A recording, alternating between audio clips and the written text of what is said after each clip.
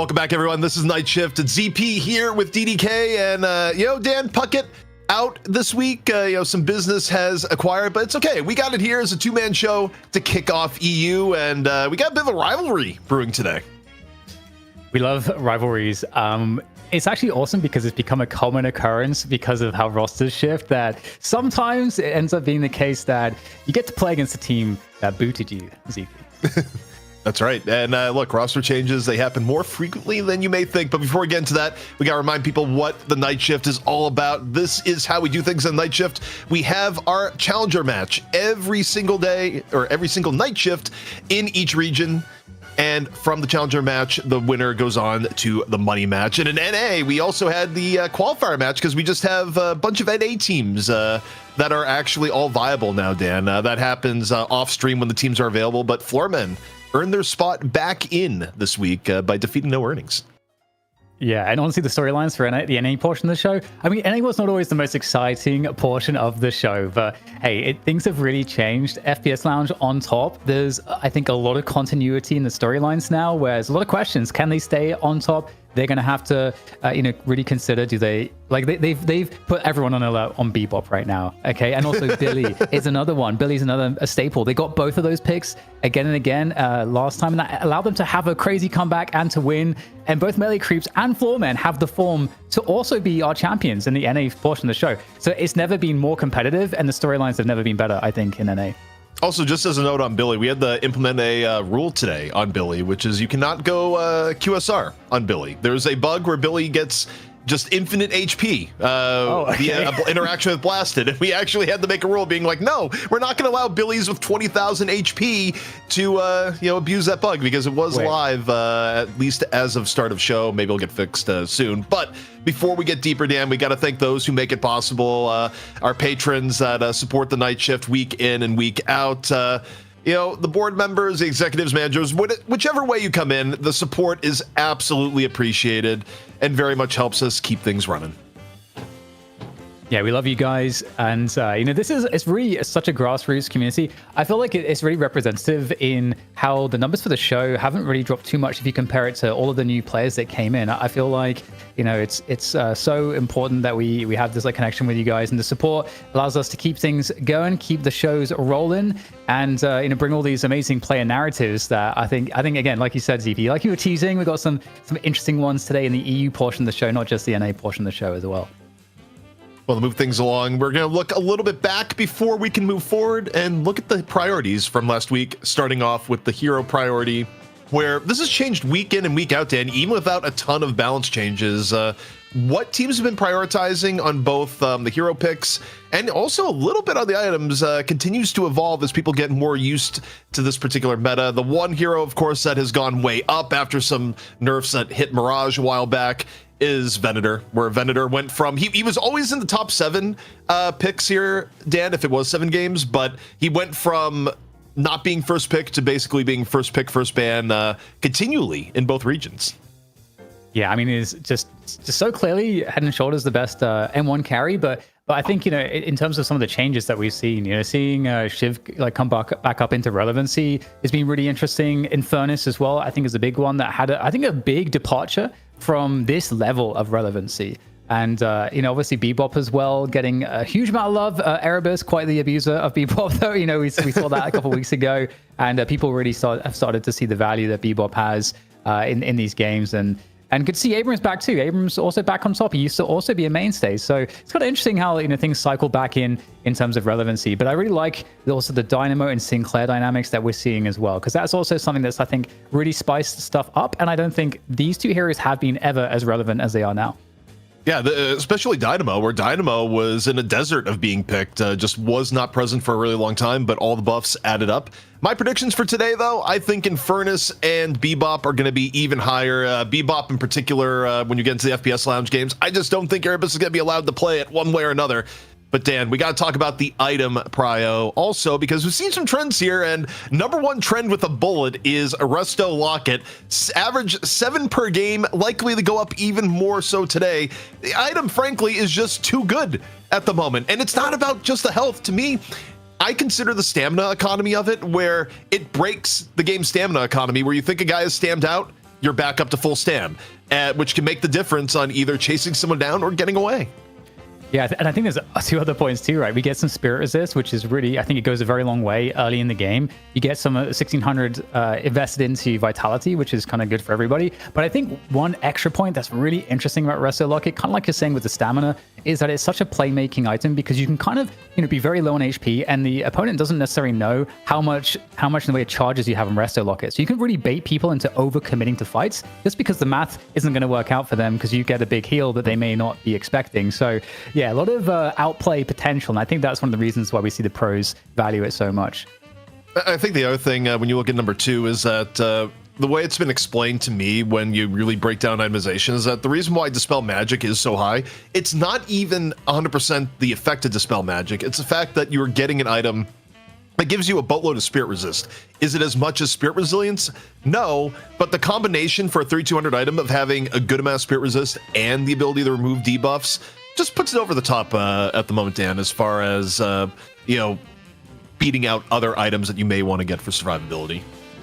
Yeah, and I think, there's so much lockdown in this game. A lot of the pro teams are so good at getting these great setup pieces, like a Captivating Read, for example, a stun. You can dispel magic that. There's so many things that you can dispel that make an enormous outsized impact. So yeah, not surprised to see that, making its way right up to number 2. Now, of course, in recent weeks, we've been able to bring up the prize pool to never-before-seen levels thanks to our main sponsor in Shopify. And Dan, we've been talking a lot about all the ways that Shopify can help you, create your own business and how easy it is. But we decided we got to put our money where our mouth is, and we're going to take the task ourselves and show you how Shopify can help you make your own business. And for that, we're throwing to Jason and Jake. Well, thank you so much, Dan and ZP. And yeah, we've been obviously talking a lot about Shopify these past weeks. And Jake and I had an idea. Why don't we put our money where our mouth is and create a Deadlocked theme shop? And Jake, I think we had the idea in agreement of something involving REM, right? Yeah. I think we had talked about REM Sleep Time Emporium.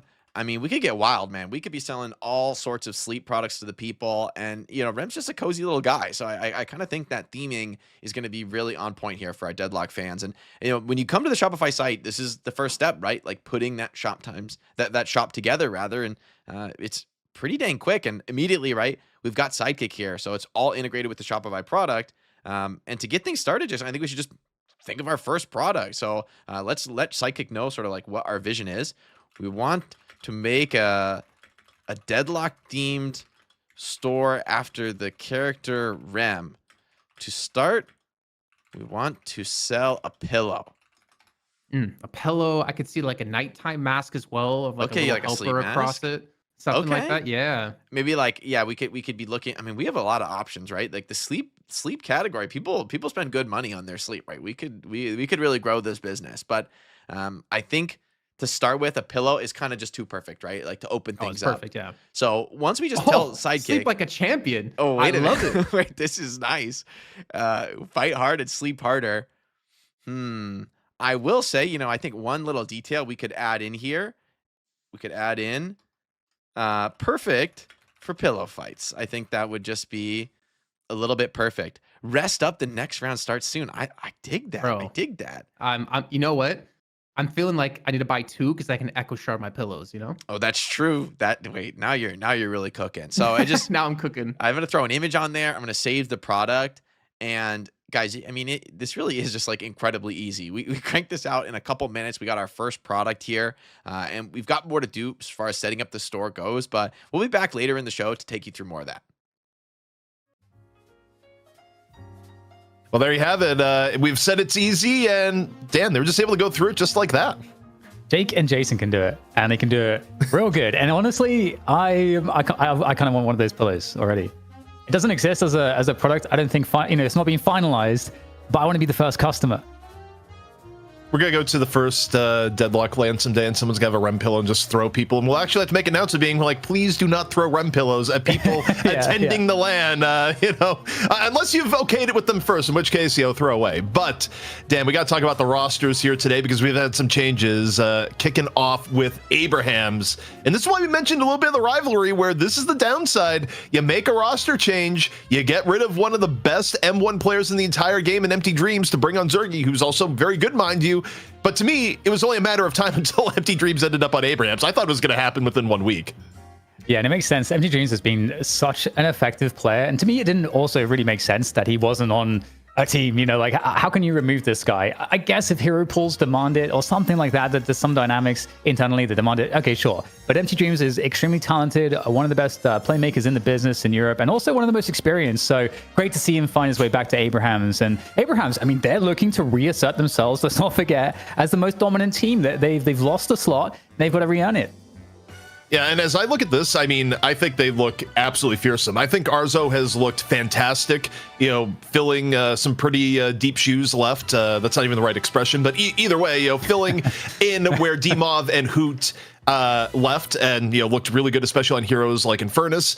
But Bobby was more inconsistent. I think that's just the reality. So this change doesn't surprise me, but I think absolutely does make Abrahams quite a bit stronger.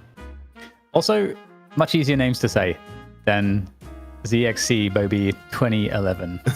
Gotta say, that's a mouthful, you know? I don't think we've seen the last of Bobby, but maybe the last of Bobby on Abrahams. But we got to talk about the opposition in Lowkey W, a team that was number one in recent times, but has struggled to find their footing since making the roster change of taking away Empty Dreams, adding in Zergy. But you talk with Lowkey W, they said they wanted to make this change with more of a focus on the long term. Although it is kind of funny, Dan, because you look at it and you just go, wait a second. Isn't this basically just old buff enjoyers with some minor differences? Yeah, and it is funny to see a roster like this not doing well. It kind of like mismatches your expectation for just seeing all of the names. So storied, a lot of these names, and obviously, you know, great coach as well to try to organize them and make it a team that will succeed in the long term. And I do like that outlook. You know, this is going to be a game that's going to be around forever, and it's a game that's very difficult in terms of how you got to build these rosters. You don't want to have roster mania. You know, you want to try to think about the long term if you can. And they have the talent here to definitely do it. They've got the flexibility. So I'm really excited to see week to week what the changes will look like and how the experimentation goes and where they find themselves the strongest.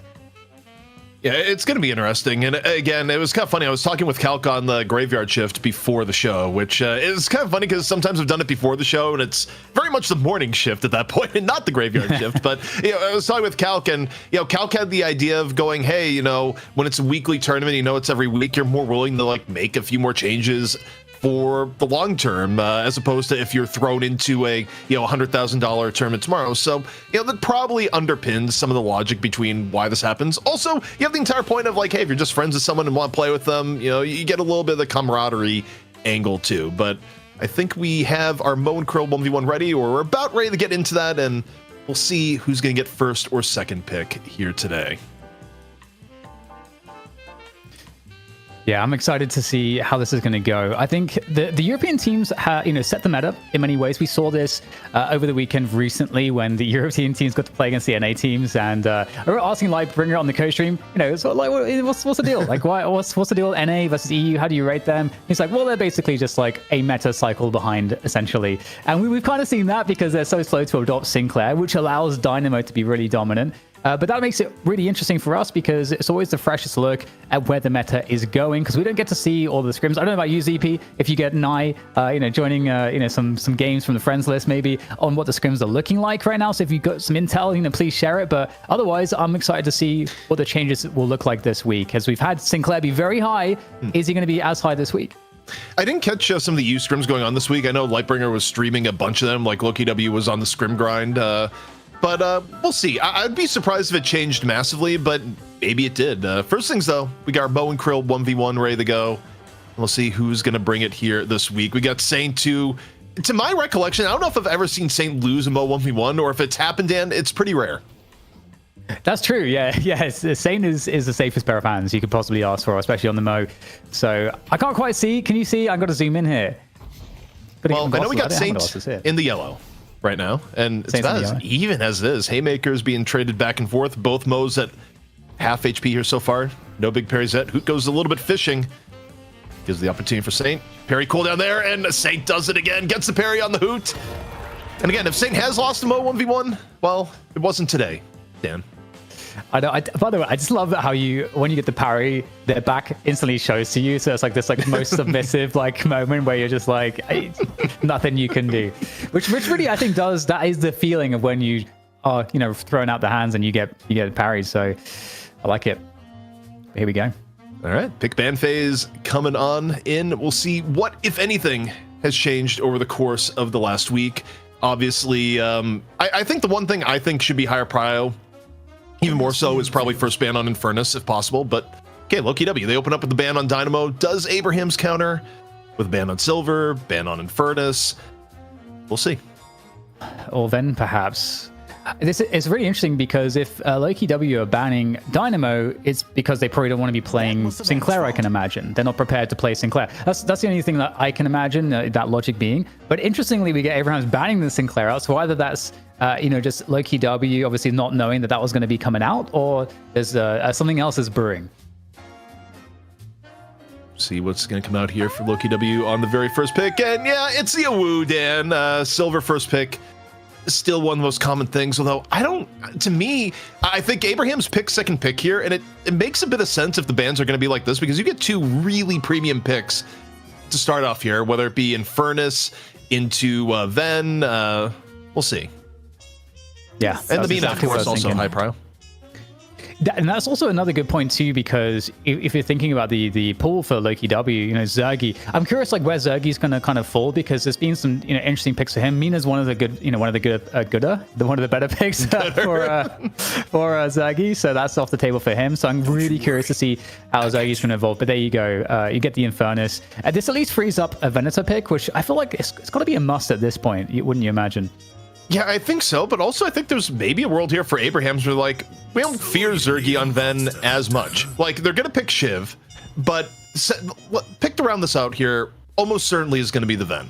But I think about people that have been super scared in Ven. I don't think Zergy's a bad Venator, but I also think you look at Zergy's historical hero pool, you don't hate it as much, especially if you're able to get Mina and Furnace where... Ooh, they go Celeste.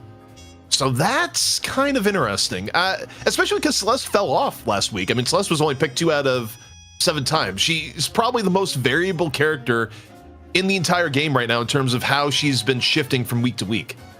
It is interesting strategically too with the draft, because if you feel like, hey, we can get Zergy, like you said, not like maybe the best pick ever for a Ven, but he's comfortable playing a lower priority M1.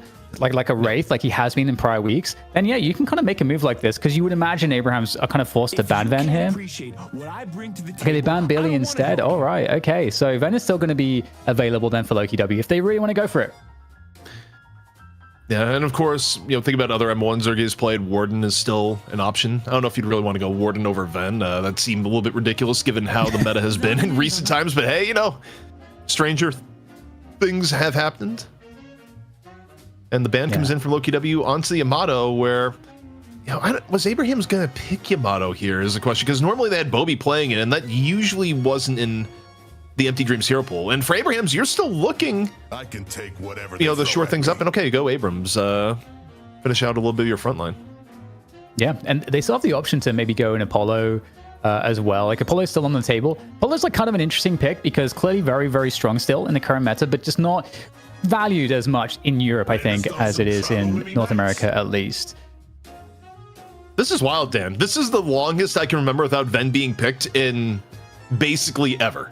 At least over the last 2 months. Like, Ven has never dropped this deep into the draft. That is absolutely unreal. Also, frankly, as far as like other options, Mirage, super, super late into draft tier 2. Oh yeah, Mirage.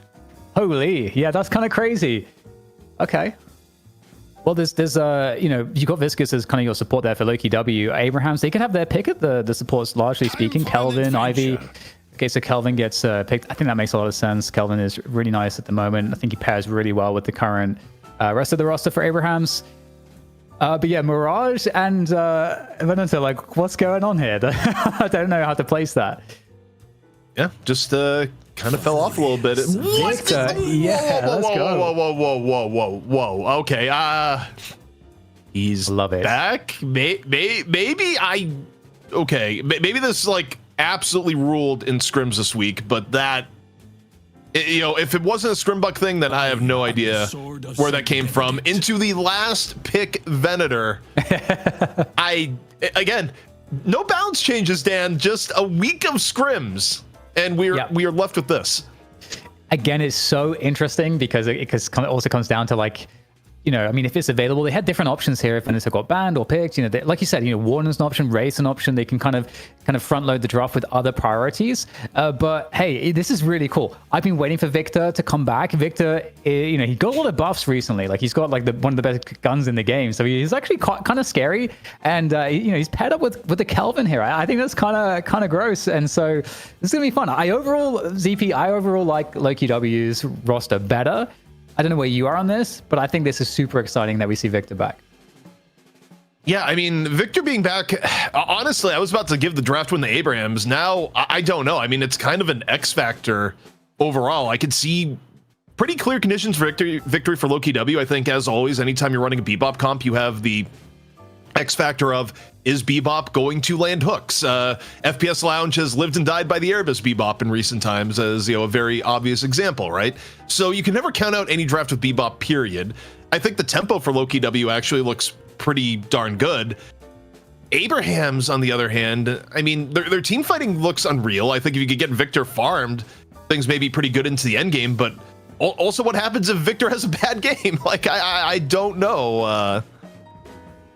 Yeah, I'm really excited. I can't wait to see how it's played. Again, Victor's been out of the meta for so long that it's fun. And again, like the changes happened like not super recently. So it has obviously taken some time for these teams to like figure out, okay, well, if Victor's viable, how do we even play it? So I'm curious like what the meta setting approach is if they can make it look good, because that's under the assumption that it makes sense and works. It might not work. We've seen teams in these challenger best of one matches do weird drafts sometimes. Like you think that they would try to play the safest draft ever, but I mean maybe that's part of the CP. Maybe Victor is going to give them a bit of an edge because Lowkey W will not be as used to playing it. Could also be the case that Victor was a conditional on some other picks, and then it became viable, like getting the Kelvin on board, for example, to support it.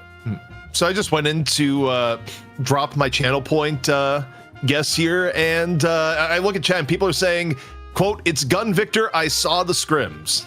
Ooh. I could see it. I could totally see that.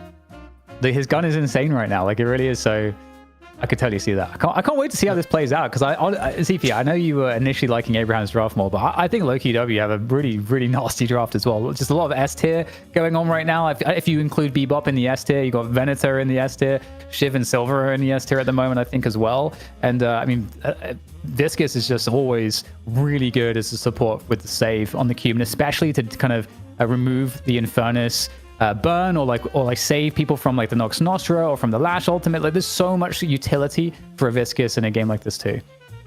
Also, we got an update from production. The last Victor pick was shift number 21 back on January 14th, right after the new year was the last time Victor showed up at all in Night Shift. That's including picks and bans. So it's been a long while. I mean, Victor's just kind of one of those characters where Victor's either really overpowered and played all the time and banned all the time, or he drops off the face of the earth, which is why seeing him randomly at the end of a draft here is very interesting. Yeah, can't wait to get into the game here. I wonder, ZP, in terms of general form, it's kind of interesting, both of these teams, right? Because it feels like both of these teams are kind of doing the rebuild. And so I don't know how to really read where they are, how much they're experimenting or not. So I don't even have a basis to even guess who should be looking better in terms of form as a team. Yeah, I mean, honestly, I think in terms of vibes and like, if I go off the trend of which team I'd expect to win here based on recent performance, I'd give the edge to Abrahams. I think the Victor is like either going to work out amazing or it's going to be a meme. I don't think there's a lot of in between. I think in terms of the actual draft, I tend to agree with you that the Lowkey W draft feels good to me. Like if I'm going between the two, looking at overall data recently, probably a draft win for Lowkey W with the question mark of, is the Bebop play going to be good enough?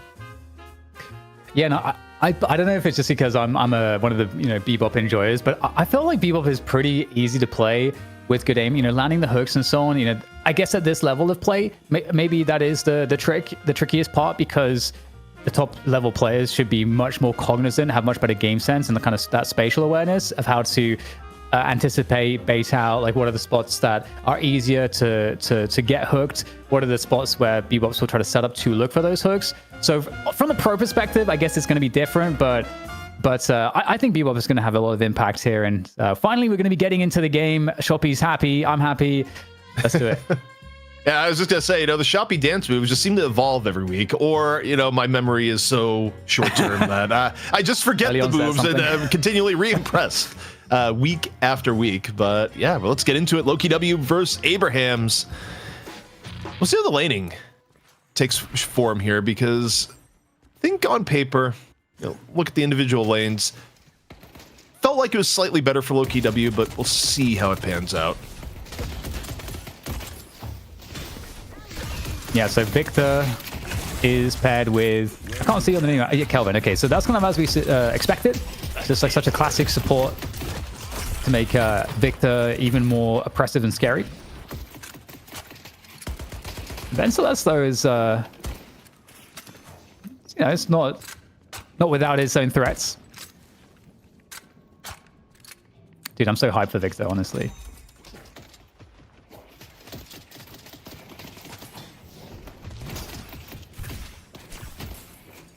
What's your read been, ZP, on the Celeste? Given that Celeste has... I feel like Celeste has still a lot of impact, but I've seen her get picked anywhere from like #1 priority to all the way at the end. I feel like she is the most volatile in terms of overall prio.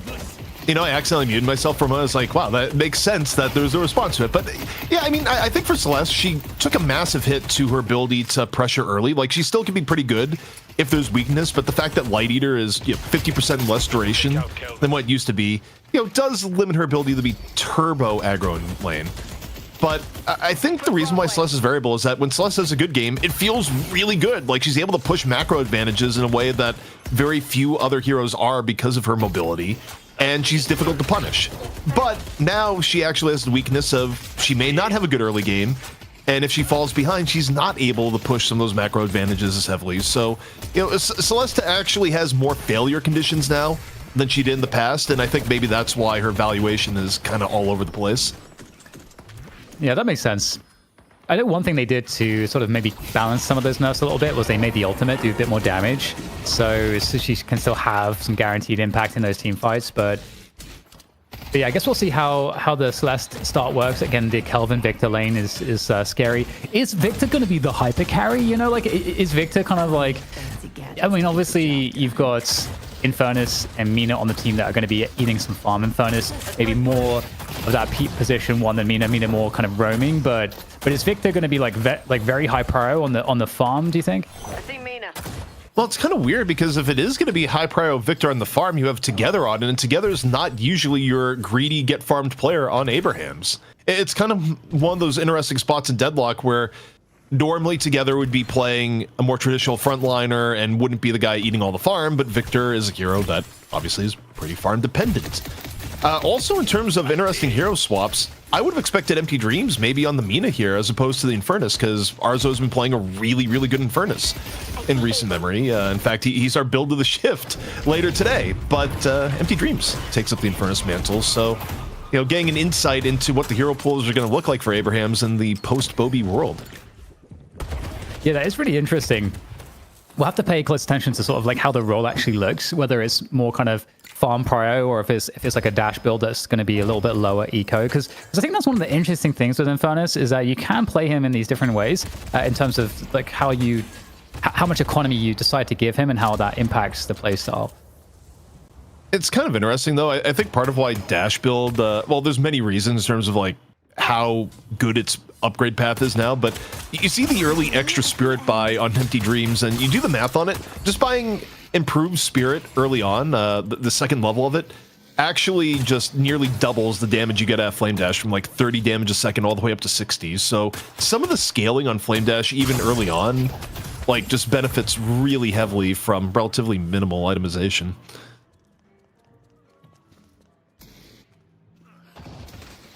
Well, we haven't talked too much about this middle lane. We've been seeing a lot of Bebops in middle. And I think it's obviously pretty awesome given the propensity for a Bebop to have a lot of power in that, like, as you exit the early laning phase into these ganks, because obviously the hook can enable such effective roaming ganking. So I'd be curious to see the Bebop impact as well. You know, Europe adopting it much more. We saw NA actually adopting it first. Does NA get credit for setting the meta a little bit on Bebop? I feel like your harshest trick would be like, that's more of a one-trick style thing. But we got Hoot on the chase down right now. Tass looking all sorts of vulnerable. Just 2 more shots. No, 1 more shot. Who gets it? And, you know, Lowkey W eking out a few early advantages here. I think a good amount of it actually off of Listic on the Bebop, which we didn't even talk about, but I didn't have Listic Bebop on my bingo card either. Normally, when Listic and Bebop have been, or Listic and Hoot have been on the same team and Bebop is in play, you get the Hoot Bebop, but it came in the conflict with the part that, well, you want a movement player to be playing your Silver, so we get the Listic Bebop, Dan.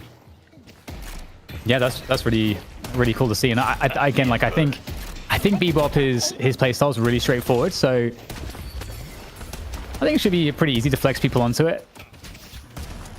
That's just how I feel, though. Speaking of movements, we're on Shiv right now. One of the coolest movement mechanics in the game. It feels actually very satisfying when you start to nail it, especially some of the tighter timings, like the wall jump, shotgun boosts are really tight timing-wise, but a little excursion here, trying to punish some of these the box pickups, and Saint looking to get out there with that Abrams on the seismic slam, so that's going to be pretty helpful. In the meantime, you've got Hoot pressing the issue on that Silver. Again, that burst damage from Silver, pretty dangerous. Hyper Beam coming out as well. Hyper Beam, generally not as threatening in those EP. With the current Bebop builds being gun-dominated, it never really is super scary. Still an ability that makes you move on top of Hook, which forcibly makes you move. Quick little pull in on the Sanya, though. Nothing approaching lethal. Still going to be a Guardian that isn't able to be defended. Also, one interesting counterbuy I saw when we were looking at Cosmetical a moment ago, the early Spirit Sap coming in. And for all the reasons that improved Spirit is really good on Infernus to give you nearly double the Flame Dash damage, throwing that on Infernus actually nerfs the Flame Dash damage by nearly half early on. So not a counterbuy you see super often nowadays, but one that actually is pretty effective against Infernus. A very nice pickup. Very observant, Mrs. EP. Always good to be observant, especially when you're crossing the street. No. That's a time where it's still the driver's fault, and you live in a very litigious country. you know, just take your chances. Please don't. Please look both ways before crossing the street. I respect it. You're just giving him the choice: stop or manslaughter. You know, it's one of the two. It's up to you. Clearly. You're the passenger, or you're the pedestrian. You actually own the road. Speaking of things potentially about to get owned here, Arzo getting hit with the bola. Hoot is laying in wait for a bit of an ambush, and while it doesn't result in a kill, it's enough of an HP tax that you don't really feel particularly safe as Mina anymore. We talked about the eco a little bit, and I'm trying to keep eyes on it. Empty Dreams looking the richest at the moment. I'm kind of curious, like, as you say, you know, Victor does need farm, but how much? We're going to find out in this game. Again, a lot of aggression here on the right side, looking to defend this Guardian, and the dive coming on through is it's pretty brutal, but there's so much mobility here on Celeste. It's very hard to lock down, even early in the game, even with some of the nerfs. Still very hard to lock down, and Hoot's roam there, not going quite as planned. In the meantime, though, Bebop able to kill Empty Dreams. Listic doing a great job there, and it's a 6k difference now with all of the roaming, the ganking, the aggression from Lowkey W. They've got a great lead. Yeah, and frankly, if you're the team that picks Victor, this is probably the least good scenario you want to have happen, of just being so far down that you're almost wondering, is like, wow, do we get comeback earn at 10 minutes? Because it's nearly that level of deficit, and a lot of it has come from the fact that, I mean, Listic's middle lane on the Bebop has been phenomenal so far. Here we go. Some of the dives that are possible. And do we have a shelter available? We do, so Taz can always kind of have a hard save. I mean, well, hang on. I mean, I don't know if they... Oh, there we go. Oh, my God. He was on like 40 HP. That was very close. I was starting to get worried he was too far away, but just close enough there. Dan, also in terms of weird hero pool shenanigans, can we talk about the Saint Abrams versus Tass Kelvin? Saint was the Kelvin player for the longest period of time, and now we have Saint, leaning into his Mo side where, he'd play, more of a support Mo at one point, and somehow this is less to the hero pool of, no, Saint, you play the Abrams. Tass, it's time for you to go Kelvin. I was looking at Abrams earlier and seeing Saint's name, and in my head I'm like, that ain't right. I something about this ain't right. So glad that you called that one out. Super cool, cool to see. We did talk about how these teams are not in a super stable state, not in a negative way, but just experimenting and trying to grow. So it's natural to see some of these changes. And I mean, who just has been so aggressive, and now you're in the flames, the flame dash does so much damage. The ultimate, like in Curse, will be triggered, but I don't think that who can continue to pursue this. More assistance has made its way across from Abrahams, but of course the urn is being carried away by Vrake on Viscous. And right now, Lowkey W well set up to turn it in. Yeah, we'll see how Abrahams decides to play it if they go for a trade on the map. I don't know, they're not really positioned to trade out a Walker by any means, but they are able to get Guardian to start things off. But so far looking like it may be a relatively smooth turn in here. You do have rotation. Arzo was already in lane, and Tass is coming over to the right. So it may not be a free dunk here just yet as we get a little bit of Bebop Lash lore battle down in the tunnels. Did Listic guess right? Maybe not. Nox Nostra off towards the urn turn in. Arzo able to punish Vrake. And Abrahams, they able to get control of the urn here, getting real close to taking down Zergy on the Ven. Ven at 2 HP in a dream. And now just has a dream. As Arzo is getting a lot of mileage off this battle here so far. Late comer is Sanya, gets a Death Slam on the 3, and the urn turned in. Abraham's getting a massive boon from this urn fight. And just like that, Dan, they're back in the game. Yeah, I mean, like you called out, Arzo is honestly having incredible fights here, and 11k on the souls also, so getting pretty far ahead. So it's kind of a dangerous prospect. Fight still continuing here. The chase down onto Celeste. Oberkim is going to get crunched. And Lowkey W, I mean, they still have the lead just barely, but they were, 7k souls ahead in very recent memory. So as you say, that's all been turned around. That urn turn in, the whole urn sequence was really great from Abrahams. And now they get the opportunity to start asserting themselves on the map a lot more. And all the Guardians are gone as well. So it's also very helpful. That's something where I'd almost want to go into the VOD later and just look at how that escalates to that extent. The only thing I can assume here, Dan, is that Lowkey W thought they had an easier dunk than they did. Then they try and force a dunk, get interrupted, and Arzo's just sitting here going, look, you're going to give me this much value. Sure, why not? Just get to sit there and unload on the Mina, and seemingly nothing in the way.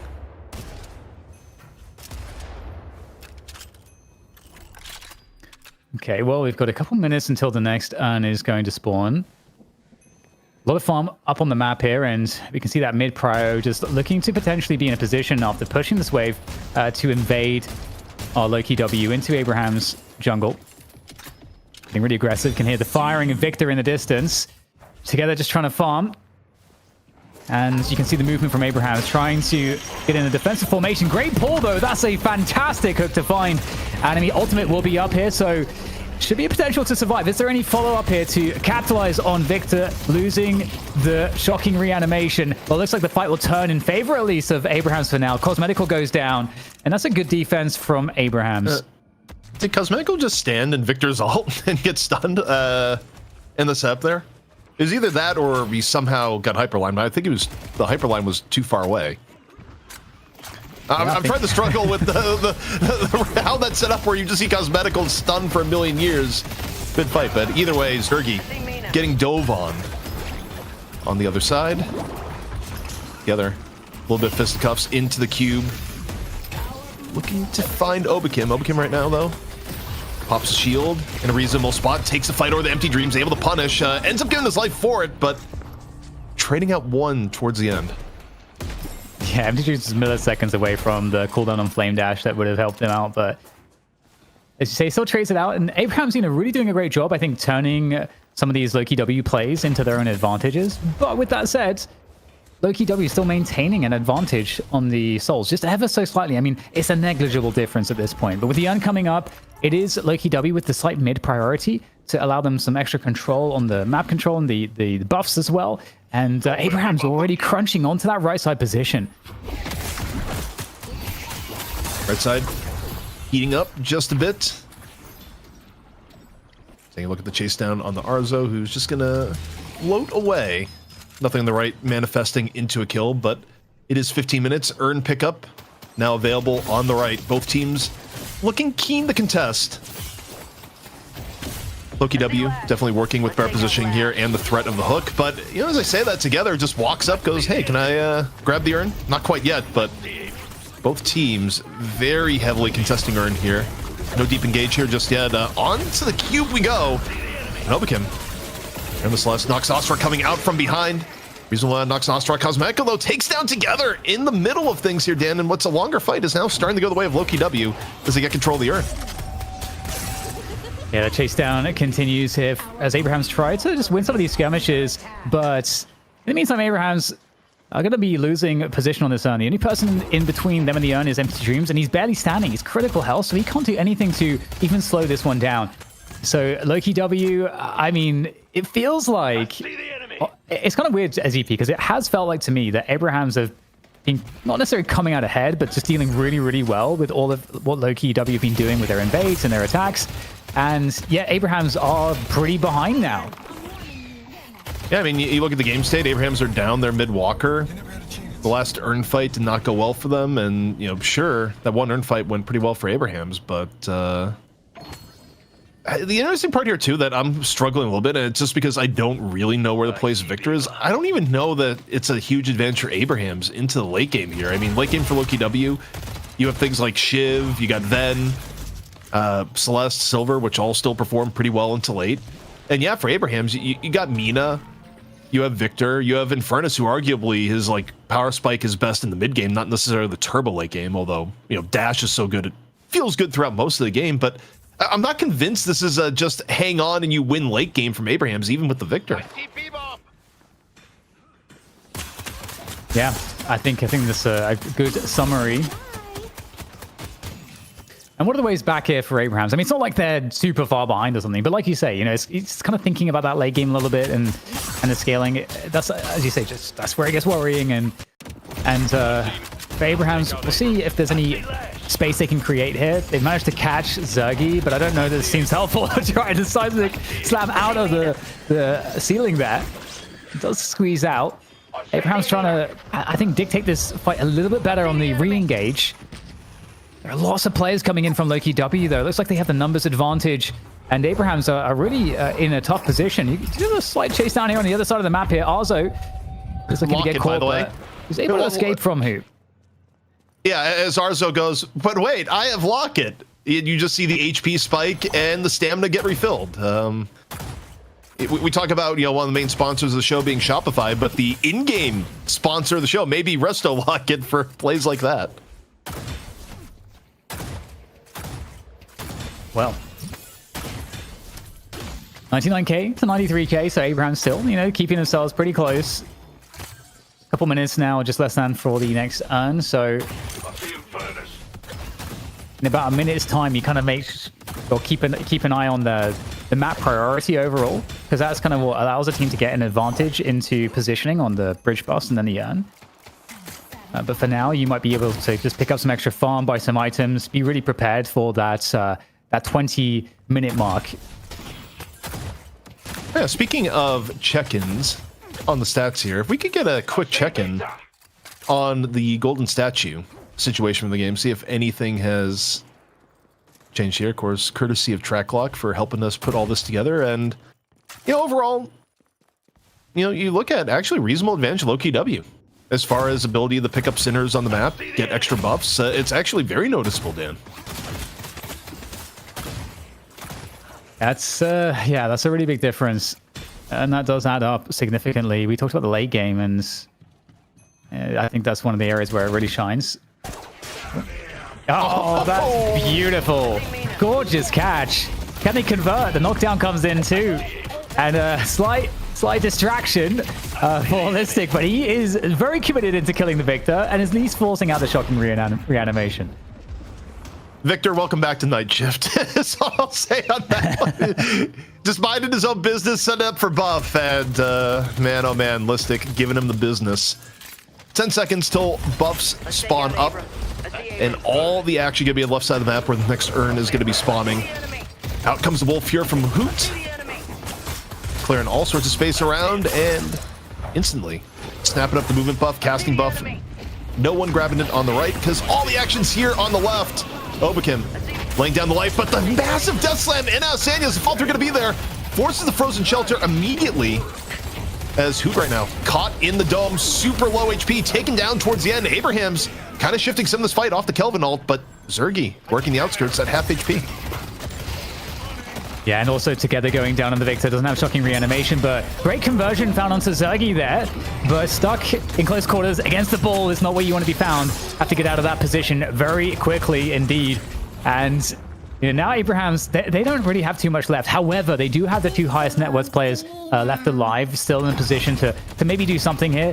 Here's one of them, Empty Dreams on the Infernus, is looking to chase down Bebop. Listic, though, pretty hard to deal with the Bebop, especially when those uppercuts level 3 are online, and so unable to do too much here in this position. The urn is being run as well by the Celeste Obakim for Lowkey W. And again, still a marginal difference in overall souls, but that could start to change here if this dunk goes in without any contest. I see the enemy. Well, the contest so far actually seems to be coming in fast and furious. It's going to be Together first on the scene, immediately followed up by 3 extra members here at Abraham, so it's not going to be a quick dunk. It is going to be more of an extended process. See Obakim dropping the urn for a split second now. Maybe looking, and does not get interrupted. Empty Dreams is looking for it, but it's a little bit too late. Obakim able to sneak it in. And off the fight, Tass is already down, so not only is the urn lost, but Abraham's maybe losing players on top of his. Lowkey W freed from the shackles of the urn. Together goes down again. Not having the best game on Victor, as we've highlighted. Actually, so unfortunate that he got... And the initial pick went onto him in that previous initial urn fight where he lost a shocking reanimation. I think that would have changed everything had he had it up. But with the mid boss now getting contested, Lowkey W looking to take this one down. Abrahams, they are down 2 players. Oh, the pull comes in straight into the pit. What are you going to do here? Sanya's sniper, very mobile, but the knockdown comes in and it's doing everything you can to try to survive. Can't get the death slam off. That is unfortunate. And a couple of the rejuve crystals go to Lowkey W, but one does get stolen by Abrahams. I mean, good effort, I suppose, from Sane to do that, but ultimately, this is where we might start to now finally see the game pull ahead here for Lowkey W. It's kind of interesting, though, Dan. Despite it feeling like it's just very Lowkey W dominated, Abrahams has kept it close on the overall soul count, and getting one rejuve crystal, a reasonable ask from that. And part of the reason why Abrahams does keep it close is that, you know, in the mix of some of these fights, Abrahams is able to get both the left and right walkers. So, you know, in terms of map priority, Abrahams has been making a little bit of lemonade out of the lemons that have been granted. Now, defending the 2 rejuve crystals may be a little bit easier said than done, but in terms of map timing, you can either hold on here for 2 minutes and then go a relatively free urn with a little bit of time left to push, or you could try an all-in onto one of the walkers. But I think for here, Lowkey W is probably going to play this a little bit slower and, you know, go for urn and then go for left to right walker. I actually don't know if they're going to push before 25 minutes, but you know, we'll see. Yeah, I think it's a great point that you mentioned in terms of just how Abrahams keep the score close, because it does seem kind of interesting how they managed to do so, and the allocation of the souls is interesting too, because of course a lot more of it is going to the Infernus, Empty Dreams, and the Mina as well on Ozo. So yeah, that's definitely where you wanted to go, except you would like to see Together on Victor a little bit tankier by nature of having more farm too, but maybe that's a problem that they can solve. I mean, if they're able to continue doing this, I feel like it is somewhat of Abraham's identity historically. That games, it's like the games like this where you're like, you know, you expect them to be really behind, and you look at the scoreboard and you're like, huh, they're kind of somehow mitigating the losing position really effectively. also, just to get a feel for how effective the heroes have been so far, as we're starting to approach the end of mid game into the beginning of late game, can we get a look at the damage done across the game right now?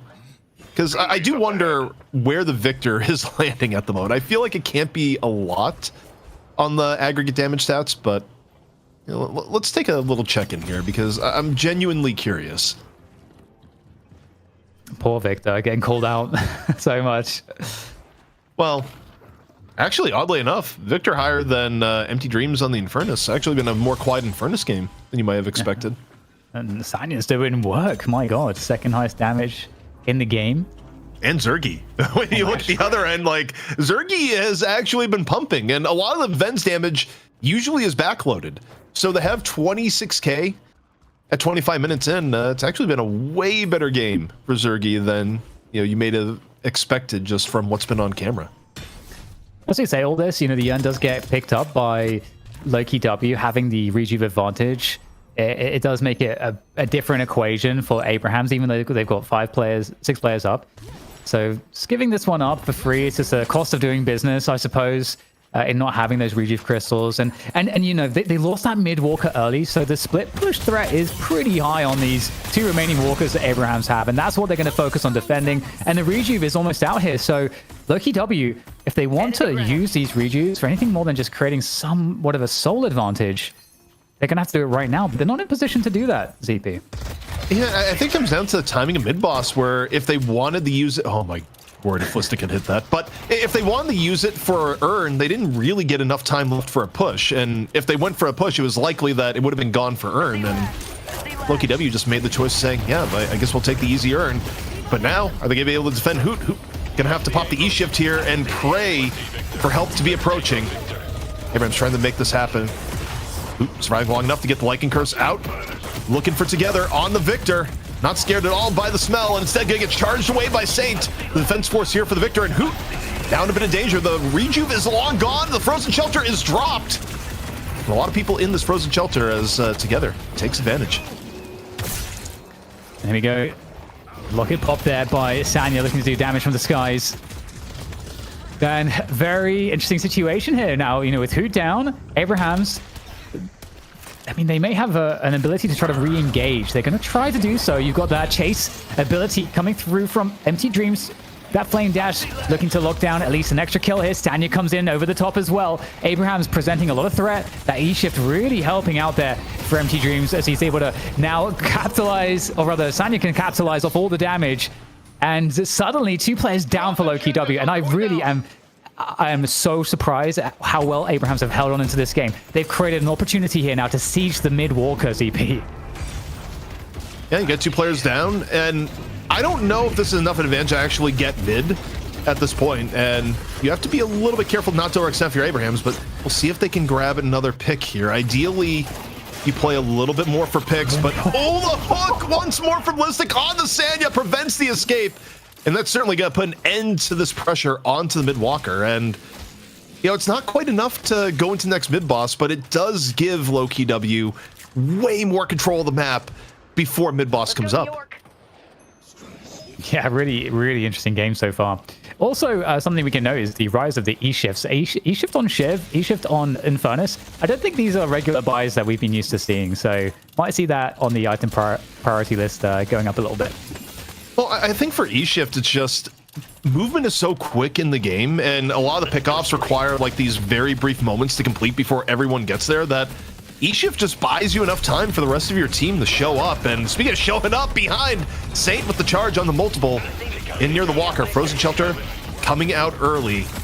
You got 2 members trapped in Lowkey W in a 3v2 temporarily. All this going down on the walker, which is to Abraham's advantage. Victor gonna be popped here, but once more, another charge from Saint. Saint being massive on some of this Abrams disruption here. Sets up Cosmetical to die. And Lowkey W may have to start backing out as Abraham's looking for a little bit more. And Obakim is so low, getting the old Victor case down. E-shift on the teleporter, but surely this is a dead Obakim on the outside and is. Okay, really interesting. This game is so interesting, ZP.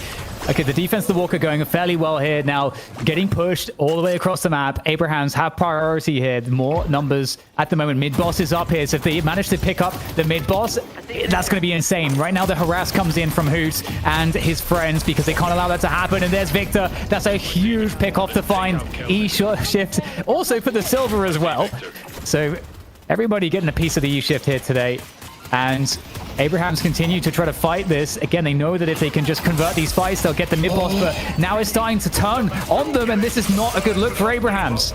That was Listic. Listic hooked in Task from afar, sent him to his fate. Abrahams otherwise would have been able to defensively posture for a while, but now you're Lowkey W. You're working with a big advantage. Abrahams is down 2, and 2 of their best heroes for denying space in and around mid-boss. Mid-boss up. So if you're Lowkey W, you would love to turn this into a full mid-boss take. However, on the outskirts, Sanya playing a little bit with Hoot on the outside. Hoot lower HP. Not going to stop Lowkey W, though, from starting their assault on mid-boss. Something that Abrahams has to contest here, Dan. Yeah, they absolutely need to. They are going to be coming in to do so. Death Slam is available here, so Sanya has been great all game.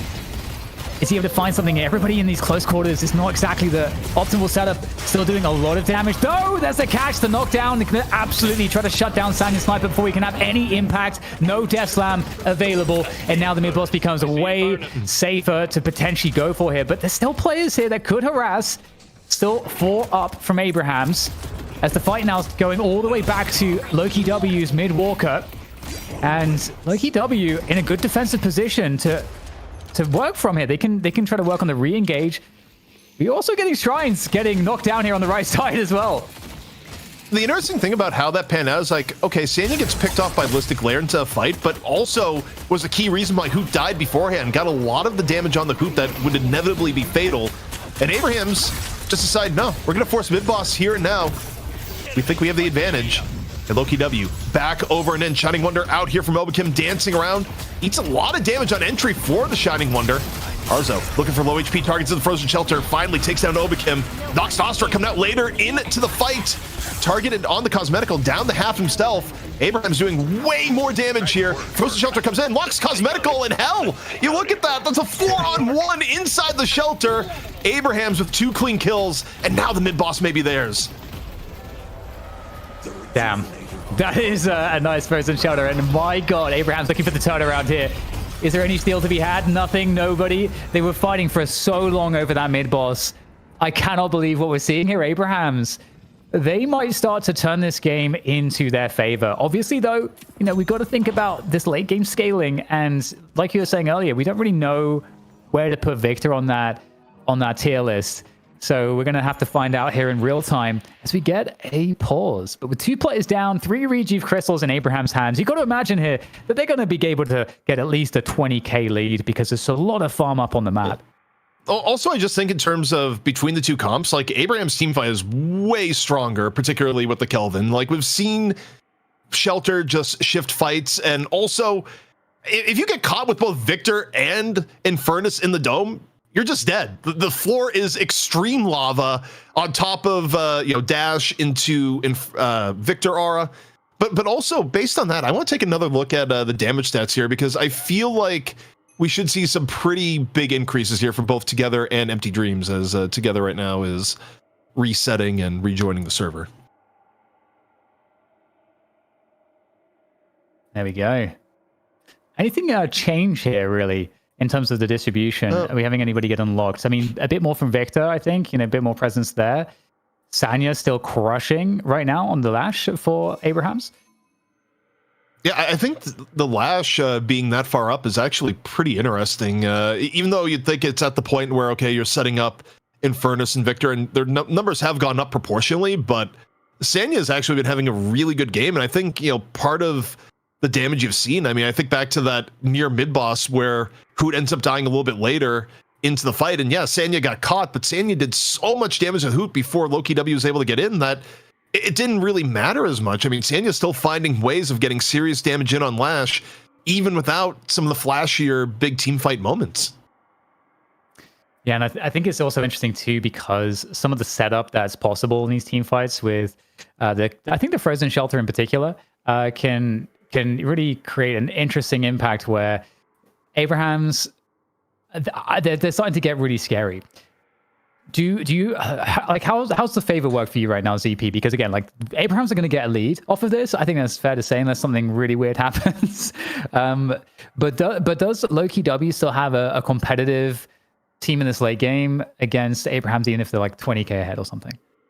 I mean, I think it kind of comes down to Listic. Can Listic find a key pickoff? You think to some of these fights here where he's been able to grab players like Tass and take him out. I think ideally you're looking for an engagement where you land another hook on the Tass, you force an early frozen shelter, and from there you get an advantage 6-on-5 fight. I think the way these comps play in the end game, if you don't land a hook out of Listic, I don't actually think you get a favorable team fight. Like, you need some form of early pick, because a true 6v6 with a good frozen shelter, I don't actually think Lowkey W wins. So you're looking to Listic for hooks. Maybe you're looking to Zergy. I don't know if he's farmed enough for it to be the case, but something along the lines of a 2-shot onto Arzo. But at this point, you're Arzo, you're an overfarm Mina, and you have E-shift. So the idea of just giving someone with Iridomini is probably unlikely, barring a really big misplay.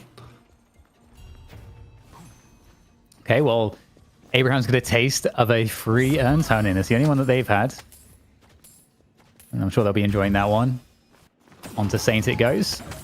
And now, sieging that mid walker. They have lane priority on every single lane, Abraham's.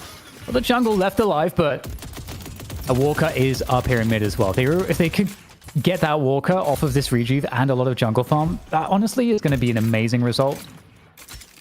But the mid walker is the hardest one to take. Yeah, and honestly, this is sort of a little bit of the trap Lowkey W got in earlier, but Abraham's, if they feel like they scale a little bit better, you can just wait, do earn, and you still get a last gasp attempt at mid walker. That is the most efficient play. It doesn't give you a ton of time on your mid walker push, but there's enough time on the rejuve to wait, do earn, then go walker. And given that teams have thrown on mid walker pushes this late into the game, I think as Abraham's, you want to do a little bit of fishing, but that's also a little dangerous here because of the threat of Listic. But so far the fishing seems to be effective. In fact, Lowkey W, they're backing out a lot here, Dan, so they're not going for the all-in defense of the walker. They're going to see it to Abraham. So for Abraham's, you get the walker and you probably just wait for earn and do that too. Yeah, I think like the plan that you suggested, to get the earn first, actually made a lot of sense to me. Guarantee, because it feels like you can kind of guarantee the farm and the earn. But hey, Lowkey W actually just really respected that push onto the mid walker. Whether they over respected it or not, we won't find that out for quite some time. But now they get everything. Abraham, mid walker, they're going to just eat up all this farm. They're going to get a sizable lead on the souls. They'll get to buy up. And they'll get a run at this next turn as well, because they're going to have control on both lanes. So, the question really is, where is Lowkey W's move next? Like, what is their ability? Like, how can they get active on the map? Because they're being very passive right now. Again, respecting the rejuves very heavily. Again, I think Lowkey W has to be opportunistic here. They have to wait for a positioning error by Abraham's or a really, really good hook by Listic. But part of the problem with that setup here, Dan, too, is that you have a lot of E-shifts in play on top of it. So even if you get a hook, are you going to be able to convert the hook into a confirmed kill, or is the person going to be able to delay? Not the least of which, of course, right now is you have rejuve up, so a hook doesn't even necessarily give you a good opening because, okay, they have rejuve, they get back up, and you lose a team fight. Like, Lowkey W can't... I don't really think they could fight at all until rejuve is over.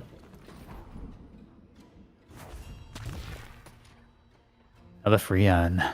We should look at the boons again. If we can get the boon scoreboard up. I don't know if we have an opportunity to do that right now. Yeah, okay, there's no action right now, so maybe we can check out how that may have changed, because it was a really sizable advantage for Lowkey W, but after 2 free earns, you'd have to imagine that, and all the map control, that Abraham's are catching up on the boons. Or the golden statue buffs, I should say. And your hunch? Largely correct. I mean, there's still an advantage Lowkey W for sure, but it's not as bad as it was at the beginning of the map where Abraham's was outright starving on some characters, where I think you had empty dreams with 2 golden statue buffs the last time we checked, and this time around definitely some work made as the hook comes in. And is this the pick you're going to look for here? Remember, the Rejuvenator is gone. Are you going to get Empty Dreams? He's super, super low. This is the opportunity Lowkey W is waiting for. Empty Dreams still alive, but no, not for much longer. And they get the ult out of together. If you're Lowkey W, you are fully invested in this fight. You want more. You're laying in the damage here together. Arzo, though, looking for targets up above. Noxostra comes in. Sanya chasing down Obakim. Abraham still has opportunities to win this fight. They take down Obakim in turn. Now, 1-for-1. Who gonna let out the beast? Frozen Shelter now fully gone. Hoot having to drop E-shift in the middle of all. Not ideal. Arzo on the punish, and Abraham's just too much stand and fight power here, Dan, off the Frozen Shelters. Also, the refresher for the shocking reanimation as well. So a lot of extra lives being peddled by Abrahams as they get 2 kills and advantage, disengaging from this one. And I have to mention as well, I think, CP, that this was not an ideal initiation for Abrahams at all. It was a forced initiation. You had lots of very bad spots where, you know, the Frozen Shelter came down to try to save Empty Dreams, but it didn't. Empty Dreams died. He ticked out to the DOT damage. And on top of that, together got caught outside of the Frozen Shelter and then lost his first shocking reanimation to just getting isolated. So it was like a terrible start to the fight, yet Abraham still looked a lot stronger. Like you said, that stand and fight strength. If you don't win a fight where you effectively get Infernus for free, what fights are you going to win? I mean, I guess, again, you can argue if you get the early pick on the task, that'd be the holy grail, but that was one of the better targets Listic could get and better follow-throughs for Lowkey W, and it still was not enough, and Abraham's not a team to shy away from forcing mid-boss here, Dan. Oh yeah, definitely. They do love a mid-boss force. And a lot of presence here now from both teams in this mid position. And with mid-boss as a prize, this fight carries a lot of import for Lowkey W, especially being the team behind with Noxnotra coming in over the top here. That's going to fall. Oh my god, just barely dodging. Listic's mechanical hand flying through the air as we've got a good pressure coming from Abrahams now on this mid position, pushing away Lowkey W. And a good concave as well for Abrahams. So they've got a nice surround formation. So if any players start to push out here for Lowkey W, they're going to get caught. Cheat death, by the way, pressing. as if killing Mina wasn't hard enough with the E-shift and 3 Sanguines. Noxostra from Arzo over the top. Empty Dreams actually got hit by Hook while this is going on. Death Slam. Opportunity does not connect. Seismic Slam coming on in from Saint. Iradomini up and active currently from Zergi. Drops 1 bolt here in the Saint. Saint actually pretty low. Arzo goes down in the crossfire, so does Zergi. Frozen Shelter comes out just in the nick of time to save, and Tass again, when Abraham starts getting low, the Shelter comes out, and Lowkey W just doesn't have the sustain in these fights, Dan. Yeah, and Obakim somehow survived for a very long time there, but eventually dies coming out of the Frozen Shelter. Shocking reanimation is hit up, and there's no refresher, so this is actually a very dangerous fight right now for Together. Might get finished off here. Oh, the bomb damage, and finally get sniped by Cosmetical. That's a good pick off the find, though. 2 players are down for Lowkey W. 2 are also down for Abrahams, as the base is under assault right now. Abrahams trying to push the advantage as they take down Vrake as well. And they're looking like they're in good stead, but they're going to fall back off of this one. They've got the player advantage, or rather actually just 1 player advantage. And Lowkey W, they're trying to find any pickoffs, but they've got to be careful here not to go too deep. Who might have just done that? Ooh, Hoot unable to get away. Also, next team fight, not going to be great. Refresher about to be back up for Tass. So the double Frozen Shelter, you already saw in an earlier team fight, going to be in play once more. The Soul lead now ballooning up another 20,000. And again, for Lowkey W, I look at here, they had the clean team fight earlier where you pick off Empty Dreams early and still can't win. And now you are almost certainly about to give up this next mid-boss. It's just about over here, Dan. I can't see a whole lot of win conditions left for Lowkey W. This has been a fantastic game of Deadlock, honestly, from Abrahams. From Lowkey W too, but, you know, we talked about how Abrahams were really on the back end of things just repeatedly over the course of the game. And now they're in a position where they can get into that money match. We have the high-speed chase. Cosmetical trying to survive. Won't be able to catch him. But another round can be grabbed by Abrahams. They can consume all the farm on the map. They've got a lot of work to do, Abrahams, to use these rejuves to the most efficient path possible. So this is already very hard for Lowkey W, and at this point now, I don't know how they can get back in. There's a lot of questions of how does Lowkey W deal with this, not the least of which, again, going back to Mina and... Oh, well, what is the sequence of events required for Arzo to suffer a death in this game from this point forward? So, yeah, it's a very, very good question. I mean, there's a lot of survivability, just like the amount of E-shifts and escape items and the fact that, you know, together can die and then refresher and then die again and have like, you know, basically be up multiple times. It's just kind of insane, especially with the sustain from a Kelvin. Like that's like the level of frontline that Victor used to have in these games where you just could not kill him. Like forever, that is. Like, you know, actually make it, like, you know, send him back to the fountain. Like, you couldn't do that. It's looking grim. Even if Listic lands the best hook ever, I don't know if the fall through is going to be there. Hoot. Again, Lycan Curse triggered, and kind of a sad Lycan Curse at this point. It's like, I'll use it to kill some creeps. It's not all that can be done here. Pressure onto the shrines coming in for Abrahams, who just gets to walk forward. Double Frozen Shelter, waiting in the wings. Shrine, though, still alive. Abraham's taking their time. Frozen Shelter, number 1. Gonna get dropped here. Death Slam opportunity. Instead, gonna get hit with the Cursed Relic, courtesy of Rake. So Sanya gets to put that one away. But Abrahams, you look at their HP right now, Dan. Still looking pretty solid. Arzo gonna let that one go, saving some cooldowns. Says I got the rejuve in tow. Yeah, now it's just a victory lap essentially for Abrahams, getting to run around the base, destroy whatever they want. Still 2 rejuves here, so everybody is just hopeless right now for Lowkey W. Abrahams, incredible game, really incredible game. They were behind in so many different ways, in so many earn fights, and you would have expected them to get more behind than they did, but just in typical Abrahams fashion, they managed to just keep their heads above water until the time to strike is there, and here we are. The destruction of Lowkey W's base, as Abrahams are threatening once again to be in this final to reassert themselves, CP, to bring back the dominance of the Abrahams name. Just a little bit left here on the second stage patron. Lowkey W fighting outside of the base. Final last gasp looking for something. I mean, they got Arzo perma-dead, so they actually did crack the code of like, wait, how do you kill Mina?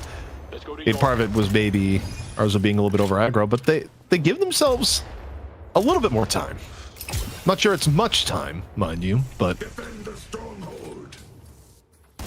Abraham's gonna back heal. They still actually have a little bit of time on one rejuve. I don't know if they just slam the base here though, or decide, hey, we can wait. We're just really far up. Yeah. Let's go to York. And you know, one thing that I actually learned because Picon said tweeted this, I just didn't know, but you can see that the yellow bar beneath the player's portraits, beneath the soul share that they have, that means that they still have a rejuve active. So that indicates that Together lost his rejuve and Arzo lost his rejuve as well. So just like, I learned that recently, you know, it's like kind of weird, all the small details in this game that you might like just not know. That for me was one of them. I don't know about you, ZP, you probably knew that. Yeah, I mean, it's one of those subtle things I was there. Like, I don't really actively think of that as much as just keep in mind, it's like, oh yeah, that person died. But you're right, it is a UI element that's there. In case you weren't looking the first time around, or just didn't see, because not all the fights happen at the same time. But Lowkey W, at this point, this is the Deadlock equivalent of looking for a Hail Mary. Not gonna the easiest situation to be in, and actually looking to grab the urn. Hey, why not? If you're taking the fight at urn, you're not taking it at base, and maybe something goes your way. Yeah, I mean, that thing's got over 11,000 souls in it. That's a pretty meaty urn. But like you say, it's kind of tricky to actually get it across. Now made the boss to spawn, things get even trickier still. Okay, looks like Because gonna get caught out completely here. It's gonna get forced all the way back. And you're just never turning this sun in. Also, this has gone long enough that I think Tass has Refresher back up again, so Double Dome is once again going to be a terror that haunts Lowkey W. Unless you get the first pick on the Kelvin somehow, which would be the God pick. I just don't think that's super likely to happen. In fact, right now, Obakim is super split from the team, dealing with wave control, and is going to have to try get back to the burgeoning team fight.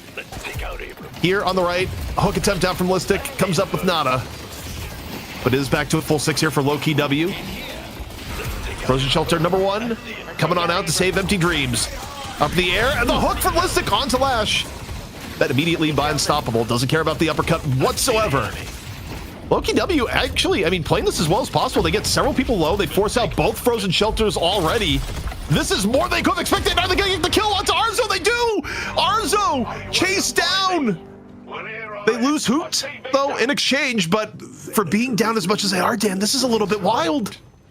Yeah, it is actually a bit wild. I mean, the damage output that's possible is this late in the game. You got to be careful. Speaking of which, problems potentially because of the hook. And now this urn becomes more of a realistic possibility. The other interesting factor is that the mid boss is up as well. So it's really tricky right now for Lowkey W because they don't have really any ultimates available at all in this game. And the ultimate game, I think, is much better on the objectives for Abrahams anyway. So you can't really go for the mid boss. You need a more convincing scenario if you are Lowkey W to get that mid boss as a consideration.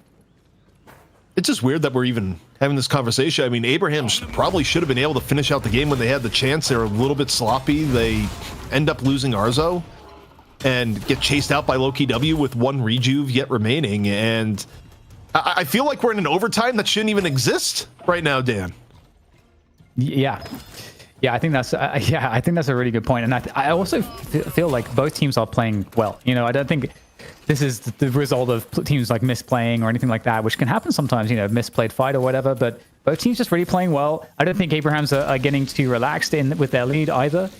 Both teams are aware that this is for the money match. And also, again, these money matches, we've had a lot of money matches in the history of Night Shift, but we haven't had too many with as much prize money on the line as well. So with that, buffed up prize pool, you're going to be wanting to play this as safely and as effectively as possible. And it's also not too often, ZP, that we've had games even go this long at this level. Yeah, for good reason. Usually teams take care of business, but Abrahams decided they've had enough messing around. I don't even know, is Taz's refresher back up yet? Can we get eyes on Taz? Because Frozen Shelter is back up. I don't know if refresher is back up. Either way. Ernest going down, Frozen Shelter, number 1 comes out on the lockdown contest. Death Slam out, all 3 rejuves away of Abrahams. They have the lockdown in mid. Lowkey W, they lose Cosmetical instantly on the contest. So for a final fight here for Lowkey W, does not start off on a good beat. They have to carve through 3 rejuves down the Shiv. Monstrous Rake coming in from Arzo as the chase down continues to intensify. Abraham's looking all sorts of healthy, and now looking for Listic, gets caught, and Dan, I don't think there's any extra lives this time around for Lowkey W. Yeah, not up against 3 rejuve crystals as well. Not looking good. This is not a good place to be. Absolutely mobbed by the Abrahams players.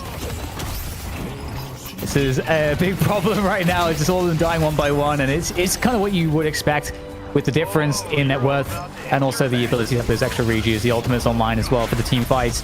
Really allowing a superior engagement for Abrahams. Hey, there it is. They managed to do it against all the odds in the first 25 minutes of the game. Abraham's come out on top, and Victor, he's returned with a win. Man, it took a while to get there, but Abrahams finishing it out. Got to give all the credit in the world, though, for Lowkey W just forcing some mistakes out of Abrahams and extending the game. I mean, I don't even think to them getting the pick on the Arzo, which let them avoid the death the second to last rejuve. But that fight that took place in lower right, where they got a key hook on the Sanya, they limited Sanya's ability, and they forced out 2 Frozen Shelters that weren't super massive. I mean, Lowkey W played that fight to perfection. The problem is, Dan, they were just too far behind at that point to bring it over the finish line. Yeah, totally. It's really interesting because looking at that, I think, typically you'd probably be like, the late game does look better indeed for Lowkey W, the scaling and everything. And this didn't really work out that way. And I think obviously so much comes down to, at this level, how effectively the team fight ultimates can be utilized. We saw a lot of really, really great Kelvin domes, which, is not too surprising, I would say. I think just that strategy, the way it started to play out, the Victor Kelvin combo, where it's so hard to get these kills over these objectives. All these shocking reanimations, they're getting refreshers. There's E-shifts everywhere, like you were pointing out as well. Like Mina feeling like unkillable. You know, Empty Dreams becoming a really big threat in these team fights as well, just by nature of being an Infernus. Just so many problems. And Abrahams, you know, showed us maybe a meta-defining draft there. Is it meta-defining? I don't know. No, I mean, that was actually going to be the question I was going to, poise as a point of discussion, is that did they win because of the victor, or did they win in spite of the victor? And frankly, I'm going to be a little bit of a hater and say that I think it was kind of a winning in spite of the victor. I mean, it worked, but do I think that other heroes may have had a more favorable setup here for Abrahams? Likely so. I don't think you look at this game and be like, Victor's back, baby. I think you look at this game and be like, Kelvin never left. That's my general take on the vibe of the game, because I think what Kelvin was able to do this game was unreal as far as task setting the tone of team fights. And also, Sanya on the Lash was getting a lot of damage in over the course of the game here, beyond just like key death slams. I think Sanya's contributions also just cannot be underrated. Yeah, for me, honestly, I was about to say that the MVP vote would kind of go to Sanya, because Sanya's the reason that they stayed alive, really, and competitive in the hardest and most dangerous points of the game, giving the rest of his team time to come online. I think Sanya deserves a huge amount of credit for his last performance. Yeah, and again, I think the interesting thing about this, the way this game played out, is that there was such a tonal shift once Task got Refresher online on Kelvin, to where it felt like a foregone conclusion in some of these fights that it just wasn't going to be a win for Lowkey W. Like, Frozen Shelter was running the game. And also, I mean, in terms of supportive players, this is a stretch of the game on the highlights where Saint was also putting in work on the Abrams, both in, keeping together from dying with defensive charges, getting people in the bad spots on offensive charges. I think Saint actually had a very, very good game on the Abrams, even though it wasn't always in focus. I totally agree with that as well. Lots of really good picks, lots of very good charges. Great Abrams play all around. And I do wonder, was the Victor a conditional pick based off of the ability to kind of get Kelvin later into the draft? It's kind of what I really am wondering here. Because I don't know that this is necessarily always going to be the plan for their draft. I think it was an opportunistic pick. 81,000 damage on Lash. Yeah, Sanya was the highest efficiency Lash we've seen in a long, long period of time. Actually, we didn't really talk about this either, but with Empty Dreams joining the team, the historical M1 for Abrahams is usually Sanya. So either Sanya is going to be doing some flexing, or Empty Dreams is going to be doing some flexing, or all of the above. And, in this case, Sanya was freed up to go on Lash, and you just look at this and go, whoa, whoa, whoa. This guy wasn't playing Lash before? Well, no, because he was on your Venator or, thereabouts. But, yeah, I mean, Empty Dreams being added to the mix for Abraham certainly seemed to look good. Not even because of Empty Dreams on the Infernus here, but just freed up Sanya to play a little bit of Lash. Really impressive. Really, really impressive. I'm super curious how this best of three will go with Abrahams now. Just seeing this performance, seeing what they were able to do with, I feel like, lower priority meta picks. I wouldn't say that Mina's as high priority as the Venator. The Venator that somehow got picked 12th, Lash is good, but still not super high prio. Did an outsized amount of impact. The Abrams also kind of a later pick for Abrahams. All these picks were kind of I feel like middling in terms of where you look at some of the value at the moment or historically. So again, I really like this draft from Abrahams, how they played it. And Arzo actually is another player that I think deserves some flowers for this game, because I think much like Sanya's Sniper, Arzo did a great job keeping them competitive in some of the harder portions of the match. Also, I think this is an interesting game in showing maybe some of the limitations of Bebop, because Listic had a truly amazing game into the early mid-game. I mean, Listic was landing hook after hook, but look at the itemization on Abrahams, and how many of these players, Dan, were clean kills off a hook into the late game, when you take into effect that all you have to do is survive maybe 6-7 seconds for Task to get there with the lifeline that's the Frozen Shelter. The actual conditions to get a pick for Listic were pretty darn narrow as you got into the late game, and a lot of it had to do with both the comp Abrahams had with the Kelvin, but also the itemization with all the E-shifts to simply buy time. Because, let's count it out actually officially here. E-shift on Empty Dreams, 1. Arzo, 2. Let's see, Sanya. Did Sanya pick up an E-shift? No, but you also have Unstoppable in your Lash. Like, you have plenty of mobility. Yeah, I mean, it's... Yeah, there's 4 all- E-shifts on Lowkey W. That's so many E-shifts in the game. I mean, both teams favoring E-shift, but I think arguably Abraham's getting even more value off of it because it's just, for Arzo and Empty Dreams, hit button to survive until Task can get there. Yeah, definitely.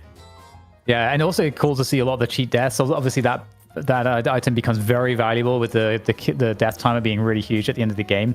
But also, when you have a lot of healing options as well. So yeah, really, really interesting game. Almost like less kills than I also would have expected for such a long game, and maybe some sort of lower damage across some of the heroes as well. Like an Infernus being on 45k for a 50-minute game to me feels kind of lower. But I mean, ultimately, great game from Abrahams. I think Lowkey W played well, but Abrahams clearly they had to play out of their minds, and they did.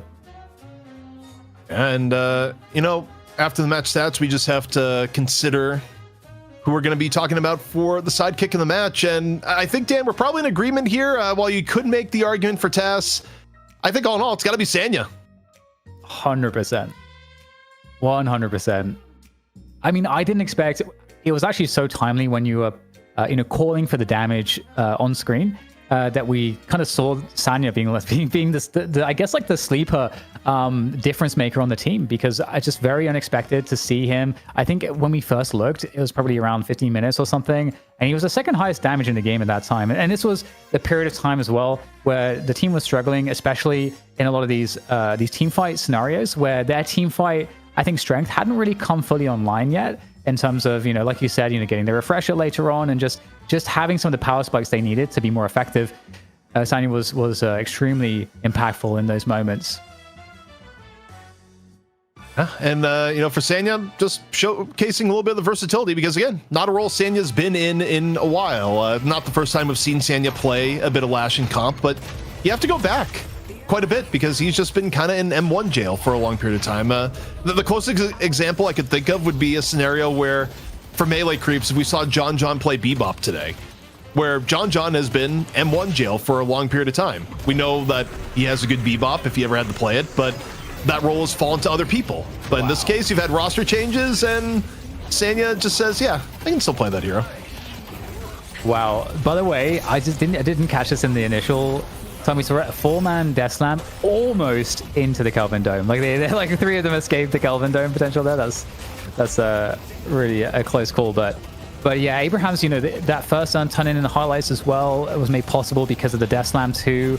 And that was like really keeping Abraham's in the game. So Sanya Sniper, just only, like you say, typically you're expecting to see Sanya Sniper on more of these M1 carries. So proving his versatility, and especially with Abraham's being in this place, like we described multiple times, they're trying to reinvent themselves a little bit. They've made some changes, just like Lowkey W have.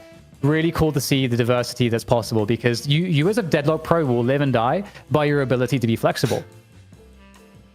I have a theory, by the way, here, Dan. When I'm looking at itemization and where we're going, do you think, and these are all items I think actually scale exponentially better when a bunch of people are buying them, but are we entering into a meta of just really extend out how long it takes to kill any individual person? Because you take a look at the items, not only has E-Shift risen very heavily in Prio, we're seeing more cheat deaths. Like, we had more than just one cheat death across both teams. I think we had either 3 or 4 total bought in the game.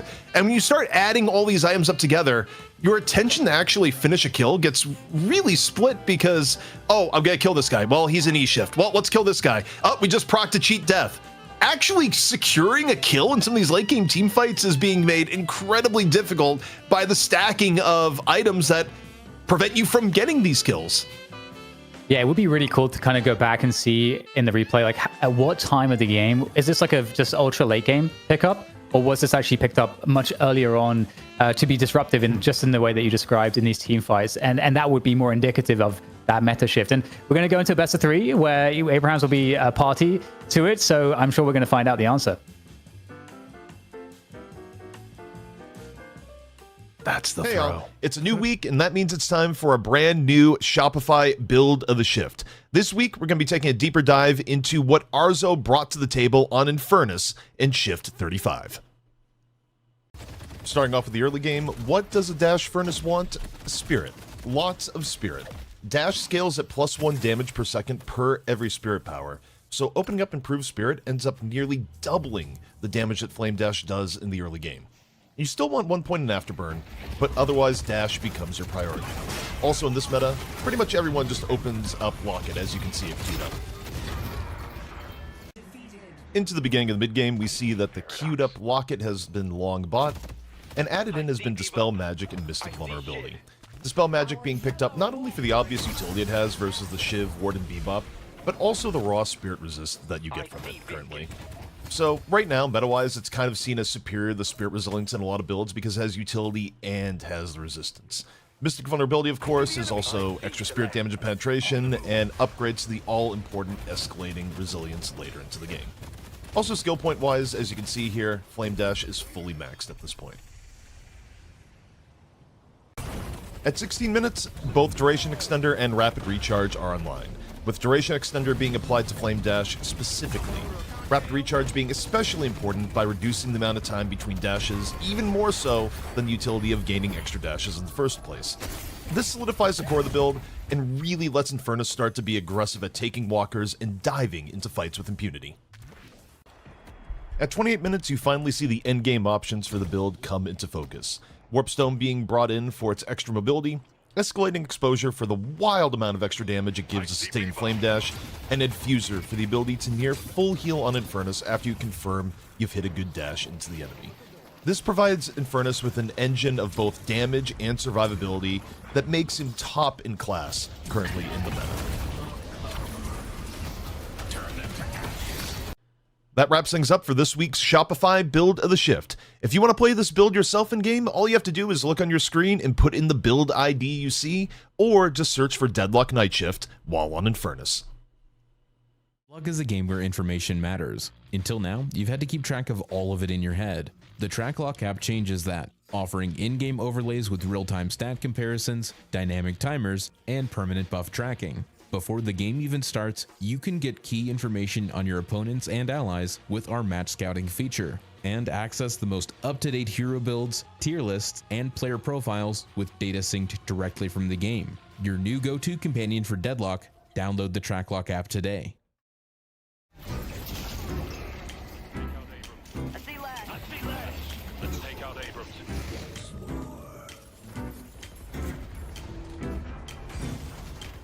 I see Shiv.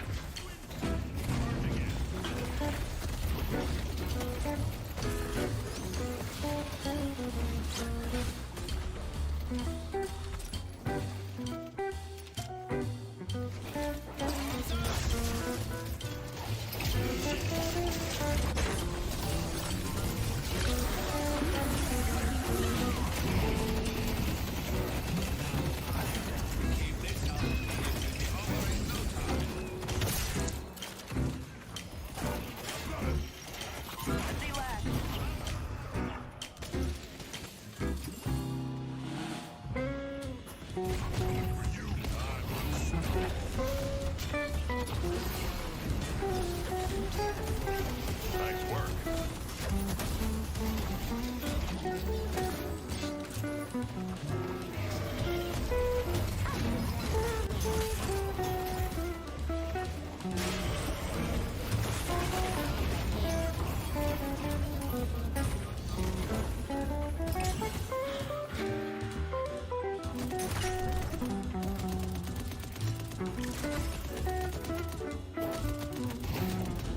I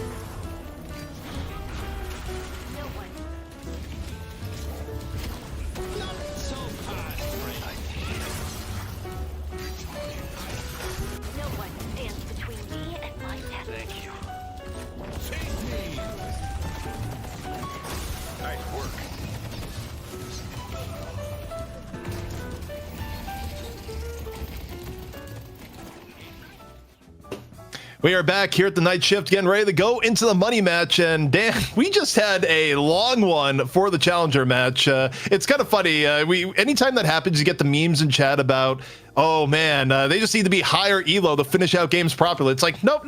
As it turns out, even your highest level of competition can have very long games in Deadlock. It is not just a unique quality of lower MMR games.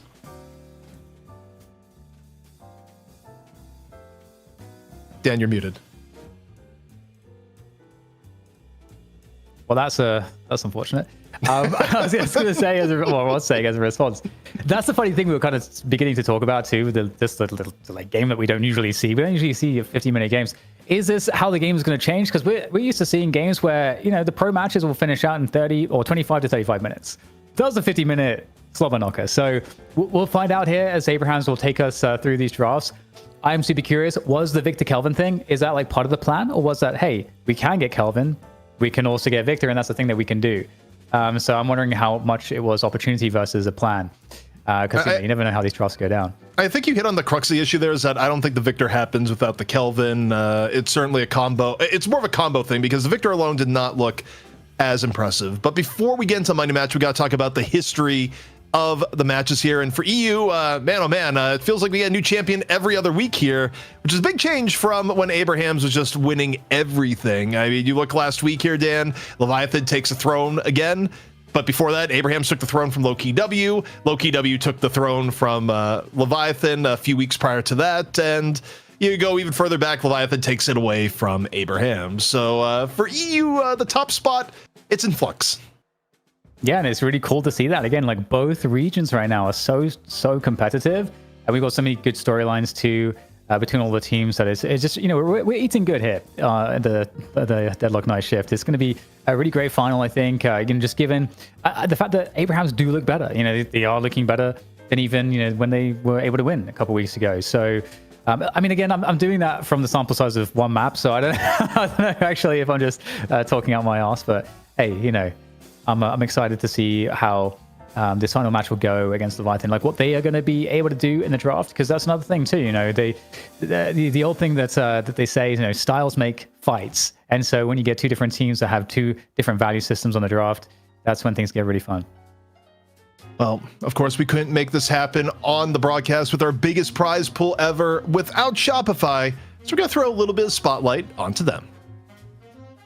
All right, what's up, guys? We're back, and we're going to continue working on our store. Jason, I know we had this like big idea, but now it's getting kind of real. I like, how do we price this? How are we supposed to figure out, the business aspects of this store? Yeah, we might know Deadlock, but we sure as hell don't know anything when it comes to like the business aspect of having like a shop. So I think maybe asking Psychic what kind of pricings we can expect, or what kind of prices we should go for here compared to like, the market would be a decent idea. Just get an idea of like what we could sell this for. Yeah, like the market research aspects of building a business. I think that's something that a lot of people find pretty daunting. But this is the great part about having Psychic like fully integrated with our shop. It knows, the information in our shop that it already has, and it can give us that advice that's actually really specific to our store. This is really interesting. At the top, right? It talks about like manufacturing costs, stuff like that, to know how much it costs to manufacture versus how much we sell it for and what kind of money we can make off of that. But even like down below that, the market context is like super helpful to get us an idea of where this would actually be placed when it comes to selling. Yeah, this is great. Obviously, we haven't set up our suppliers yet or anything, but this is like really good information to help us think about how we want to price the store. And then again, all the details are right here. So it would be pretty easy. So, they're suggesting, hey, maybe we could up the price a little bit. We, can make the product high quality, appeal to fans of the character in the game. Like that could be great. Once again, though, it's like I'm in this spot of, hey, what should we do next? And I kind of feel like, hey, this is one thing that I've seen Psychic do really well is, well, let me save this change for now. And then what items should be next on our to-do list to set up the shop? That's a good point, because obviously we have to think about the forward-facing aspect of the store. And actually, you're right, there, customize your online store, which is definitely, something we're going to need to do, because you can't just have a blank slate. You got to have something there. But luckily, if I'm not mistaken, Shopify has us covered with that. Yeah, so it's given us like a few solid steps we can take to break down the process and make it easier. So yeah, let's do that. Let's take a look at the online store. Although we're gonna do that just a little bit later in the show. We're back, Dan, and honestly, I did not realize there was going to be a recurring mini series here today as we see Jake and Jason, try to create an online store, but with the help of Shopee, anything is possible. Yeah, honestly, I'm actually really stoked to see how it develops and see kind of where they get taken next. It's really cool and very accessible. I think that's. I'm actually wondering what I can pedal online, ZP, as that was playing out. I mean, it'll be interesting. I just realized the background behind you is not real. I was going to say, maybe something in the background. I was like, no, that's actually all fake. You know what isn't fake, though? The Leviathan roster, the reigning champions here in EU. And we're never going to change the graphics here. I find it too fun that we have 3 Moan Krills showing on up. But, when I look at the Leviathan roster, Dan, I feel like you cannot talk about it without talking about how OCs has kind of warped the meta single-handedly, not only in EU, but maybe in NA with bringing Mina back into the forefront, where the first pick Mina basically started as a way to protect OCs, let OCs play the hero that he's best at. And it feels like it's spread. Like that was patient 0, and now everyone's like, wait, Mina actually is really good. It's not just OCs, but OCs probably defines the hero more than anyone else in the game. Yeah, I do love that, because when I first saw OCs doing it, it was really magnificent to watch, because I do also think that Mina is one of the highest skill ceiling heroes in the game. Like that's my personal perspective on it, and that's what's so interesting. It took a player like OCs to open people's eyes as to what was possible, just like you said. We're seeing Ray there on the holiday, sorely missing from Pro Deadlock at the moment. I'm not sure what changes need to happen for holiday, but yeah, I think this will be an exciting one. I think OCs has made such an incredible name for himself as a talent that I think OCs is going to be, on probably a top 3 roster just always in Deadlock. I just seems like that level of superstar talent. Definitely trending that way, but of course the opposition on the other end, it's going to be Abrahams. You just saw him, but the big roster change note. If you're just tuning in for the finals, you go, no, I'm not a money match enjoyer. Just catch me I'm not a challenger match enjoyer. Catch me when the money match is on. Well, we got you. And the big roster change, of course, is that Bobby is out, Empty Dreams is in. And the knockoff effect here is that it's freed up Sanya to play some heroes that we haven't seen him play in a while, like Lash. Yeah, and we also saw Sane on Abrams as well. So it's kind of interesting to see how things are getting mixed up here in the Abrahams camp. They were obviously so capable of mixing up their hero pool in a lot of different ways in the current meta. So I'm just very excited to see how that looks in this next game, because we saw Victor get, I think it was together on Victor, right, as well. So a lot of like interesting treats if you're somebody that really enjoys seeing some of your favorite players flex onto different heroes. Alrighty, so it's going to be interesting to see how the draft goes here. I mean, the number one thing for me is that you're going to have probably significant priority on Mina based on what we saw in the last game into this game. I think that is pretty much standard in EU. Do I think we're going to be seeing a Victor again? Probably not. I actually think the hero that may jump up pretty highly in priority if you were looking at the challenger matches, probably going to be Kelvin. You know what's interesting, ZP? Now that I just remember the initial bans in the first series, we actually had Sinclair get banned by Abrahams after Dynamo was banned. So I actually wonder if the Sinclair ban was one way that they were able to protect the Kelvin possibility. Because obviously, if you're getting Kelvin and they get Sinclair on the other end, it's not quite as high value a pick because Sinclair is so good, especially being able to steal the dome. So I wonder if that was like part of the equation, because to me, banning Sinclair after Dynamo was already banned didn't make as much sense. But either way, Sinclair is still a high value pick in EU, and I think we could definitely see it here, ZP, because there's a world where if Leviathan were watching that previous game, do they let Sanya get Lash? I feel like Lash was so good. Do they let the Mina pick go away? I feel Advenator was 12th pick. What can we even expect at this point? Yeah, that's a weird one. I don't know if it's going to be repeated in this game, but the Ven dropping to 12th is, unexpected to say the least. I mean, look, you think back to the hero pick priority that we showed at the start of the show. Ven was first pick, first ban every single map a week ago. And then in the first map today, drops to 12th. Still present, but nowhere near as high priority. We'll see if that follows form here as Abrahams and Leviathan take things on. But yeah, I'm curious if the Dynamo ban ends up being a higher prio. in the way it was. Like, I don't necessarily know if Leviathan and Abrahams will take it to the same degree, but we'll see. I mean, also what was interesting too is that we didn't get Mirage picked. He was wide open the entire draft. We got Amina Infernus opening pick from Abrahams to kind of set themselves up for the rest of the draft.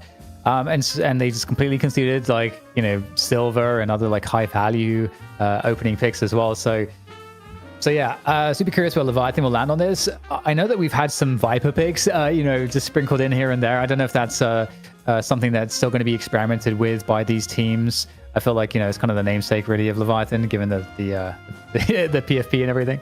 Well, the funny part there is that, you know, Leviathan never gave us a logo, ever. Like, actually, they never gave us a logo, and we literally just gave them the Viper portrait. You know, similar to how Abrahams never gave us a logo, and well, actually, they gave us the old Abrams portrait. That is entirely true. They said use the Abrams portrait. Leviathan didn't even do that, so we're just like, what's the closest thing to a Leviathan? I don't know. We'll give them Viper. And now they're using it in every tournament, not just ours. So, you know, works out that way sometimes. All right, well, here's that opening ban. We had like Dynamo Sinclair, the opening bans in the pros match. I don't think we'll see that again. Yeah, okay, there's that Mina. So it's kind of like what we're talking about a little bit, the value of Mina. Not wanting to allow that to get thrown into the mix for Abrahams. It's kind of interesting, though, because Leviathan could have first picked Mina. And instead they decide, well, we have higher priority first picks, but we also don't want you to get Mina. That was Savannah's fault. Abraham's turn, gonna take down Sinclair. Now we'll get to see how highly valued Dynamo is. Is Leviathan going the first pick Dynamo? Maybe not. But I don't know. I'm willing to be surprised. I actually think the key here for Leviathan, I think you take Kelvin in the first half of the draft. I don't think you necessarily first pick it, but you probably look to get it if Abrahams doesn't grab it in the first two picks here. I mean, I could see Dynamo and Furnace. I mean, you know, we had Lowkey W banning away Dynamo so that Abrahams couldn't get it. Maybe they know something about Abraham's preferences here. We're going to find out, because if we see Dynamo / Infernus, then that will answer that question. So there's the Infernus. What are other good pickups here, do you think? Well, before last game, I would have said, well, you still have Ven on the board, but I don't know if that's going to be the case. Maybe you go Dynamo, or in this case, I think securing the Kelvin early would be good. I mean, Dynamo does have some counterplay in terms of Quantum getting out of weird situations, but okay. Celeste gets really highly picked relative to where she was last week. But if you're Leviathan, you can lock in the Kelvin, deny it from Abrahams, who clearly want to play it, still has really good synergy with the silver, and you can even get the Ven. Like, Kelvin Ven here actually feels ridiculous, and also, of course, Shiv is still available too, where Shiv is getting highly valued. But okay, you get Kelvin on top of this. I actually think you're in a really good spot draft-wise for Leviathan. Yeah, maybe teams just feel like there's a lot of good M1 options, so they don't want to prioritize heavily at the front end of the draft. And there's the Bebop here, so opportunity for Abrahams if they do indeed want to go for the Kelvin. But the problem is, ZP, if they go for the Kelvin, is Leviathan going to ban out a Victor, for example? Do they have to kind of just like risk it and pick Kelvin later? We'll see. I mean, I think for your Abrams, I would like it if they picked up the Kelvin earlier, but instead they go Abrams. I mean, it is way more likely to be contested between the two teams. So that makes sense. Although Abrahams, they also have first pick out of mid-stage bans on top of it. I think maybe you're looking to ban the Ven here, because I think Ven would still make a lot of sense for most of the comps Leviathan could run. Instead, though, they go Viscous, which Vrake used to reasonable effect in the last game. I don't know. I look at this here. I think that if you're Leviathan, you actually ban Kelvin, because I think Kelvin may just be the first pick from Abrahams on mid-stage if you don't. And this is interesting too, because, you know, so far Leviathan have the same opening picks essentially as Abrahams did. As Lowkey W did. So again, it almost feels like it has to be the Kelvin Victor. Like, if you're gonna get one, you have to get both. So like, how can they do that in the draft if they're gonna go that direction? But maybe they won't go that direction. They do have Celeste as one difference here. So we'll see Kelvin. Okay, there's Kelvin. Yep. And now I think it's the point you made, ZP. You're not picking Victor probably without the Kelvin, so it's probably still safe. In Leviathan, you also could look to deny the Lash. I mean, Sanya did so much in the last game that you could go Lash Ven here, and I actually think it works for Leviathan. Right? Okay, there's the Lash. Do you grab the Ven on top of it? So you're getting rid of what was Sanya's best weapon in the last game, and you still need an M1. I think Lash Ven makes a lot of sense here. Yeah, that's a great point. And I wonder if that puts... It was smart to turn to power. Whoa, interesting. Okay, I was going to make a point previously that Paradox, I don't know where to place Paradox in the current value. Right? You know, we've seen a bit more Paradox. He had some buffs, but I still don't know how good he actually is. And Bebop, Paradox, both, you know, pick kind of, you know, capacity. I am the sword of Saint Benedict. But Yeah, did you there you need go, to pick Zippy. Paradox that early when Abrahams was still a viable choice for Abrahams, especially after you've taken the Lash? Knowing of what we know of Abraham's current hero pool, you could still put Sanya on Ven. It doesn't necessarily have to be Empty Dreams. I mean, we'll see what it ends up being. Yamato ends up rounding it out. Okay. I don't know for Leviathan. I mean, do they finish out here with Warden? I'm trying to think like what they grab here because they gave up the Ven, which still would have made sense as the final Maybe, hero. maybe. I don't know. That doesn't make sense. Okay, they're gonna go Rem instead. Okay, I don't know what I don't think I understand the vision of Leviathan's draft here, ZP. I might be missing something, but I think Abraham secured obviously a lot of really great pickups. Well, Do you see the vision?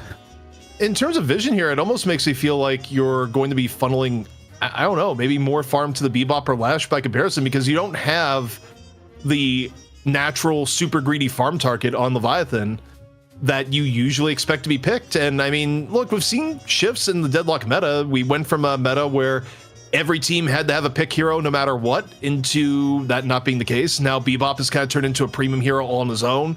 Not necessarily because of the idea of like a pick hero, but in Leviathan's case, they're running double pick, which we did actually see last week. So they're going for like something that's very hyper aggressive into the early and mid game. But the late game options for Leviathan seem kind of putrid. Like this is a game, Dan, where I look at this and this is very much Leviathan needs to win by 30 or they lose the game. Like they actually just lose if it goes late. I mean, maybe like you say, do you put like Bebop position 1, basically make him like the greediest player on the team? We haven't really seen anyone do that with Bebop, but in theory you could, and it can work. I don't know if it's going to be as workable as, you know, the Ven, you know, who's going to turn up with all that farm later into the game and perhaps be more of a potential threat in certain ways. Bebop's just a bit of a different hero in that way. So I don't know. We're going to find out here. Leviathan for the opening draft against Abrahams with what feels unconventional. I mean, the Paradox too. Paradox is, as I mentioned, not as often seen in the current value of how heroes are in this at the pro level. So I'm curious to see how Paradox is going to support this draft as well, because, you know, with Rem in the mix, you know, Paradox, he typically in the old days would deal a lot of gun damage, so he'd be like a very nice support to have because of that reason. But I feel like there's even more pressure on Paradox because depending on the build of Rem, there's whenever you go for support like Rem, I feel like there's a bit more on that you're missing in terms of damage output. I think I just like this draft in terms of the matchup because I think this is one of the clearest early versus late game drafts that we've had in a long time.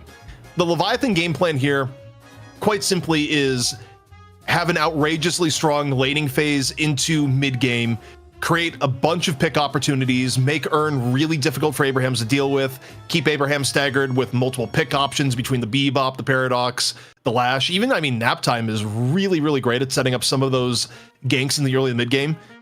Abrahams, meanwhile, you know, it's kind of Muhammad Ali versus George Foreman. Sit on the ropes and survive. Like, just survive to late game. If you're able to do that, then you're going to win. Also, I'm just going to be honest, I'm not that old. I've learned that from boxing history, you know, the old Ali versus Foreman fight. But yeah, I mean, the origin of the rope-a-dope. All right, well, this is going to be fun. We'll see how the lane combos match up here to that effect, to try to tempo out Abraham's Leviathan with an interesting draft. I feel like are going to be really fun to watch, and I feel like we should expect to see Bebop in the middle lane as EP.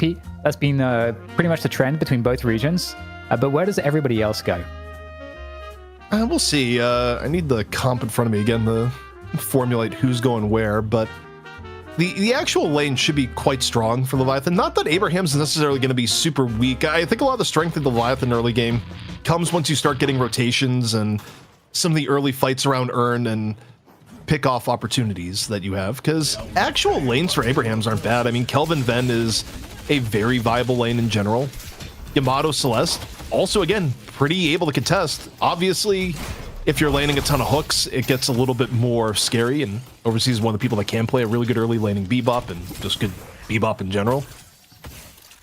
Shiv, Rem, I mean, used to be a lane that we were seeing a lot. It kind of tapered off a bit, but is probably a bit stronger than Abrams and Furnace if played properly. But it's not a massive advantage, I don't think, in the laning phase for Leviathan. Again, I think a lot of the advantage is going to come in here from rotations and how you leverage Bebop and Paradox's ability to, set up favorable situations past 10 minutes. And one of the things that's also nice about having the Rem against the Infernus lane is the little helpers will give you some of that extra spirit resist to make the lane much more survivable. Because I think, especially with the Flame Dash, the Infernus can be really oppressive. And especially if you have, the Abrams landing a charge. Like, it feels like hard to even dive or fight for position against the Abrams as well as the Infernus. So it's going to be an interesting lane to see how that one plays out in the early game. That's for sure.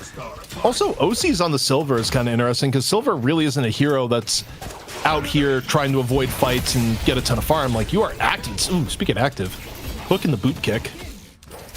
Still Sanya able to shrug off a decent amount of damage. In fact, ends up turning into a chase down on the OCs real briefly. Yeah, and in the defense of OCs, I think a part of his Mina playstyle is very roamy and disruptive. So that's the only thing I'll say. But it is still a very different type of hero to play because Mina does have insane damage spikes. And I mean, so does Silver to some extent, but it's just not quite the same. Mina also, though, has a spike where she could just devour the jungle ultra efficiently from 10 minutes to 18 minutes, and that's not something Silver is doing on the same level. Like OC's kind of mixes the streams together, and for now, eating the bulk of the poke damage here in middle, both together and Sanya, making OC's a point of contention.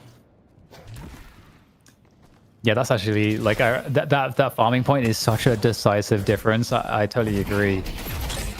Well, we're going to see how it plays out. I love that we're seeing a lot of what appears to us to be experiment. I mean, it might not be experimentation. They're not going to throw it out there as a pure experiment, but it's cool to see the differences for both teams in terms of the role flexibility and hero pools. Really, really fun to see that. But first earn is going to be where things start to get interesting at the 10-minute mark of the first team fights. We've got those bridge buffs coming up in a couple of minutes where what you have to watch out for is the lane priority. That's what both side lanes especially are really, really looking for so they can win that bridge buff. And that will tell us a lot also about kind of who's winning the lane overall, because these pro teams are very good at ensuring that, like, if you are kind of winning the lane, you're going to have that priority at that timing. Also, Celeste's ability to just devour boxes is maybe second to none in the game at this point. Just the porch pirate of legends. But I don't know. As I look at this game, I definitely favor Abrahams quite a bit here, Dan, just because I think it's a lot of pressure on the team to be the team that needs a tempo victory, and I think the easier execution by far is being the team that just needs to get to late game. And especially Abrahams, I thought they're so good at surviving. We saw that in the last game, actually. They got like 6, 7, 8k souls behind at around the 10, 11 minute mark. But they managed to continually hold on to all these. I mean, there was even a spot where they lost the mid boss, and they had they were against 2 Rejuve crystals, and they still managed to kind of like mitigate the disadvantage enormously. So they're kind of one of the best in the business at doing that. Yeah, and kind of as expected, the laning phase is a little bit on the sleepy end. There wasn't a outright, oh, you die now lane in the vein of having to deal with something like a Mirage Apollo lane, which you kind of expect to run over the opposition. Like, nothing is that big of an advantage in lane phase for Leviathan, so the part where you're going to see differences is when you start getting a little bit more on the rotation side, and maybe you're going to see some here. Buffs come up, quick gun buff over to the Venator. Love to see it for Arzo, where Ven, by the way, has some of the worst RNG when it comes to buffs, where you really love to get gun buff and you get casting buff and you just go, wow, I have a 1 in 4 chance of not getting something that doesn't really do much for me. Yeah, definitely helpful on this particular lane as well. All the lanes are a little bit scary. Oh, flying strike connection straight onto OCs for extra damage and harass. And you can certainly tell this Yamato Celeste lane. I think as I think you already mentioned it, looking great.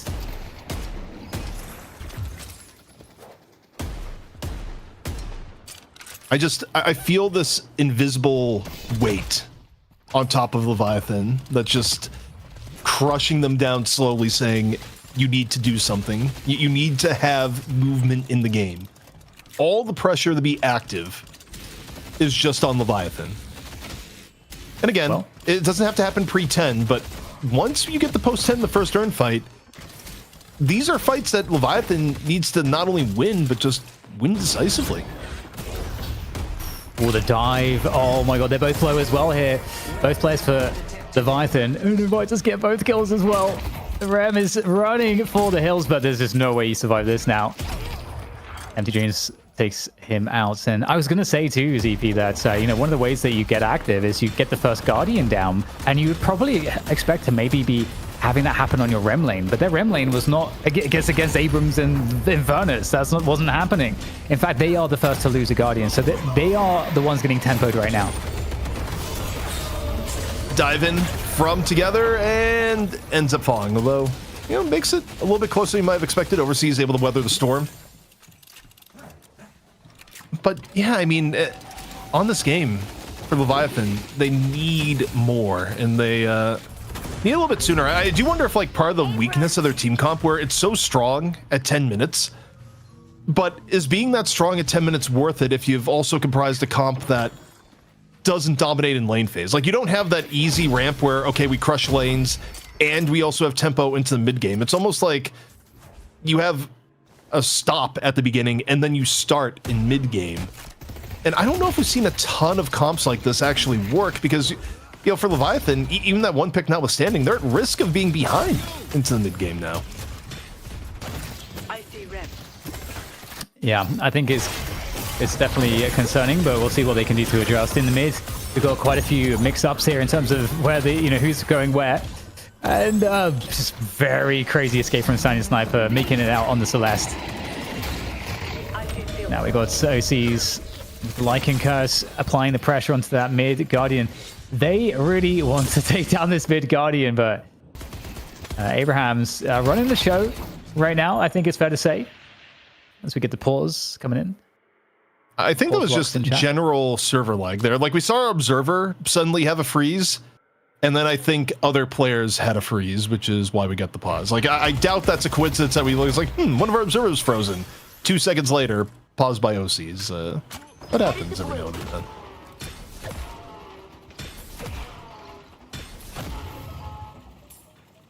Okay, so Leviathan needed to tempo, yet they are the first ones to lose a Guardian. We just have all the sinners spawning, and we are just outside of a minute away from the first urn, which I think you were kind of mentioning that's where you expect to see Leviathan's comp coming online a little bit more. So first urn, that has to be a victory for Leviathan? Question mark. I'd say so. I think not only a victory, but ideally you get urn and you don't give up a trade in turn. Part of the problem of giving up, left Guardian as early as they did is that they're already eating some damage from the Infernus pressure on to the left Walker, and it's not really an early game win if you get urn and then give up Walker. I mean, that's a pretty equivalent trade. And Empty Dreams, the dash damage is absolutely unreal. Taking the fight to Freemock, who running out of options. Even the Resto Locket, you got Abrams coming in from the side, and surely Freemock goes down. Wait, he killed Empty Dreams? He got enough dives to kill Empty Dreams? That is far more than he should have gotten there with the support from Abrams in the 2-on-1. Yeah, that's a very nice pickup. And some pressure on the left side Walker, just to get some attention from the B-bot. But we got the urn coming up, so both teams fighting again for this lane priority to ensure that they can get these bridge busts into the urn. The mid fight is really important at the moment, and we've got more players turning up at mid to try to make it favorable. Leviathan with 3, and they'll get the conversion, taking down together as well. Over the bridge buffs, those are going to be secured both by Abrahams. Good work from them. They get the perfect buffs as well. All right, well, make or break time for Leviathan, even with the game being equal. The stakes have been set to where a bit more pressure on Leviathan, to be sure, as they get the early urn pickup into a very quick urn contest. Nap time out here from Yorozumi from Saint. a bit to sleep as you just see Freemock. No, we're not looking for kills. We're just looking for the quick earn, grab, and run. But at the same time, they end up dropping earn, and Saint's able to reclaim it. Nap time going awry. Yeah, really interesting situation right now. Rake does have position on the lash on that drop off. And also has Death Slam as well. So that's going to be a threat coming into this dunk. But Ray's actually alone. So I don't know that he can really contest. He's going to have to back away. So that's going to be the free urn pickup for Abraham. So you said it was a must for Leviathan. They failed to capture the urn. And instead, you've now got very dangerous looking Abrahams. We're still with both bitch brusts active. I mean, they would love to get mid walker here. I don't know if who they have on is nearly enough to get it as first walker. I mean, you kind of look at the minimap and you go, ooh, okay, you have 2 people on it, but Paradox Silver at this point in the game, it's not quite the same as if you had something like a Warden or, you know, something with really strong M1 damage. So you end up trading an Urn here, Dan, for half HP and a walker. Not really, I think, where you want to be with Leviathan's comp. Yeah, starting to edge out a lead, Abrahams, on the economy. Yeah. Also, you know, the thing is, Abrahams are able to provide a lot of pressure on the map, which is brilliant because if you have a Venator, you need to enable your Venator to farm, so you have to create the space and the pressure for him to do so, and that's exactly really how the situation looks at the moment. Free farming starting for Arzo. Empty Dreams on the Infernus, also already looking quite strong. And Saint, we saw a great game from him in the opener today in EU on this Abrams, and looking really strong on the farm. So right now, everything for Abrams is set. The table is set for them to feast. I see Lash. You kind of need the next urn to be massive for Leviathan, or, you know, dare I say, it may sound a little bit preemptive, but it's feeling like their win condition and window is already slipping away here, Dan. It has not been the active, oh, we got a hook, we got a swap. We're keeping you on the back foot sort of gameplay that I think Leviathan needed with this composition. Yeah, so much bullying and pressure here. Just look at the saying go. He's just happy to just pump the damage into the shiv. Oh my god, gets both off the charge. That's just brilliant work. He was doing that all day on the first map as well against Lowkey W. He's really keeping this pressure on at the moment. And in the meantime, Abrahams are pushing in the left lane. Oh, sorry, rather defending the right lane against the push from Leviathan. Leviathan trying to make this splits pushing work out for them. Getting chased away, though, away from that right side walker, Leviathan. And in the meantime, the defense looking pretty decent here for Abrahams. Or rather, the offense for Abrahams on this left side walker. They're going to claim that one. And they're the ones getting tempoed out here pretty aggressively, ZP. I'll be honest, we'll wait till this fight finishes. Together, able to pick up Psy.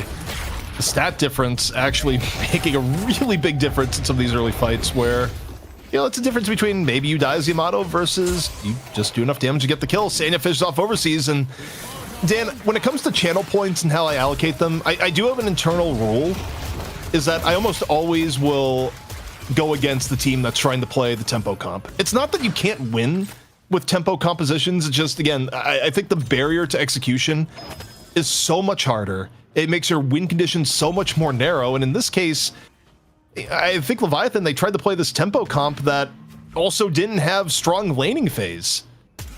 So I don't know, it just doesn't work for me. I think that's a fair rule. I think it makes sense. Yeah, the pressure's all on you to do a lot right, maybe more right than your opponents. Also, I mean, you think about how some of the team fights are going to stand out here for Leviathan. You're going to have to go into these team fights down in economy versus what will eventually be double frozen shelter. And also what's looking to be a pretty farmed Infernus and Ven. Yeah, the Infernus level of farm is honestly a huge problem. They might find him here, though. 15-minute E-shift! How has he got E-shift at this time? It just keeps going up in priority, and actually, wait, does Empty Dreams end up living here because of the early E-shift? That's wild. I mean, when you get level 3 dash and it's a charge, it's like the 5-second cooldown. I mean, you could just be like you just get all the dashes off and just make sure you're very survivable. So that makes a lot of sense. That's kind of crazy, though. It does actually work out to save his life, and you got Abraham's on the defense here on the left side. is it an opportunity for them to find some kills here? Leviathan really chasing down Signing Sniper, but not quite finding it. You're paying the penalty from Abraham's being ahead. If the soul totals were reversed, Sanya's dead there.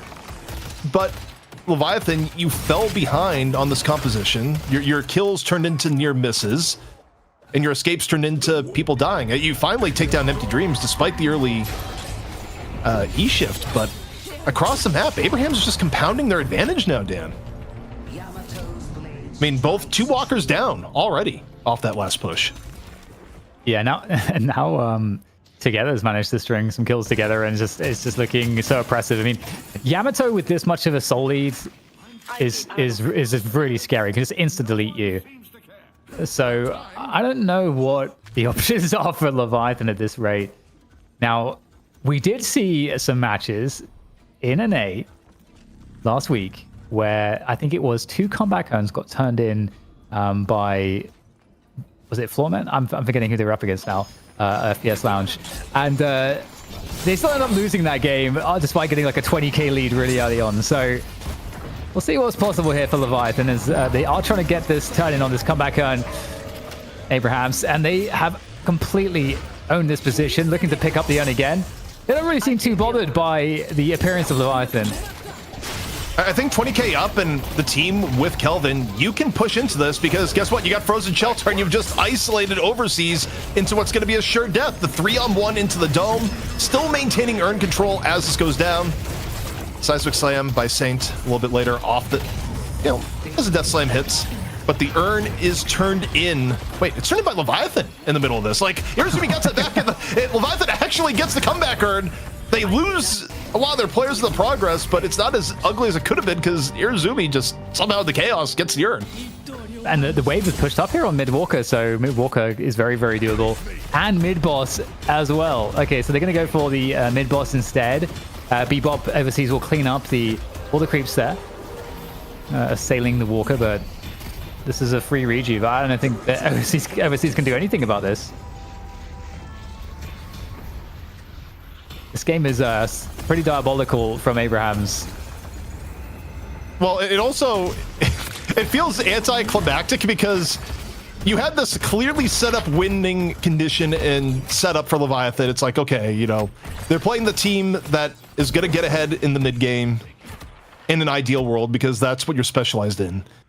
And Dan, they got slammed in the mid game. Like, actually, if you didn't know the specifics of the heroes, you'd be like, "Oh, Abrahams is a team that's strong in mid game and later or weaker late game." It's like, no, not at all. And now the team that's weak late game has to go against the team that's super fed for the late game. It doesn't get much harder than this, Dan. Yeah, it really is a problem. It's a big problem, and it does make you wonder. It's a best of 3. How the drafts will evolve, because I'm sure that they'll try something else, as we see the cute little Shopify skin there on Rem. But they're saying just doing more horrendous things to people with this charge. I actually, that's been one of the really fun things to see in these series is Saints on this Abrams just really doing a great job. I want to see more of it. Oh my goodness. Yeah, the old jump scare hook. Yeah. But I look at this and I feel like Leviathan is just, a child flailing against a full-grown adult in, a martial arts competition right now. It just, I don't, there's no threat to Abrahams. Like, you look at some of these fights, the HP bars are just not moving at all. And, like, you're not even getting into the Frozen Shelter check. You're just losing. Yeah, not looking good. Overseas lay down the hyper beam. Haven't looked at his build though. I would assume that he's doing the gun build. So you don't get any points really into the ult until you've got 3 and uppercut, bomb, and hook. So yeah, not really all that much to say right now for Leviathan. They can't do too much on the map. Okay, well, they can try to grapple in together. What? I hope they never change the flying strike. Ideally, you get like some sort of what I want for Flying Strike is spatial animations to it. Like, it gets made smoother where you just see her like space riding around the wall or like making a wormhole to like connect to people. Like, acknowledge the fact that it looks a little bit janky right now, and then just like lean into it with some really cool animations. Like, that would be awesome. Yeah, I like it. Bending time in space. Oh my god, dude! Where did that robot hand come from? Oh man, but still, we've got the Kelvin Dome on top of the urn turn in, so we've done this dance before. We know how it turns out. And Freemork is stuck in there, but as a Shiv, you know, you got some survivability, but I don't know how long Freemork is going to be able to live against the chase down that's coming on here. Okay, well, doing a great job on the Shiv. I mean, they've got some excellent movement coming through. But eventually, ZP, you could do all this for as long as you want, but eventually you can't get away. Even without the support, Celeste is one of the few heroes in the game that can actually stand toe-to-toe with Shiv on movement and not go, ooh, Shiv's moving away, I guess he's gone. I don't know, Dan. I'm running out of things to discuss here. I think we properly hit the narrative of the game, the winning condition window that Leviathan was looking for.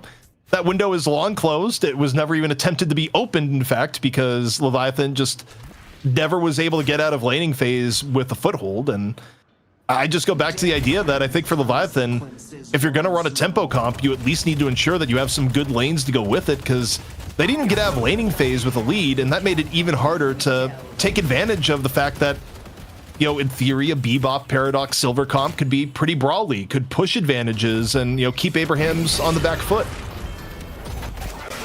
Well, 4 players on Abraham's don't have a death, just FYI.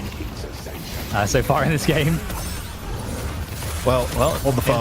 That just changed. The Taz going down. Abraham's getting a little cocky here, perhaps. Like, I mean, they go into this fight down several key ults. They have no frozen shelter. It ends up being a really large fight. Freemok able to get the finish towards the end. At a fight that Abraham's really didn't need to take at this point. Does it end up fully in Leviathan's favor? No. In fact, Leviathan ended up losing 5, but even losing 3 players here is, more than could be expected. But I guess the net effect on the game is it's still Abraham's up over 30,000. Yeah, Daddy Arzo was late to the fight, but when he turned up, the belt came out, the foot stomping out of the Venators. Iradomini was looking really, really strong. I mean, that's kind of the problem here, ZP. When you get a Venator online and he's able to free farm the whole game, it's that's just not a good look. I mean, I'll be honest. I'm thinking old school Street Fighter here. It's like, well, you must defeat my Infernus and Frozen Shelter to stand a chance before you even get to, the Akuma that's Arzo on the Venator at the moment. Like, are you even worthy to face the 32,000 Venator when there's other options for Abraham's that could probably kill you 5v6? Dude, I would love to see Akuma in this game. Get the Raging Demon into this game. Okay. Well, Leviathan have really pushed up on the map here. They've actually got lane priority everywhere, which is quite shocking, given the soul disparity, but they've managed to do it. And mid-boss is not super far away at this point, so all they need is one good fight. See if they can do it. Teleport escape coming on through. Oh my goodness, Together's just getting pushed and pulled like crazy. He, again, highly pushing this fight when Shao Transformation is off cooldown. Like, this is sloppy. Even if they end up winning this fight, this is sloppy from Abraham's. It's not dotting your I's and crossing your T's, because if you're together, nothing is forcing your hand to dive in on that fight when Shao Transformation is like 5 seconds away from being available. And while, yes, it's pretty hard to throw the advantage you have right now, a little bit here is Abraham's trying. Like, no one took Together and said, you will go through this teleporter. That was a decision that Together made on his own. Like, hey man, maybe it's harder to throw the lead, and so that's a more appealing challenge than winning from this advantage. If they just want to be challenged. Yeah, I mean, a little bit of limit testing.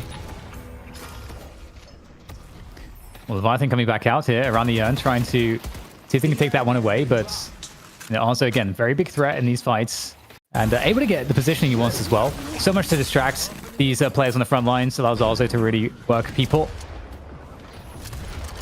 picked up there by Together now on the Yamato. So Abraham's have it under control. The fight continues. Iradomini deleting OCs. Iradomini just going up to will of God when you're this far ahead of the game. Venator becoming a force of nature unto himself and just laying the M1 directly in the free mock with the aid of Sanya. Yeah, Venator is basically the server admin at this point.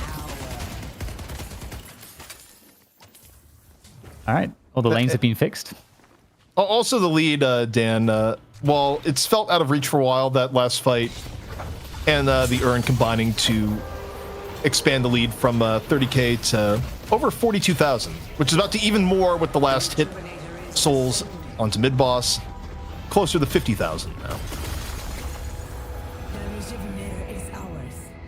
Well, the thing that's difficult about this one, we aren't really ever, almost ever in this position where, like you kind of say, set up the win condition early on, wasn't met early on, and kind of, yeah, it's just been a pretty one-sided game in the money match here for EU the whole time. I think it may be one of the more deflating experiences in competitive Deadlock, where you have this, on paper, really cool contrast between a team that has a clear winning condition and they need to perform early on in the game.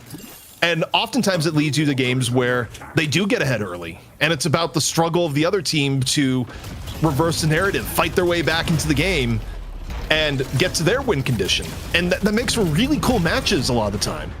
But you also have games like this where you end up flopping in the part of the game where you should be strong. And you just get rolled for the entirety of the 30 minutes. And into the base we go. Abraham's looking to finish it off.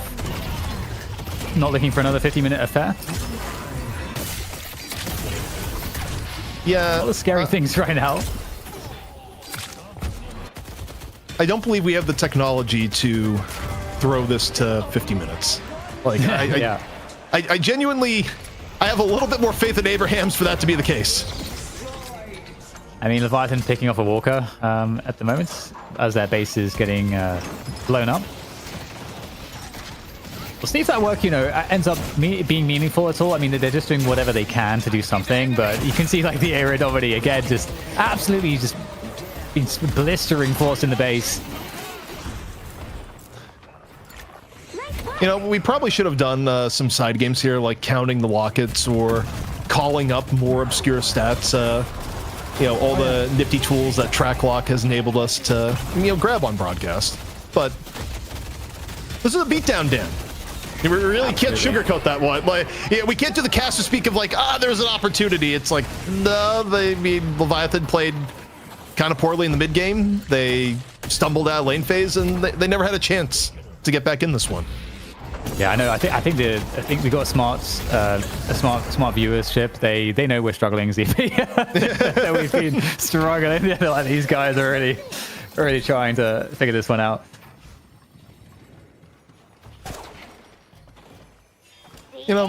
Go for some cool looking hooks. If you're Leviathan, I don't know. Do something. In this case, punish TAS, because Wise TAS has spot that Fremont can actually do this. That's a good question. The tragic part on this, though, is that even if you get some kills towards the back end of this, what do you get out of this as Leviathan? There's no earn for 30 seconds yet. Maybe you could push down some lanes to get a little bit more lane control, but it doesn't erase the gigantic gap that has developed between the two teams at this point. Very true. Leviathan still have like good lane priority on left and mid lanes. The fight taking place here towards this left Walker. Abraham's not going to want to give this one up, and this could be a problem right now for Leviathan. They're pretty deep in enemy territory, and they're getting chased down.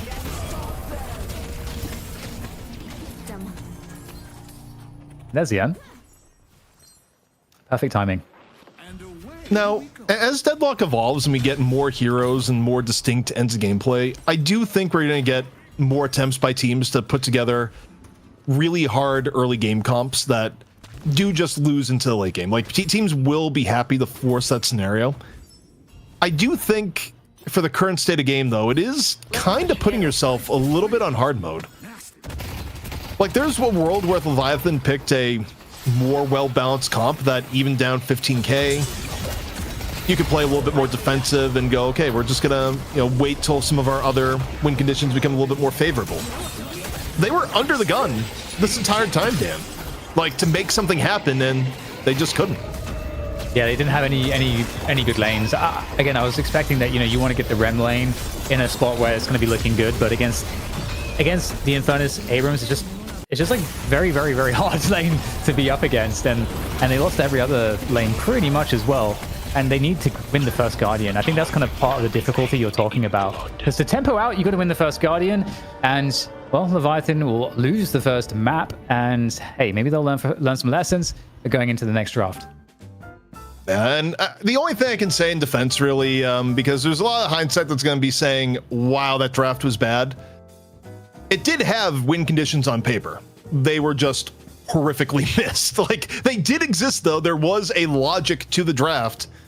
Unfortunately for Leviathan, where they needed to do well, they didn't, and their comp just didn't lead them with a chance to get back into the game. Well, it's gonna be fun though. I mean, Leviathan, highly capable team, so just have to have those draft adjustments, that vision adjustment, I suppose, and we'll get to see kind of how probably I would expect a more normal game, a more normal look. So don't jump off the stream just yet. Look, we've seen the matchups here in EU and in NA where a team has a game that is this rough in game one, and then they come back and win the next few games. That's why you have a best of 3. It's why it's not just a best of 1 for the money match. But you look at the highlights here, Dan, and it's pretty much all one-sided, as you see Overseas just stuck in the old 1v3 in the frozen shelter, valiantly trying to prevent the urn from being taken in. Where the funny part here, Irizumi actually got the urn in all of this. It didn't actually matter. Yeah, I love also that, like, basically the first highlight that we jump into is like 17 minutes in or something like that, because it was so one-sided. There wasn't like too many like pivotal moments in the first 15 minutes to really look at. But we can always look at some fun flying strikes. So just always, it's always fun to try to work out how it makes sense physically. Speaking of which, that's a great hook too. Although in actuality, it just, helpful. Yes. It's like, I guess I'll jump into the urn now. Thank you, Mr. Bebop. It's like the fast pass at Disney because you skip all the lines. Fast pass at Disney even worthwhile now? It hasn't like turned the thing where everyone has fast pass, so it's not a fast pass, but you also pay like $50 for the privilege of everyone also having fast pass. I don't know. Like I've heard the concept has gotten worse over time, but I haven't been to a theme park in years, so I have no idea. Yeah, same. It's been many years for me as well, so I couldn't tell you. But yeah, this felt like a bit of a theme park for Abrahams. They got to go on all these fun rides. They were chilling. Had the big turkey leg on a stick. True. It's good. Maybe picked up a few churros. Where I feel like that's the main time where people talk about consuming churros is in the context of Disneyland or equivalent park. True. But some frozen bananas. We got the damage stats at the end, and for a game where his team was just getting kind of obliterated, Fremont put up some numbers. Way more than I would have expected from the eye test, in fact. Yeah, Fremont was doing work. Fremont was the highest value player in terms of just like souls and stuff in the early to mid game, but there's just too much work to do. too much work to do. It's actually interesting too from Abraham's point of view. I don't even know which player to highlight because it's kind of just going really well for basically everybody. But I think the most important situation was the early lane victories. Like you were mentioning how important that was, and for me it was the Abrams, like Saint on the Abrams has been great. And Empty Dreams on the Infernus was, I think, a very powerful answer to the Rem lane, which needs to tempo out. Also, one thing I think that's worth noting too, I'm just looking back at the draft at the moment, and there was a first ban Mina that came in, although it came from Leviathan, where Leviathan, there was no guarantee that Abrahams would have banned Mina as their first ban. And you get this scenario where OCs is on the silver, which is not a hero that we see silver, or rather OCs play all that often. Like the fact that this game went with a game plan that put OC's kind of the best player in the game at times, it feels like, of converting farm into a lead, and it puts him on silver of all heroes. It just, I don't know, the draft strategy just, I don't think it was it for where we've seen Leviathan be successful. Yep. Gonna go back to the drawing board, I guess, on this one. That's really all there is to say. And I just can't wait to get into the next draft. You know, lessons have been learned, one would hope. They got really just smacked about there. There was like nothing that they could do. It was terrible. It was a terrible time. Like nobody had any fun except Abrams. Well, I got good news for you, Dan. We got a break coming up. When we come back, will Leviathan make the draft adjustments needed to make this a close series, force it to a map 3? We'll find out right after this break. Log is a game where information matters. Until now, you've had to keep track of all of it in your head. The TrackLock app changes that, offering in-game overlays with real-time stat comparisons, dynamic timers, and permanent buff tracking. Before the game even starts, you can get key information on your opponents and allies with our match scouting feature, and access the most up-to-date hero builds, tier lists, and player profiles with data synced directly from the game. Your new go-to companion for Deadlock. Download the TrackLock app today.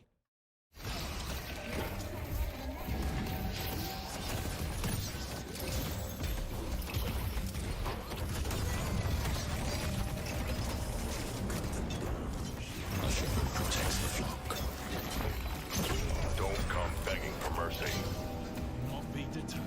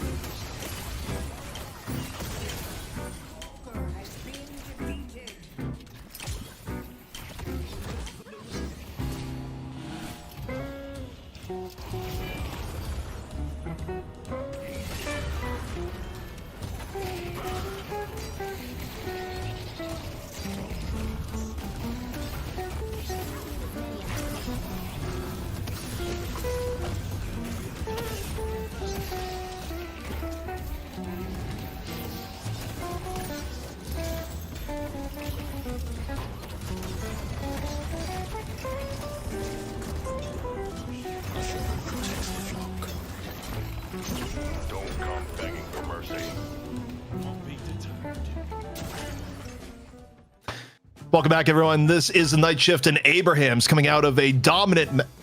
Wait, I'm muted, or I can hear you.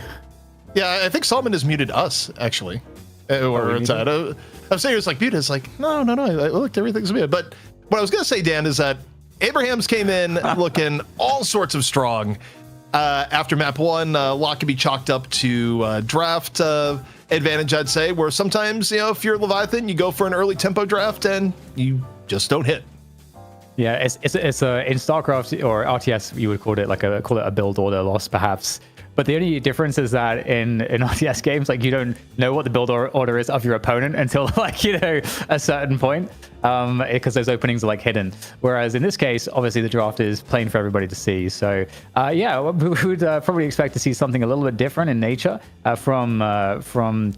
I wouldn't say Abrahams as much. They've been pretty consistent. Getting Sane onto the Abrams has been really cool.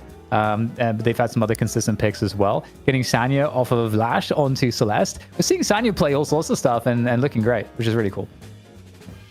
Yeah, and I think the thing everyone's looking forward to, and not the least of all us, because we've driven every possible point about the last match into the ground and then some. You hear about 6 feet under. No, that's like 30 feet under at this point. We need a new draft here, Dan, and that's going to let us reset and renew, and we'll see what changes Leviathan makes.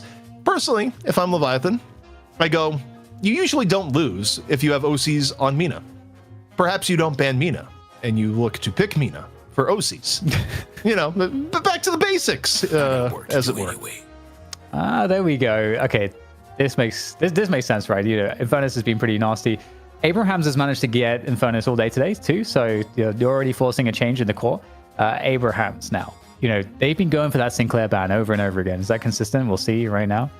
That was Savannah's fault. Okay, yeah, they just really think that Sinclair is he's a nasty guy. Don't want to face him in the streets of New York. So it's going to be Mina. I have full faith it's going to be Mina. After the last game, I think OC's maybe had one taste of silver, and the lack of late game options on that comp. And yeah, they decide, Dan, we will play Mina. We will go with what has won us many, many games in recent history.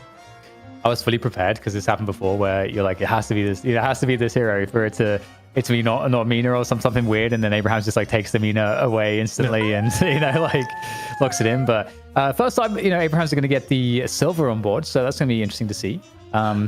There's a lot of options. Mirage has still disappeared completely from existence, by the way. Yep. I think Abraham should pick Kelvin now, because I actually don't think they get Kelvin if they don't pick it right this instant. So they go Celeste. Leviathan, you should pick Kelvin. Kelvin has been essential to Abraham's all day long. It has been a huge comfort point, and frankly, it's been performing well. And on top of it, it's against the Silver, where Silver and Kelvin already are kind of like best buddies if you get them on the same team. The Shiv, you expect to come in, where Shiv has actually been picked at the same spot all day long. It's been picked by the team with first pick in their second round. But you can combo with the Kelvin here and really force adaptation out of Abrahams, Dan. Yeah, you certainly can. And they're going to take the Abrams away at least. So, Saint's been on Abrams all day as well. Saint's been looking really good on Abrams, so that's gone. So you've got some more questions about what the front line might look like for Abrahams. But, okay, this is the point. If you're going to avoid getting Kelvin banned or something like that, this is the spot to grab him. And they go Bebop. Okay, we haven't really seen Abrahams thinking about Bebop. They played against Bebop. And so now we get the first bans, or the second wave of bans. Yeah, Bebop has been really higher priority. I think for good reason. I think Gunbop it's giving you the advantage of a pick hero with, pretty high lane dominance and just really strong performance in early rotations. I think if Leviathan, if they don't want to pick the Kelvin, now would be an ideal time to ban it in turn. Also, there's a world where you could ban Ven, although I think they would, in theory, could still play it themselves. It's not as necessary with the Mina, but Ven is still staying out here. And okay, they decided to ban Ven. I think that makes sense because, again, Leviathan doesn't need it, and Abrahams definitely still needs an M1, so getting rid of that makes sense, but it probably does free up the Kelvin at this point. And there are, the Warden kind of fallback M1 option is always here. Mirage as well. I don't know, Mirage was such a high prio M1 of late, but he's just completely disappeared. I do wonder if you get Mirage over Warden, if he's still available here for Abrahams, if that's something that they're going to be looking to do. as the couple comes in, or maybe Victor. It's kind of interesting because Warden, I think, has been winning out in the pick priority over Mirage in recent times. It's kind of where it's fallen. I mean, it kind of depends on the team. It's not a direct, we are now valuing it over that always, but it has been more of the case than not. Also, I think you get Lash here. I think Lash has been really effective. To have someone like me Not like Apollo, but it's still fine. I think at the very least for Leviathan, they're putting together way better lanes than what they had last game, where their lanes were kind of bad. I don't know if we'll see Lash here, actually, because Sanya played Celeste previously. I don't know if they would put someone else onto Celeste, but I mean, Sanya was insane on Lash. It does make sense to get it, so I guess somebody else was probably going to be playing Celeste. They could go the Victor here. I mean, it's a possibility. I don't know if it works without a more stable front line like Abrams also with it, but we'll see. It could go Yamato. It's either Yamato or Victor. And wait, they go Wraith. Whoa. Wait, that means Together is on silver then? It has to be. Like the Together hero has to be silver under these cases, and okay, they get the Wraith in the end. That I don't love that as much from Abrahams, and Leviathan, meanwhile, they just round out with an Ivy. Dan, eye test here, vastly better draft from Leviathan in basically every respect. Okay, all right. Relative to last game. I'm not saying it's vastly better than Abraham's this game, but like improvement from game 1 to game 2 for Leviathan, specifically in a bubble. I like this way better for Leviathan. What's interesting is I feel like Wraith is a legacy here for Sanya. I don't think we're going to see Sanya get to play it though, but because I think Sanya was so good on Lash, I think it kind of has to be Lash. But Abraham's with another draft that feels kind of unusual to me. But at the same time, they did that. They proved in the first game that they can make their drafts look really good, no matter what I think. So really interested here because again, like Wraith over the what happened to Mirage? Did it nerf drop and I just not aware of it? Like, what is the reason we're not seeing Mirage? We're getting like a Wraith over it, like Warden potentially over it. What happened? I think at least part of it may just be like the prevalence of Dispel Magic, where if you're in a meta where everyone is buying Dispel Magic, inherently it's going to hurt Mirage's damage a little bit more than other heroes. Like, you compare that to something like a Ven, right? You're not able to you can Dispel his grenade, but you're not dispelling the main sources of his damage. Also, like, you reapply his grenade really quickly. Mirage, I think, falls victim a little bit more to that. And yeah, I don't think it's that Mirage is bad. It's just people have been leaning more towards other options in that role. That's a good answer. I like that answer. That makes sense. So we'll see Wraith in that M1 spot instead. Wraith's interesting because Wraith has come into a lot more games, but I feel like generally Wraith hasn't been winning very much. Yeah, the stats back me up there, but that's how it seems. Even when Wraith has looked good, like OC's had a game where it was the game we were watch partying actually in the Death Slam Invitational, and I saw that game. I remember Vegas was just losing his mind. Is like, how is OC so good on Wraith? And yet Abraham Leviathan still loses that game. It's just like, even when Wraith has looked really good, it feels like the path to Wraith winning has been a little bit of a struggle. Yeah, you need good support around the Wraith for sure to really make it good in that late game, but. I mean, we'll see how this goes. Again, like if I remember correctly, it was the Lash and the Mina pick. Those are the things that really kept Abrahams alive in the early to mid game. Previously, they don't have the Mina this time. Instead, they get the Celeste, Silver as well. They didn't have Silver previously either. I don't know. We just have to wait and see how this draft actually looks. I do think Bebop kind of tempos up quite well once you get him. Get the Fortitude online as well as. Like basically that part of the build, Bebop becomes like pretty scary in terms of the roam potential and the ability to be in every single fight. So I think the mid game looks, I think, pretty decent. The dome, the death slams, the Celeste ult as well. Like there's a lot of like very good, I think, objective fighting that Abrahams will have at their disposal, and that's something they've been doing well all day.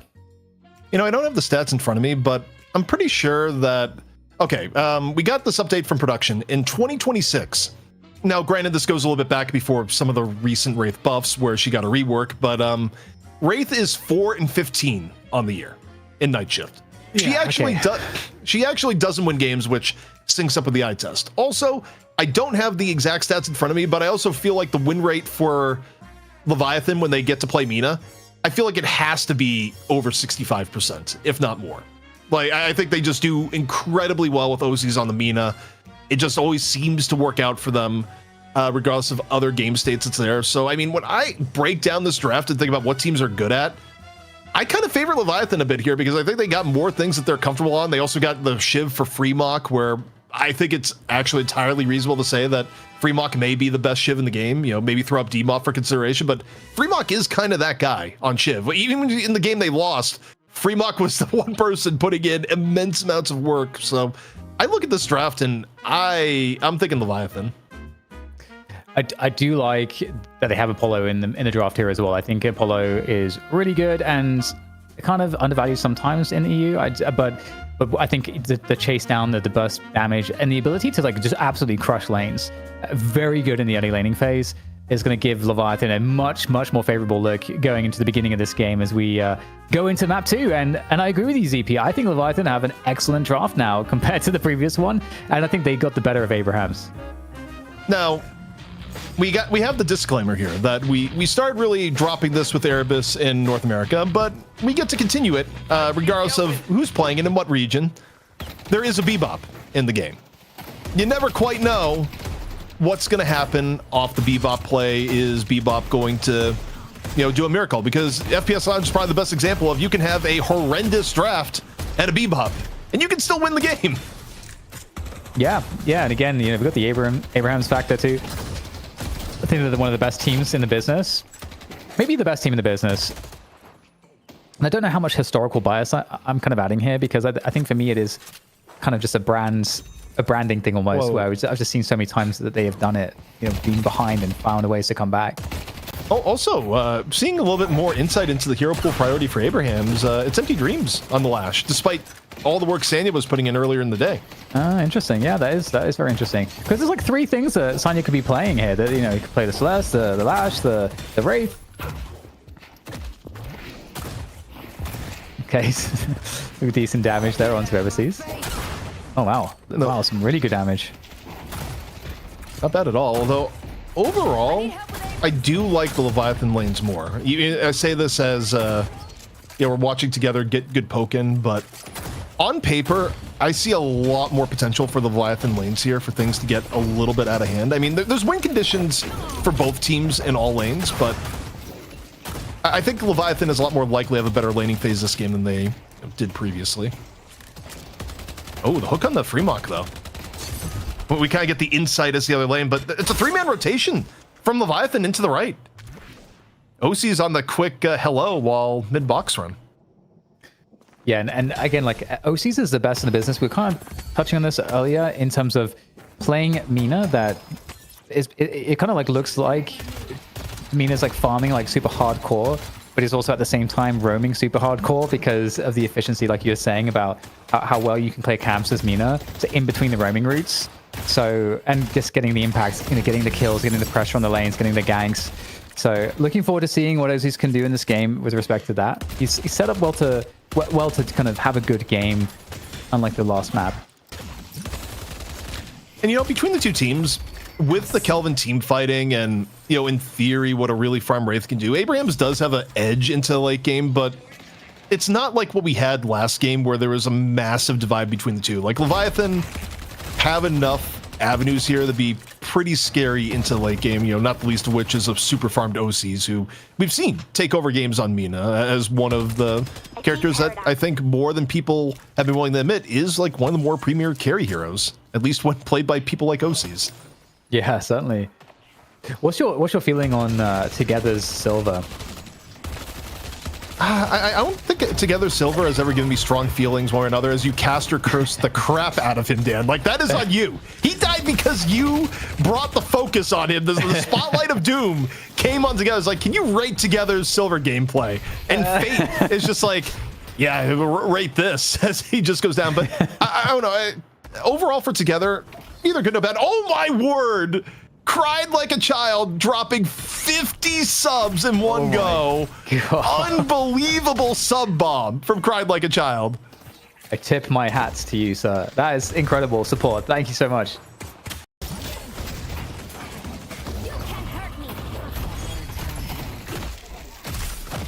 Oh.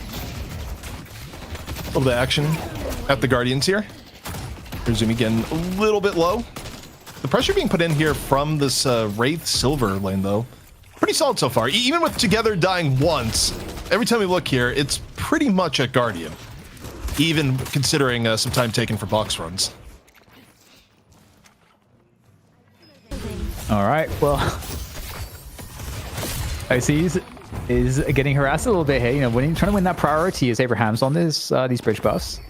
They've got a really good priority. This left side lane has been going very, very well for them. And, you know, again, like, what bridge buff are you going to get? Like, it can make a really big difference, or it can do absolutely nothing. Most of the bridge buffs are pretty good and usable by most heroes. Like, the baseline exception being, you know, you get casting buff as Ven, you're not really in love as OCs. Picks up his first kill of the game, and, you know, OC's been very active roam-wise this game so far, Dan, where, you know, OCs gets placed in middle, and usually you'll place, you know, your heroes who want farm in middle, so you can take advantage of big box runs. But in OC's case, OCs is also taking advantage of opportunities to hit both left and right. Yeah, again, as expected, the Apollo Shiv lane is pretty oppressive.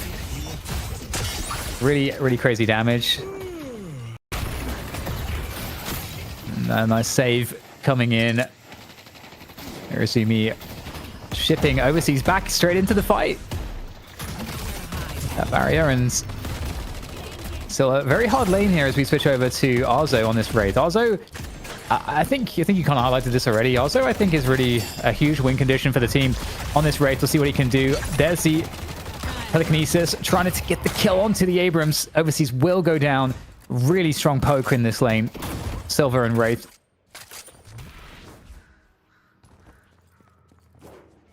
Still, compared to the last game, Abraham's not getting quite as far ahead in the first 6 minutes as we saw before. We haven't really looked at too much the Apollo lane thus far, where, you know, things have shifted up a little bit in who's with who. But okay. Death Slam, more like a ground slam into a ground strike, and it's enough to take down Rayake, so as evasive as Apollo can be, the right timing found by Empty Dreams.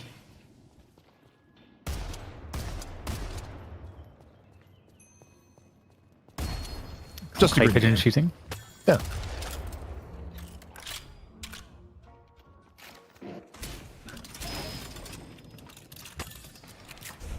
All right, so heavy pressure on the left lane. We're back on this right lane as well, where it's been very dominant Apollo Shiv, but again, the focus now turns onto the defense of the Arzo and together combo, Silver and Wraith. There's a Nox Nostra also providing extra damage and pressure.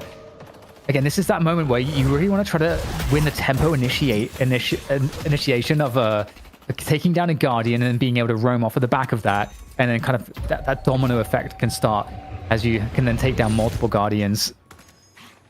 But good defense. They actually managed to hold on, even though they had that ganking presence from OCs. Rayake just paid the hook attack, so it was going off the right. You just see the hook icon on the UI, of course, thanks to TrackLock for making some of these enhanced UI elements possible, and you see the hook and it's like, Rayake has just gone down by 50% HP and goes all the way back to base. We don't even need the camera over there, Dan, to understand what just went down. Yes, that's huge work from all involved, including the players, of course. Aero's just tanking some damage there. But still, I mean, the output from Arzo and Together is very strong here, so they're just able to have enough damage to keep the push at bay. Getting into 8-minute mark now, the Sinner's Sacrifices have spawned on in.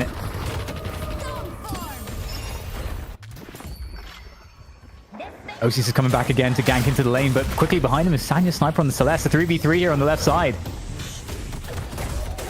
Also, OC's all sorts of deadly, hitting his 4.8k Spirit Spike. It's like for OC's, like, what items do you want? More purple. Nothing but extra purple. Good silver damage, though. Being laid in the Urasumi forces out the stone form. Overseas on the drop seismic slam, and it's a bit of a retreat, even with OC's lurking in the wings. Abraham's able to apply a little bit more pressure on this 3-man rotation thus far. OC's, though, healthy. Kind of a spot where OC's can come in from the outskirts. I mean, you have to respect Amina at this point in the game.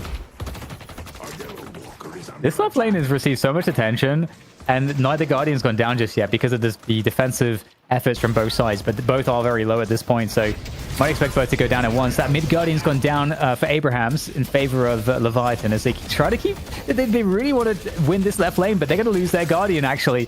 So this tug of war is so far very close between these two teams. Also, it hasn't really resulted in a ton kills-wise. I think it's just like 1 kill so far, but... Ooh.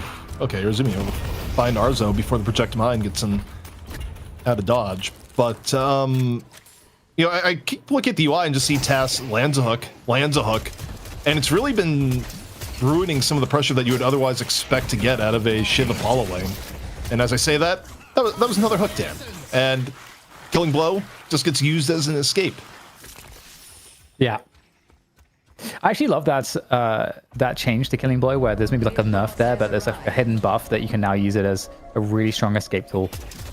I'm gonna be honest, I feel like the way it is played out, you don't feel a ton of Killing Blow misses, but you do feel a lot of Shiv getting out with Killing Blow. I swear to God that ended up being more of a buff than a nerf. Like now that the smoke is cleared from that. Interesting. Maybe I'm just wild about that, and I'm underrating how many Killing Blow, you know, automatic finishes you used to have. The big nerf there, I think, if anything, was just the cooldown, to where even if you get a Killing Blow kill, the reset isn't forever. Well, right now we've got the the urn is dropped. Have to pick that one up again here. In control of Leviathan, or rather, yeah, the Leviathan. So grab that one again, and there are players ready from Abrahams to try to contest this. Death Slam is not available, but it will be relatively soon, the next 15-20 seconds. So if this gets stalled out here for Leviathan, they can't turn this in. The threat only increases over time. Oh, I don't love that. I mean, I guess you're respecting the bebop and what's going on here, but you're absolutely right to mention the Death Slam and the window that was opportune there. But another hook.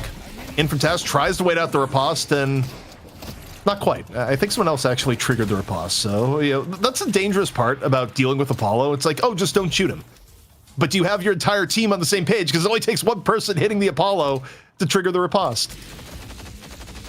Yeah, this urn is kind of wasting a lot of time, and I feel like it's wasting more time for Leviathan right now, or time and souls. There's that Death Slam capturing 2 players, and this is looking like a very scary engagement. Tiny Sniper also getting Celeste ultimate in there as well. Lots of damage output, forcing Leviathan back in the middle position. And that urn is forced to walk its way back as well to the original spot. So kind of feels like Abrahams have come out ahead in these exchanges. You never love being the team that's stuck babysitting the urn in a very long urn standoff where you're not willing to turn in the urn. It is objectively miserable for the farming uptime of the person with the urn, and eventually a pretty serious HP tax if it turns into a fight. Like, you really can't be sitting there with the urn forever. And in fact, I mean, Leviathan just realized, nope, it's not worth it anymore. They just drop it. But a good amount of wasted effort kind of on the docket as a result. As Guardian gonna go down in favor of Leviathan. Still a remarkably close game overall so far, Dan. Yeah, and I think, you know, it's an interesting prospect, because OC typically is able to kind of force his will onto the game with the Mina play in you know, this early to mid game timing. We haven't seen it quite as much. I mean, he tried to, but as you said, great defense, and now back on its original spot again. Not really worth going for. Big damage coming out there from Tiny Sniper. Is he going to go for this? Yeah, actually gets the grab onto the urn. So we'll see if it's going to be a similar story here. The pause comes in, but is this going to be a turn-in, or will the urn never make it to the drop-off in time? Well, you got 2 minutes, so you got plenty of time on the turn-in. I mean, I don't know how much is accurate in the last 2 weeks, but Leviathan was a team that was more willing to give up first urn for Walker pressure, and I look at the way Leviathan is positioned on the map. I think you just slam left Walker. You try and take the fight, get some kills, get left Walker, and maybe you have a token defender near urn to delay it, but yeah, you take a look how they're positioned, and that's exactly what they're doing. I think this is the right call. I don't think they're going to intercept the urn. I do think they could get left Walker if they play this right. Well, they're going to be going for both at the same time. OC goes down relatively quickly in that exchange on the left. Urn still not turned in, though, by Sanya Sniper. And we're going to get the drop ship. That is a Razumi taking Psy out of the fight safely, but that fight's going to continue, actually. Abraham's still pushing on that left side Walker in the midst of all of this, and they'll get the catch surely. Oh, wow, Psy is so low. Trying to find a connection with the cards. It doesn't come through just yet, though, for Arzo, but also looking like a threat at the moment. Arzo in some danger. That's a full HP OCs in on the chase down. Still got a blink up and available, so not the easiest chase down in the world. And wait, oh, fakes going into the tunnel. Kind of broke OC's ankles a little bit here. Is that gonna be enough to get away? Gets the clearing in onto blink. But the movement out OCs of the chase down still really severe. Looking for the rake, trying to buy it, and doesn't get his ankles broken a second time. ZP, he's already got E-shift. OCs. he must have picked it up at like 12 minutes or something, like rushing into that's kind of crazy. Also, Leviathan, are they getting a walker out of this here, Dan? At this point, you probably just commit, like, yeah, you got defense here, but that walker's nearly dead. You are all in. You will gladly sack Psy's life for the pleasure. Yeah, or they just fly away. Yep. They also, they got mid-walker in the midst of that too. That's 2 walkers for Leviathan. That's insane, actually. And, well, you've got an urn, but you haven't even turned it in just yet, Leviathan. So they managed to get the urn off this as well for 2 walkers. That's going to be an enormous swing of value. And you can only imagine that this is maybe a macro error from Abrahams to allow so much to go for this. With that said, they are fighting Freemark really early on, and there comes the Frozen Shelter 2v1 here onto Freemark. He is very dead. Honestly, did that come into... Urn interruption is there! Fight still very much in contest from Abrahams. Urn, though, is dunked by Overseas. A little bit extra help here, and the cleanup still going the way of Leviathan. And we had that entire exchange, Dan, about, like, oh, killing blow, it feels like more of a buff. Was Saint going to die there if that killing blow hit? I think the answer might be yes. And that Walker's going to go down on the right side as well. In the midst of all of this action, you've got Abrahams trying to equalize the Walkers as best as they can. And speaking of Freemark, Irazumi as well, looking to try to convert the kills off of that. It'll be very, very good for Abrahams if they don't lose anybody on the disengage. It looks like they should be good. But 3 players have turned up here for Leviathan to potentially pursue these players after they took down that right Walker. But they won't get anything. That's a small consolation. It does keep Abrahams a few thousand souls ahead here. It's kind of interesting where you look at the soul difference in aggregate. Abraham's a little bit ahead. You look, though, at how some of these fights have turned out. What Leviathan has been able to accomplish. 2 walkers to 1, where Abraham's only able to get 1 off the trade. It's feeling a lot better for Leviathan here so far as Sanya. Charging the wall. Overseas, though, gonna let off the gas. And this pressure is really important right now. Arzo's in farming mode on that on the right side lane. And if they can just keep pressure up here, Abraham's enough to give some kind of an advantage on Arzo's farm, I think that's going to be a very, very important part of their ability to just try to tuck this series up. Tuck it up? I don't know if that's like a phrase, but win the series 2-0, ZP is what I'm trying to say. I mean, honestly, I think if you said tuck it up, I don't know if it's actually a phrase, but I think if you say it with confidence with a British accent, the average American listener would be like, oh, that's just a Britishism. Like, yeah, of course it damn is. You're right. Oh, man, I missed a trick there. Jolly good. Tuck it up. I'm convinced. Says man drinking a, hot cup of tea. I don't know, man. You can sell it, but Death Slam. In from Empty Dreams. Said he's able to get here. OC's taking refuge on the rooftops and shooting a little bit of silver. And otherwise, going for the quick retreat. Death Slam not resulting in any deaths this time around. Instead, Nox Nostra absolutely devouring Empty Dreams from behind. And Psy gets the finish off the carbine. Pretty good work there from Leviathan. Oh, speaking of which, the Resto Lock here. You can see why everyone's buying it. Freemark is trying to survive. Oh, that's a bag and a half. That's over 1k. That's so much. And that's on the Wraith as well, ZP. That's the ideal person to get the steal.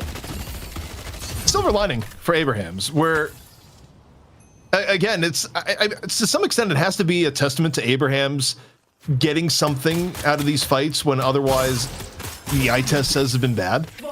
Because I think if you really go directly off the eye test, you'd kind of look at this game and be like, surely Leviathan is up 20k right now. They're not. In fact, they're down 4k. But they have had priority on the map, and they have been able to kind of bend objectives to their will. Next turn, though, up in a minute, and buffs, and a little bit of skirmish into middle. Hook on the overseas, doesn't quite care. Seismic slam. Doesn't immediately connect, but still, Tass in a bit of danger here. Low HP, chase down gonna be there. Sai able to finish it off. Nice little kill right before earned in buffs come into play. I mean, Arzo's going to become a problem right now. You know, he's especially after that 1k bag and the solo kill. This is like a very difficult situation that could be developing for Abrahams, and they don't have much of a way to take the pressure off. OC's was going to go for the challenge against Arzo, but Arzo has a help. Sanya Sniper on the Celeste is there as well. Brings across Irezumi to potentially help with this fight. And Ricochet was just purchased as well, so you know, starting to look a little scary, Arzo. I see Abrams. Chrysana 14, by the way, at the 10 subs. Always appreciate the super consistent support here in the night shift.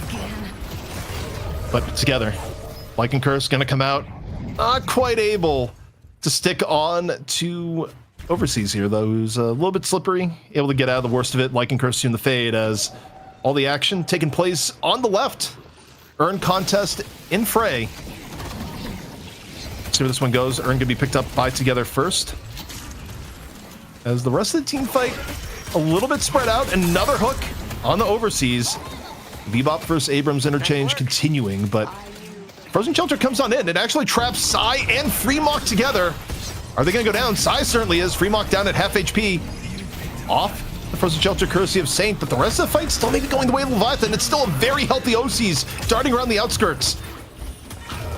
Ooh, and that is going to be enough, as you say, to catch Empty Dreams. That's a massive kill to find.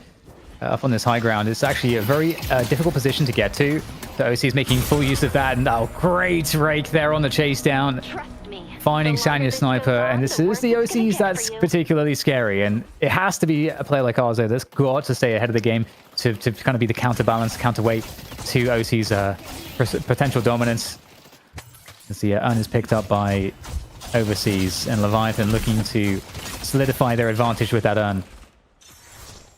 You know, I think part of the problem is when I look at this, though, is that when you think about all the times Wraith has been in games recently, do you have faith that Arzo, even the rest of his team is hurting, can take advantage of the super farmed Wraith to win the game? Because I don't, and it's not about nothing about Arzo. I think it's just about Wraith recently, but Earn turn-in being attempted. Knocks Astra again from the skies. OCs leading out the damage. This time the victim is Together.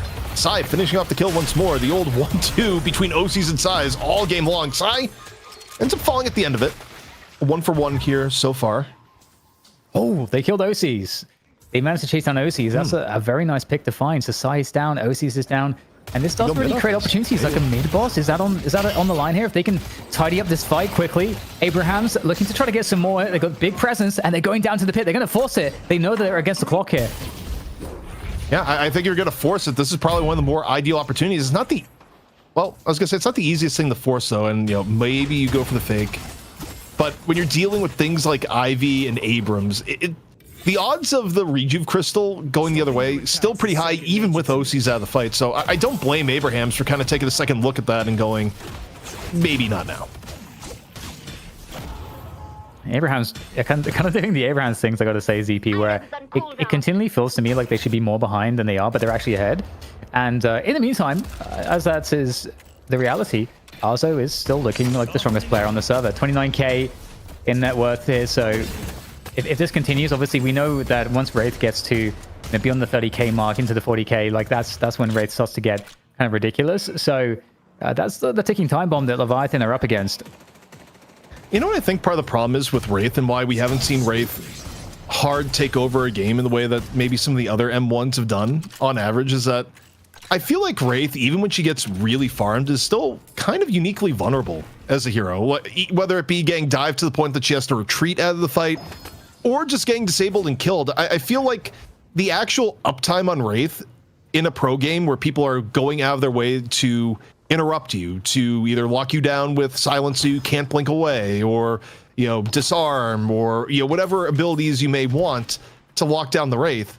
I feel like Wraith actually does struggle a lot with uptime, whereas other heroes are either more tanky in the way that Event is, or they have more mobility in the way that Amina does. They don't suffer the uptime penalty the way that Wraith does at these games. E-shift, CP. E-shift. That's what I've learned. Just get E-shift, it'll be fine.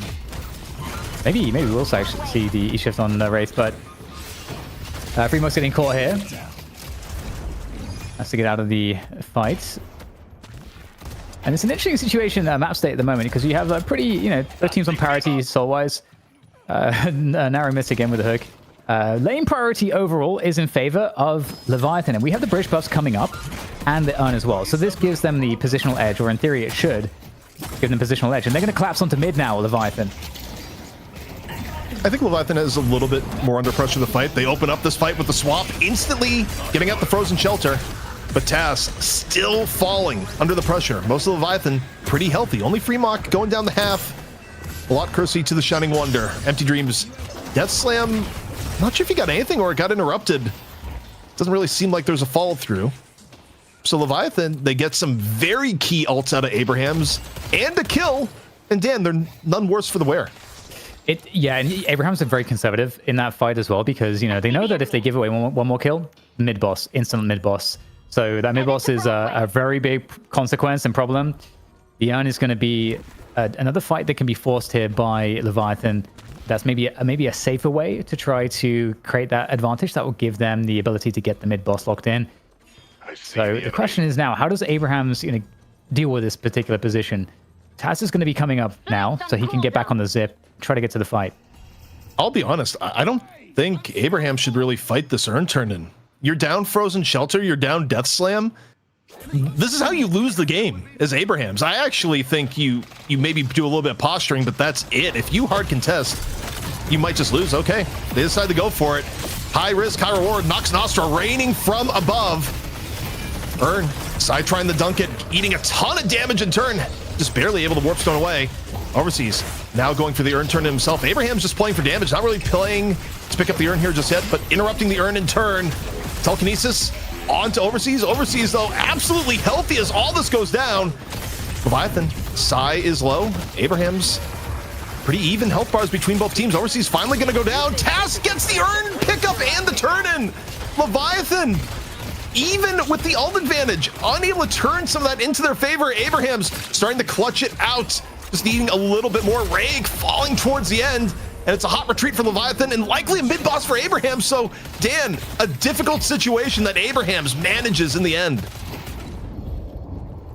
Okay, E-shift, but you got everybody right here. Oh my god, there's surely no way that OC's is actually trying to get out of this one. But is it going to be possible? OC's still getting kind of chased down there. But, I mean, ultimately, it doesn't really matter if they kill OC's. They can just get the mid-boss anyway. Doesn't got the biggest deal in the world. OC's back to full HP because he lived things. That's actually an unreal fight for Abraham's. I think, like, looking at that fight, Leviathan maybe hard forced the urn turn a little bit much. I think if they just went for a raw team fight, they probably win. I mean, they won the fight without Frozen Shelter. Oh, they forced out the... To be fair, you force out the Frozen Shelter here. What? Surely not. That's a big death timer, ZP, and there's two walkers on the line here. I don't know about that one. Oh, also... I don't know about that one. Mark. We got a new board member, Dan, on the Patreon. Incredible Mouse coming on in with the 250. Welcome, sir. We have free waters for the boardroom members. Please partake. Telekinesis and a very, very dead Apollo. And I gotta tell you, Dan, Abraham's got their way through what may have been the eye of the storm here. Now working with a huge advantage. Yeah, they gave up one rejuve just now, but things are looking rough for Leviathan and about to get even worse as Abraham's looks to push their advantage. Yeah, it's looking really good here. And one of the problems is also is the fight at the urn turn-in. Arzo pumped out some insane amounts of damage, and he was completely unhindered in his ability to do so. I think a lot of the credit goes to Together as well as Taz and Empty Dreams for all providing insane frontline and aerial threat. Whilst Leviathan were trying to turn the urn in. Firstly you had Sai that had to leave the fight because he got bursted so heavily. And then the rest of the front line from Abrahams was able to create enough of a delay and positional advantage for Arzo to be a menace. And I'd love to, if we get an opportunity to pull up the damage at some point in the near future, if things calm down, it'd be kind of interesting to see how the damage values are for both of the teams at the moment. I gotta say, Dan, we're on the verge of a new champion. As odd as it feels to say, even to this day, that Abraham's the new champion, that'll be the case. If they're able to simply finish this one out, what was a game that Leviathan was often leading, but still very close, now a game that Abraham's is up nearly 50k. And taking a look at the hero damage, it's pretty interesting. I mean, Fremont has been pumping as expected, and even more so than OC's. Like, Fremont has had a game today. Like, in both games so far, like, regardless of state, like, what Fremont is doing on the Shiv, kind of unreal. 100%. Yeah, and you can see why Sanya Sniper's on Celeste too, just having an incredible series of games on Celeste. So the priority there, it works out, checks out. Sanya Sniper just clearly one of the best players in the business at the moment. Oh my god, Fremont is getting completely deleted here. In a shelter, no less, where it's not always clear because the shelter gets bigger. But thanks to the UI, I look at this like, Frozen Shelter is up. It's Fremont in the 4-on-1 in the Igloo. Probably gonna go down. Yeah, that's a tough one. Also, at this point, the mental has to be utterly shattered for Leviathan. We're not only on the verge of losing their throne here in EU, but this game was in a really good state for them, and I think that Urn fight is going to haunt them because it was super winnable, Dan. In fact, they didn't have to go for Urn. They just had to drop Urn and fight, and that fight was so good for them. Yeah, that was totally agree. You know, like the fact that Sai was out of the fight actually equaled the numbers because Taz wasn't even there. Taz cleaned up the right side lane. Taz had enough time to get to the fight because of Sai having to disengage and then after cleaning up the right side wave, Taz appears just at the right time to assist together, adding to the front line and also had all the room in the world to start pumping the damage. So yeah, it was also Overseas too. I mean, Overseas ended up falling on the Urn Grenade and eating a ton of damage from afar. And I mean, think about how different that fight is if Leviathan just jumps on Abrahams. Yeah, forget the Urn and just try to win the fight and then figure out the Urn afterwards. I totally agree with you. And it's one of the small decisions that can be difficult in the moment, but here we go. Abraham's like destroying the base. It's crazy, you know, just looking at the draft and everything like that, we definitely were like, okay, Leviathan had a way better draft in the first game. They got OC's Mina. But hey, you know, Abraham's, they're just great, man. Like, they're just such a good team. Also, I think it goes to show, like, how the game can evolve to where it really does come down to one fight. This game, effectively, came down to one fight in the end. Because that one fight was at a timing that by getting a full victory in the fight, which Abrahams did, they got Urn, they got to insta-dunk Urn, and they got to go to mid-boss. And now they just get to play the game at an immense advantage. Like, Nox Nostra's coming in, OC's able to pick up one. Frozen Shelter, though, puts OC's now in the Blunder Zone.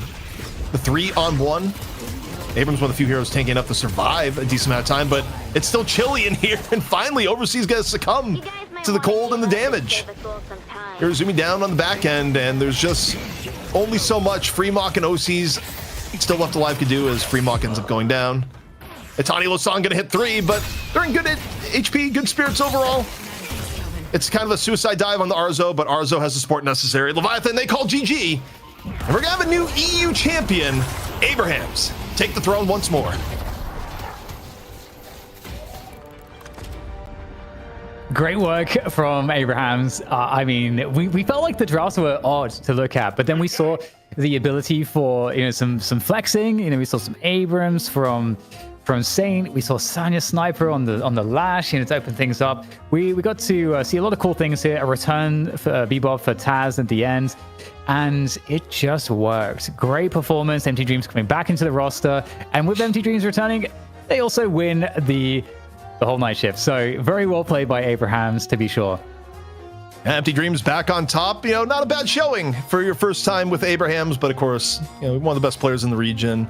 Maybe not too big of a surprise, but man, what a way for this all to transpire, because I thought Leviathan played such a good game, and they kind of flubbed it on the urn. There's really no other way of going back to it. I know we've already talked about it, but if you want to understand what happened in this game, you just gotta zoom in on that urn fight, because it really shows that you can throw an advantage like that, because you can't say enough about the fact that from the Abrahams end, no frozen shelter, no death slam, your key team fight ult to actually make your comp work in the end game, and you still win the fight because Leviathan, they just force the urn dunk a little bit too severely.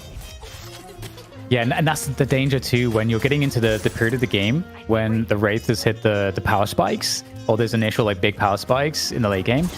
You can't really take anything for advantage, because you can get really punished quite desperately, and getting trapped by the frozen shelter. Many moments where we've seen some great frozen shelters get connected by Abrahams today. That has really made the difference. Kelvin is what I think the most consistent thing in the roster that has been helping them win the games today. Also, I think the cool thing about this, we're going to throw out map 1, where we haven't talked about map 1 a lot. This was a full series, and map 1 was just a terrible draft. Well, at least a bad draft in hindsight. Maybe it could have worked, but the execution was lacking for Leviathan, so we'll throw map 1 aside. Map 2 is an example of how you can do a lot of things right in Deadlock. You can have a good draft, you can have really good gameplay up to a certain point, and all it takes is your execution faltering for a moment, and that can be the difference between being champion and going home with nothing. And I think that's a lesson clearly on display today for Leviathan when you look at how map 2 transpired. Yeah, I definitely agree with that. And I think Abrahams is a team that's just so good at also mitigating these positions where maybe they're off balance, or they're not in the key moments of the map for their roster or their win conditions. They always do so well, and we expected them to have a worse start and mid game, and they just never really did. They were actually able to just continue to keep a slight edge in the souls. You can kind of see it actually on the soul tracker at the bottom of the screens, where it's just that slight blue edge for a while. In the 15-minute mark, they get behind slightly, then can kind of come back slightly, and then you get to that 25-minute mark where Arzo is power spiking pretty hard on the Wraith, and one bad fight, just like ZP said. So that's what it comes down to. But it is Sanya Sniper that does top the scoreboard in terms of the damage and the overall presence from Sanya Sniper. The whole match was pretty epic.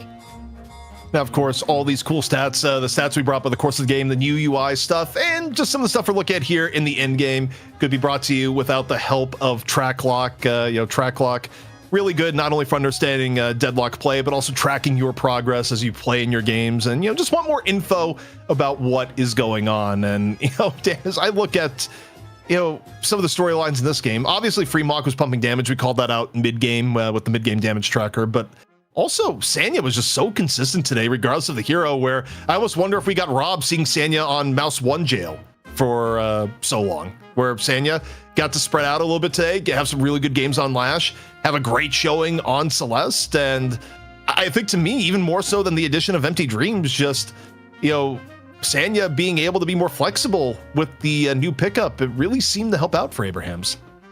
Yeah, it's actually, for me, reminiscent of what I saw last week and what I've been learning about, Lowkey as a player on FPS Lounge, where I'm like, wow, this guy can actually play a lot more than I expected to a very high level and be completely pivotal as a player on the team in all of these different heroes and roles. So really cool to see. And again, we started off the show by saying, hey, some of these teams, they're making changes, Lowkey W and Abrahams, and they're both experimenting to try to find what is the best way to go forward with their respective rosters. And Abrahams have definitely found their footing pretty nicely, and we've seen a lot of different roles. It's just fun. It's just really great to see as guys that have been following the game and all these teams for a long time, ZP. Well, we got our Shopify sidekick of the match, and it's got to be Sanya once more, where both in the challenging match and in the money match, it was a banner day for Sanya Sniper, where not only adapting to a new role within Abrahams as far as the hero pool goes, but doing it with flying colors, Dan. Just awesome performance all day long, and very good omen if you're a fan of Abraham's. Yeah, and it's especially cool to see, on a really high skill hero like Celeste, where you've got to be very, very active, make the most of the movement advantages. You're constantly doing stuff. I mean, it's why the damage was so high. Yeah, there's the hook earlier in the game, the express pass. But ultimately, Sanya proved to be just so good in all of these different fights, eking out all of the advantages that were necessary for the team. Obviously, Celeste can also provide the macro advantage that you might lose if you don't have some of these more mobile heroes. Celeste is the most mobile hero that you can have in the game, pretty much. So, really great performance, great disruption. Love to see it. And when you're up against Abrahams, you're going to have to be thinking more about this Celeste pick, because the Celeste pick, I feel like you don't know where to value it. And it just depends on the players you're up against with Celeste. Man. It's funny. Someone had a comment in chat is like, what about the video that talked about the downfall of Abrahams? And all I gotta say is, you gotta stop consuming reactionary YouTube content, because anyone that's been following the scene for a long time knows that even your best teams might have periods where, things aren't going super well, but they usually get back up, Dan. And, for Abrahams, yeah, they stumbled a bit for a while, but over the last few weeks, they've clearly been back in championship form, contending better than ever. And they did after losing both Hoot and Dimov, players that, many at one point may have thought were irreplaceable. But that's just how it is, I think, in, any esport, but especially early esports, is that teams will have stumbles, but you can't deny the raw talent. And if you're good enough to win, 12, 13 plus weeks in a row, you're probably good enough to recover after a few bad weeks and, figure a way forward. And I was just going to say, it sets up the storylines kind of nicely, because having these different winners, is it going to be that Abrahams can continue and stay winning, or does Lowkey W actually find a way to throw a wrench into the works? Lowkey W absolutely have the talent on their roster. They just got to obviously, now take this next week to kind of figure out how to fine tune, maybe with the lessons of today, and they could definitely be taking the throne away, or we will see, Leviathan retake it, or Abrahams really solidifying this formula that they have found today to be so successful for them. Yeah, they really have. And all in all, I mean, Dan, an interesting day here in EU where Abrahams came out strong. We had our longest challenger match maybe ever. I don't know if we have the official time on it, but certainly top 3. And, the final game was a good one. It really came down to effectively one fight. Leviathan, maybe they let map 1 get away, but map 2 was a brawl to the end. And looking ahead to NA, Dan, things are going to get even more heated. Melee Creeps versus Floormen. Yes, you saw it right. If you've been away from the scene for a little bit, Melee Creeps does not always win the finals, though they are oftentimes very competitive.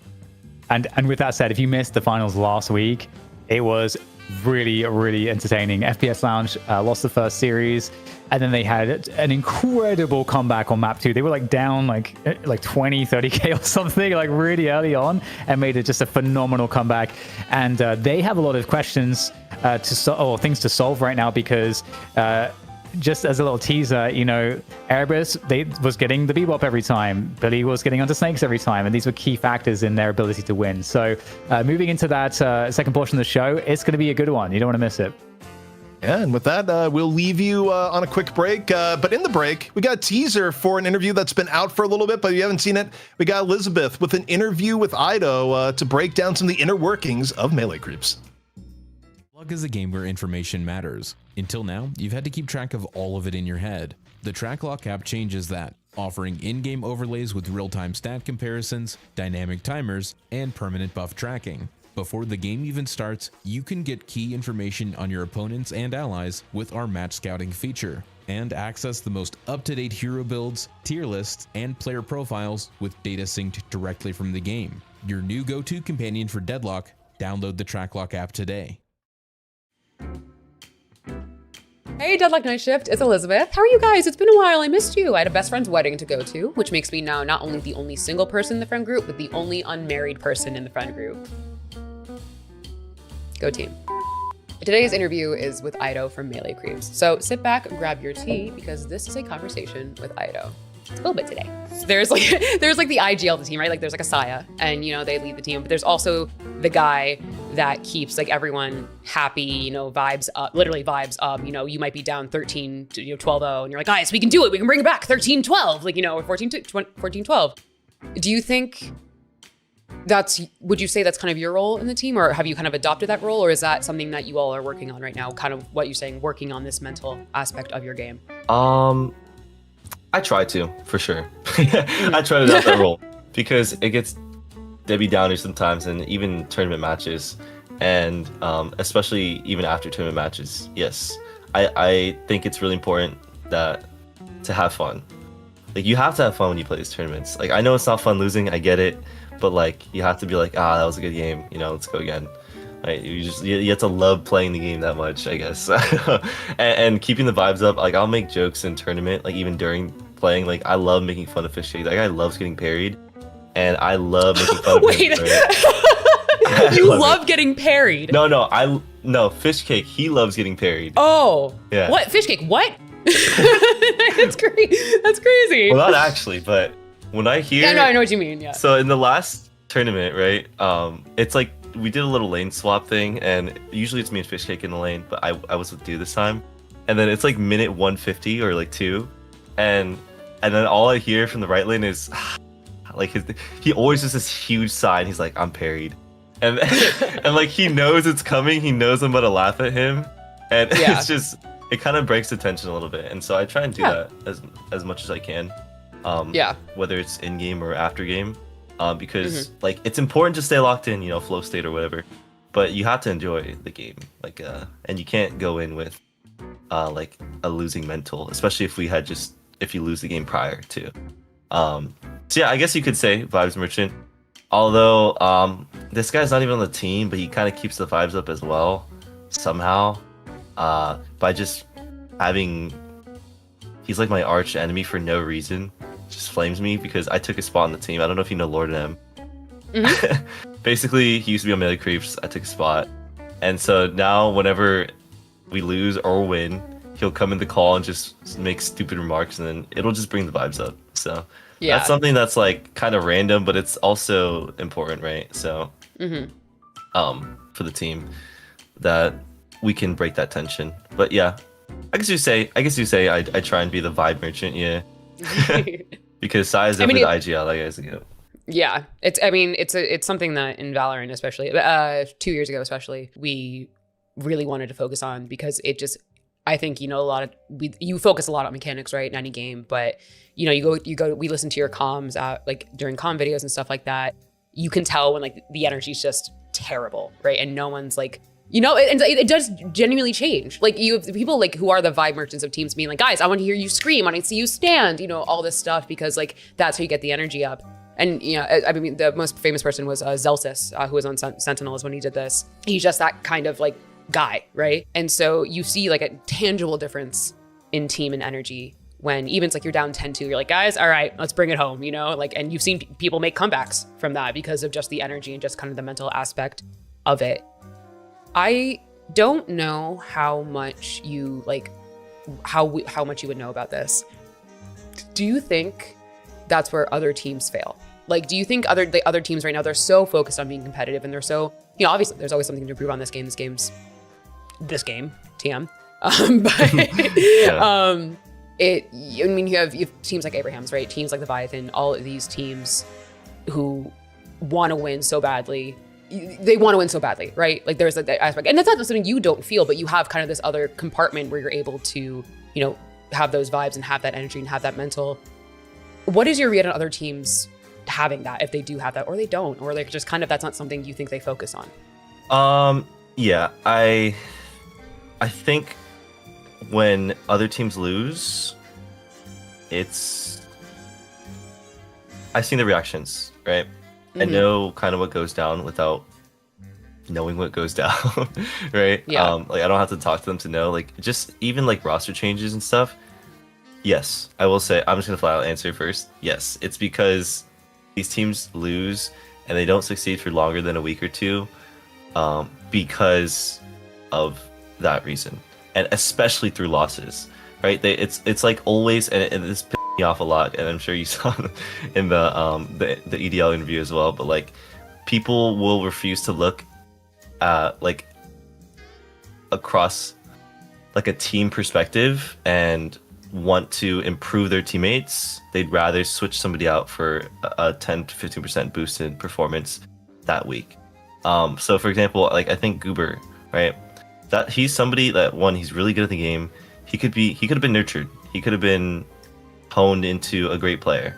But instead, when you give up on these players because they don't perform, it gives them that it's like, just to pick somebody up that does 10% better, it's like you're not actually like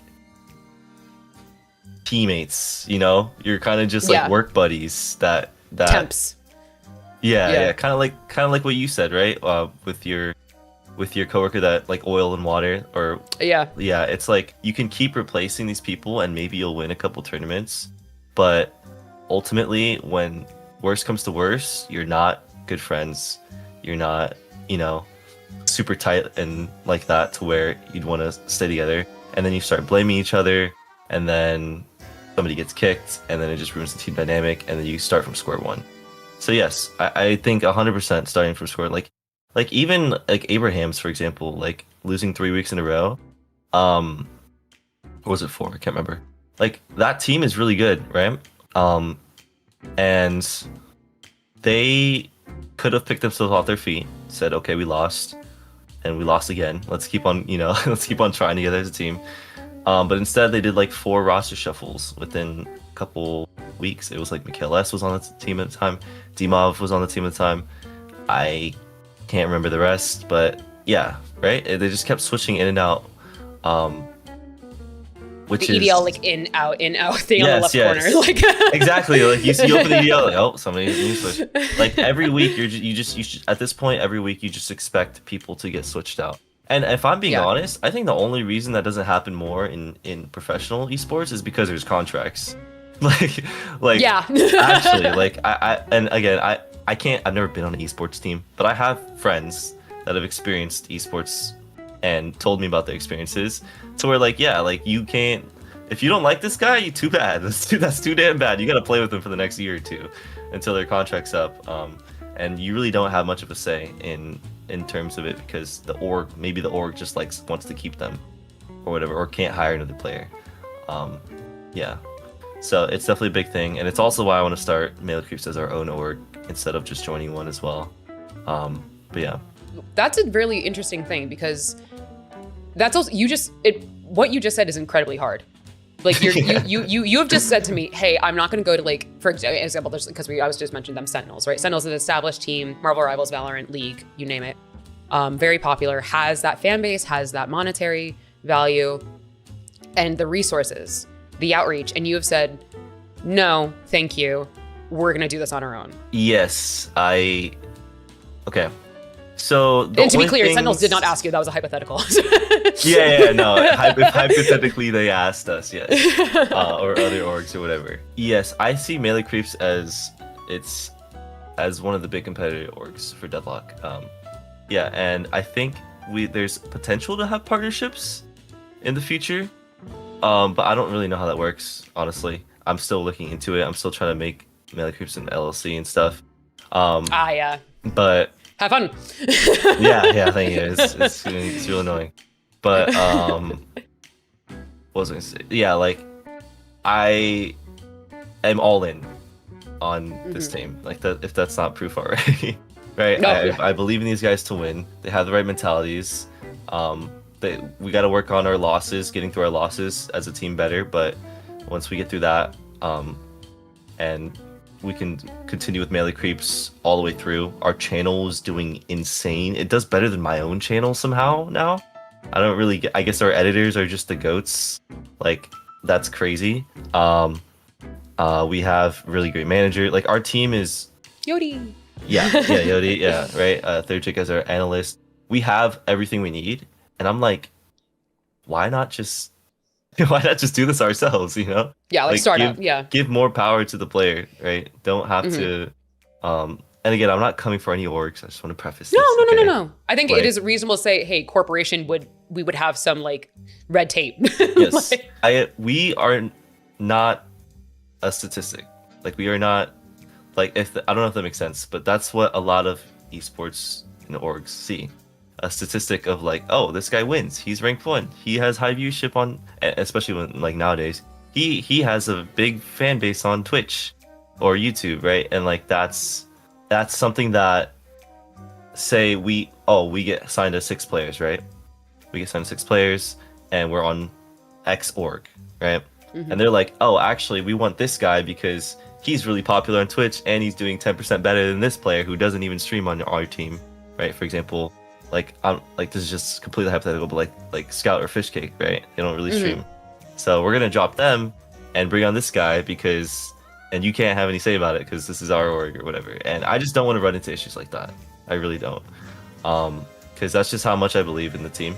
And I eventually want to transition into a coach, and I do it under the Melee Creeps name.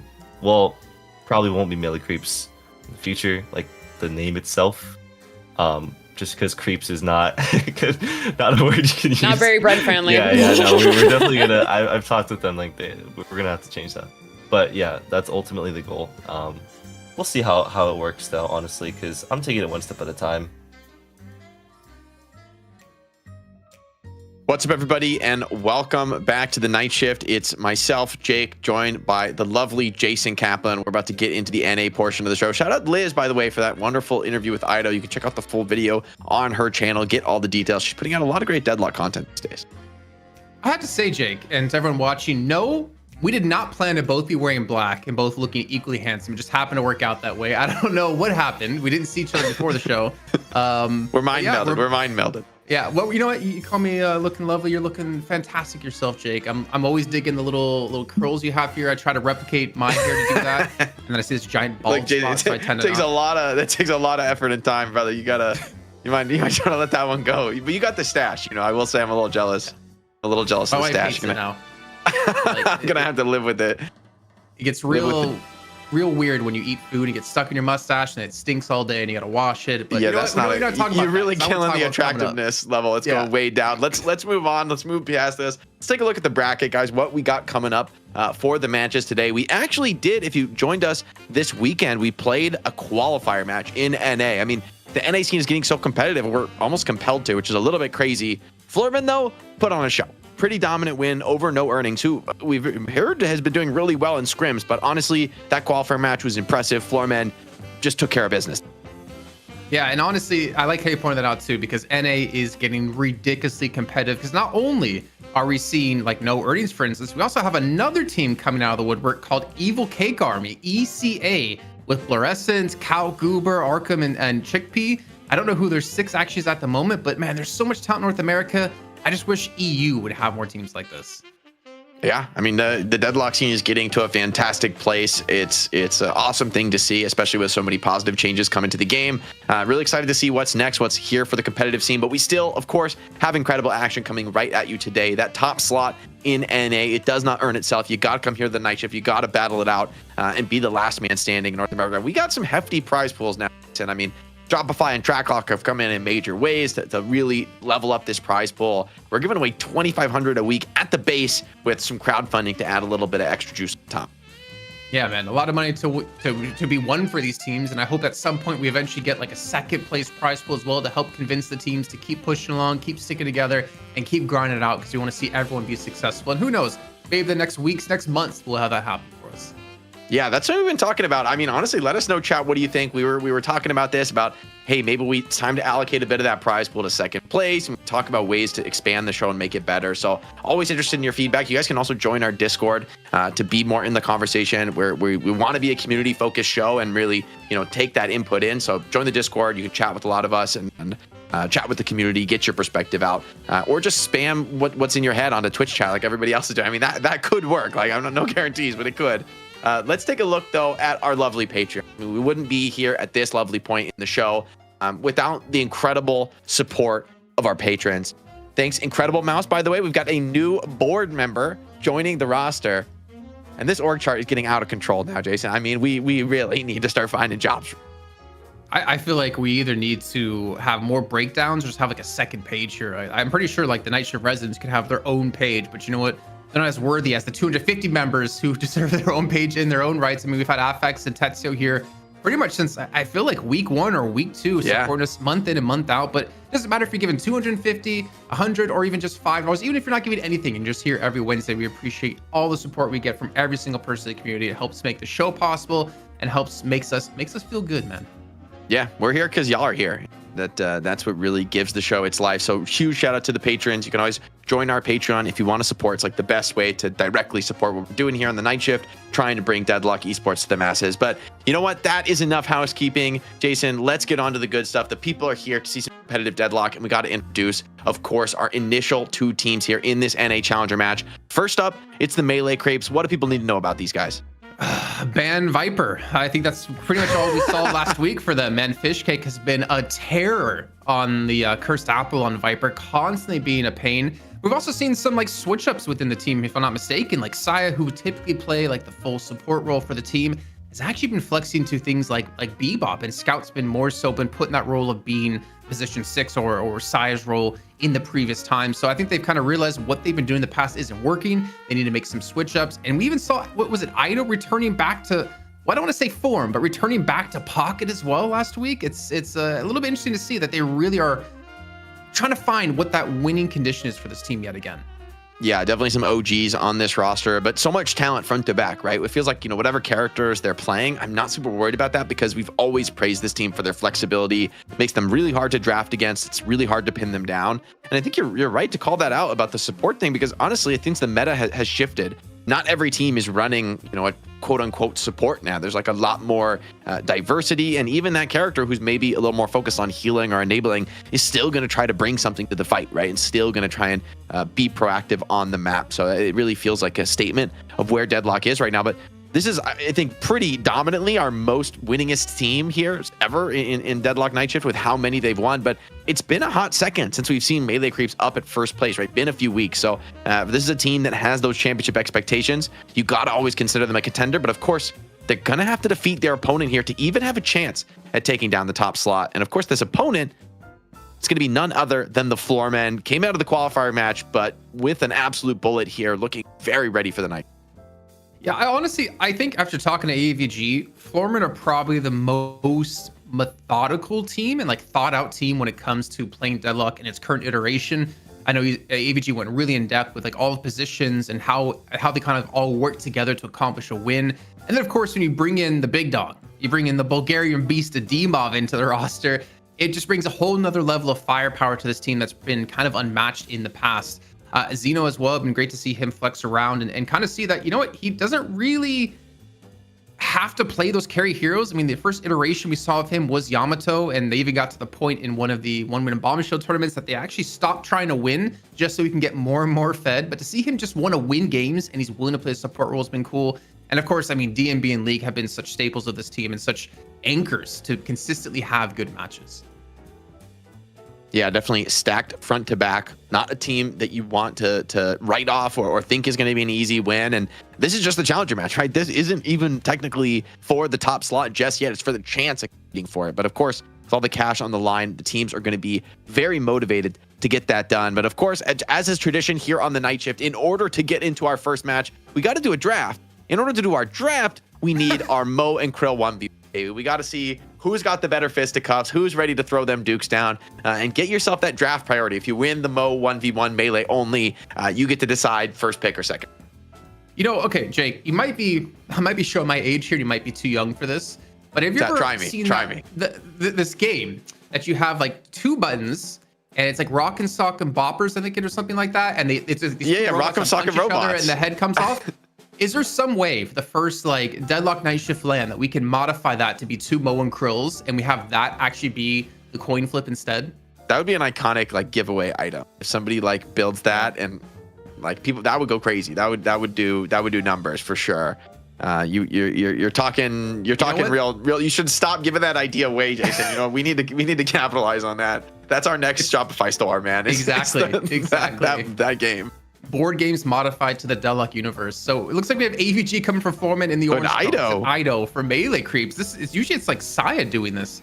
Yeah, Saya is kind of one of the masters of the Mo 1v1. These guys playing things a little bit. Whoa, look at that! Just stared him down. Absolute, got that dog in him. What? You just shot him? That's not allowed. Hello? Whoa. Was that like the go time? And then oh yeah, AVG, put him in the grave, man. He's not allowed to shoot you. Just put him in the grave. Get him out of here. Yeah, let him know. Ido's playing this one real cautious. I mean, not too cautious that he shot AVG. There you go. Put him in there. He's in the grave now. All right. So all right, I'm glad we didn't have to like go back and check the tape on that one. Luckily, it seems like the AVG got the win. But will this be enough? I mean, okay, they're going to choose second pick for the Floormen. Makes sense to me right now. I think there isn't, like, in this current moment in the meta, there's not some one hero that you just think is a must pick. For melee creeps, though, it's kind of been the dynamo that they've been just snatching in that first slot time and time again. I wonder if Floormen let it through or if they ban it. And actually, okay, melee creeps ban it and they're not going to take it first, but they think Floormen will absolutely grab it in the top 2, which I think is absolutely correct. This has been, after many months, years even of Dynamo being irrelevant competitively, Dynamo is one of the best heroes in Deadlock. And it's been like massively played by Scout in particular for melee creeps over this last like month of time. What I am really curious about is there going to be Infernus being picked as a high prio hero between these two teams? Because he's been a menace. He's been an absolute terror. I know we've talked about this like over a month ago saying Infernus, he still should be really good. Like not really, he wasn't nerfed that drastically that there's a reason that teams stopped picking him, and out of nowhere, we saw him being thrown back into the meta and such a highly contested pick. But a Mirage, I don't even think we saw Mirage today, if I'm not mistaken. It's still one of those picks in EU that's just kind of dropped off the face of the earth. Yeah, I mean, NA and EU have always had those different perspectives. I think you're absolutely right. I think Infernus is probably going to go next here after Bebop. Be a little surprised. I mean, I guess you could consider something like Silver also to be a really good option in this early phase, but I kind of prefer they go the Infernus. We'll have to see. I do think Mirage can be sometimes thought of as not a counter to Infernus, but somebody who kind of doesn't mind the extended trading fights that Infernus likes to engage. He ignites you and he keeps on staying on you. Like Mirage has great mobility to get away, and Infernus, like no one can really deal with getting like max stacks Mirage, and even like having the beetle reduce your damage output. It has some like nice synergy into countering him. It is going to be Bebop and Silver for the Floormen, so Infernus still unpicked. I think you're right though. I think it's a mistake to let Infernus get past these first 3. Maybe it's a little awkward to have Infernus and Mirage since they sort of are doing similar things in the carry role. I'm not sure. I actually expected him to be picked more towards the beginning of the draft here, but to see like Venator left this late, to see a Bebop first pick, first of all, I understand it's North America. I understand that NA really has a high priority when it comes to Bebop, but to see him like picked massively over the likes of like Mirage, Infernus, Venator, it kind of does blow my mind a little bit. But we do have the Infernus finally come on through, and I guess in hindsight, the Bebop does make sense. Since Saya was playing it last week, you kind of take it away from them, and you do give it, of course, to this Erebus to really power through for your team. But yeah, I don't know. This is going to be, I guess, somewhat of an interesting one. I don't know why I said Erebus, not even on this team. He's just on my mind when it comes to Bebop. Erebus like John now in my head. Erebus did kind of single-handedly bring Bebop back into the meta, at least in NA, right? It was like, you know, they came in swinging, willing to, like, what they were, I think they lost a brutal map, and then Erebus goes Bebop, and they like crazy, you know, come back from there. So I can see why you have such an association with him and the hero. I'm gonna say I'm really a big fan of this Floormen first 3. I think Infernus does so well in the side lane, and I think you pair him with sort of a little bit more of aggressive initiator style hero like Bebop or Silver. I think that looks like a super scary lane. There's a ton of other sort of spirit nuking options you could go for, and they also get the Viper. You talked about that, something you don't want to let melee creeps have. Well, Floormen are saying they're just gonna take it themselves. Viper, I think playing for that gun carry build has gotten way more popular in top level play. People have really found the way to make it work and for it to feel consistent. And if we talk about stuff that's been also heavily picked these last weeks of Sinclair, Viper is also very good when it comes to mid-boss control. Once you do max your Petrify and Bola, you can AoE stun everyone. Makes it really simple. Just steal away every single Rejuve crystal, or confirm it, obviously. Then you have Infernus to back it up with. So yeah, I'm not hating it, but I am seeing a lot of squishiness in the Floormen roster so far.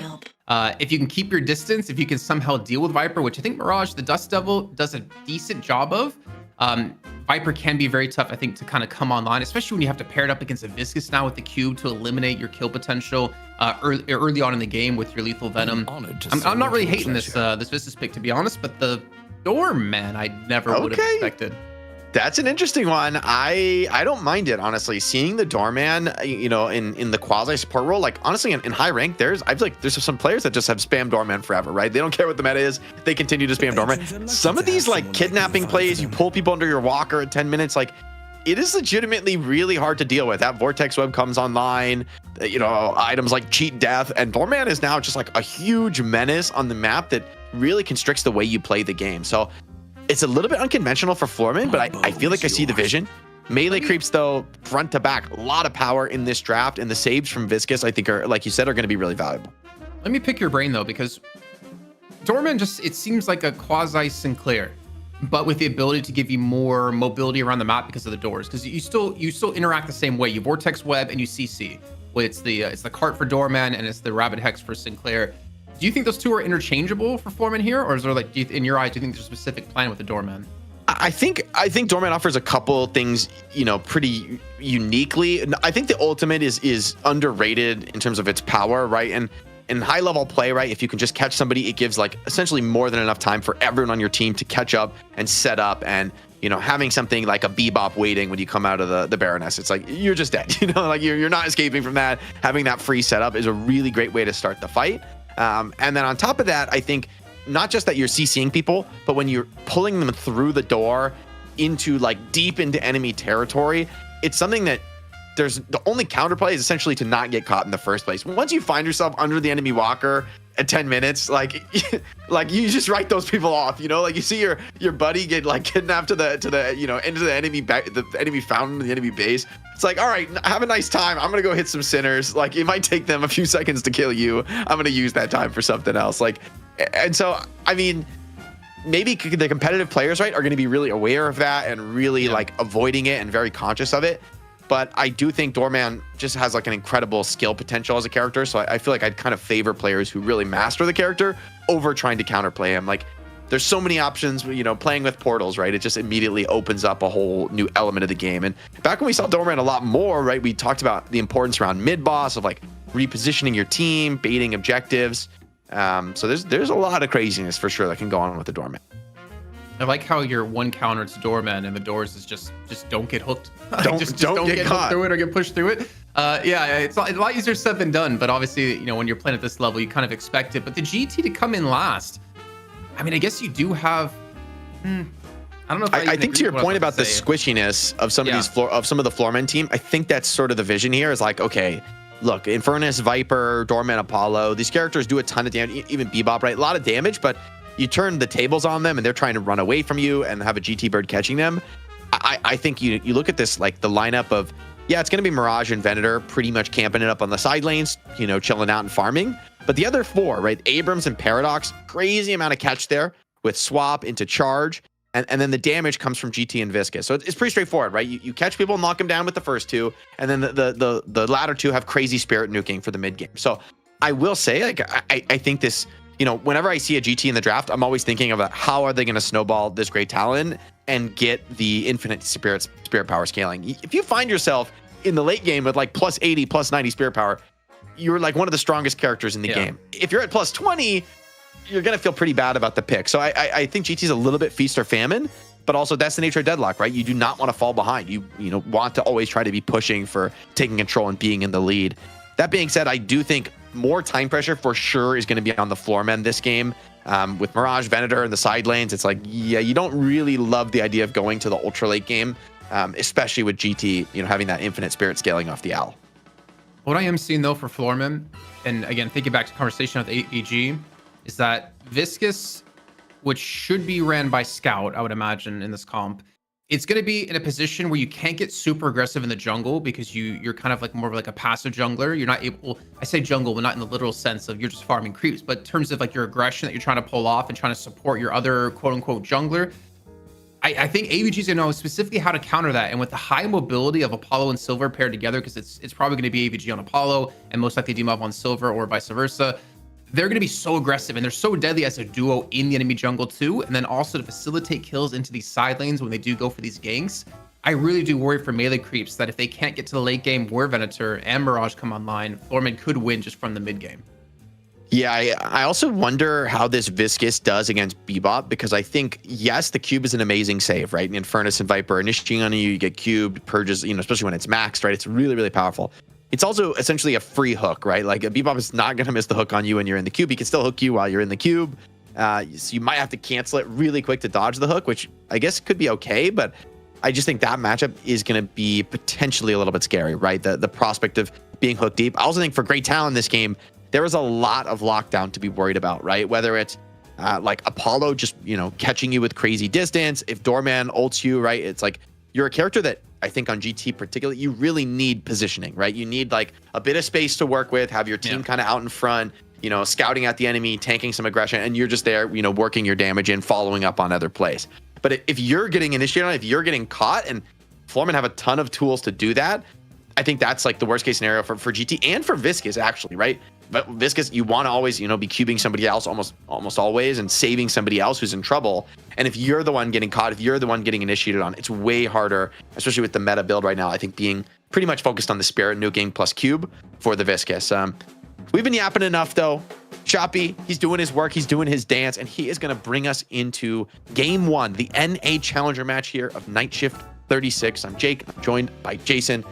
Jason, let us get into the action.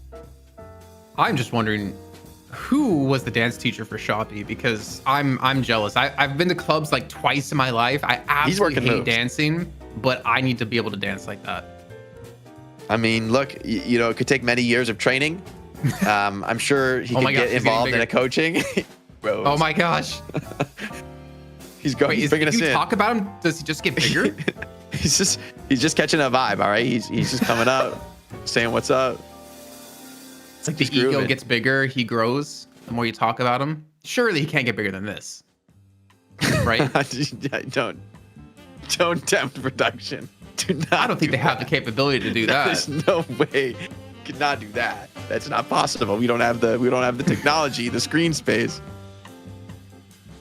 I mean, I don't know. I'm just jealous overall. Like, sick kicks as well. We haven't even touched on the kicks that that's true. But like often slept on.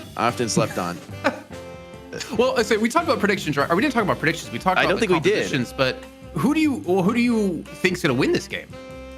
I gotta say, I'm kind of a Floormen believer right now. I think I like the draft. I like personally, I'm so in Furnace pilled. Maybe I'm biased because I've been spamming that character. It's my new addiction is Dash Furnace. I'm sorry. I'm not sorry. But you know what? It is what it is. But I like the Floormen draft. I think they've got a ton of tempo to control the mid game. And I actually think like ultra late, yes, Venom and Mirage are going to be, carry gods, no question about it. But there's definitely going to be some serious time where Infernus and Viper are real monsters in this game. And I think if you can make enough of a lead by that time, I don't know that Mirage and Venator are going to be able to have that same impact. The thing is, I also wouldn't be surprised to see Viper and Dorman both picking up slowing hexes, which makes Mirage's life terrible, makes Great Talon's life terrible.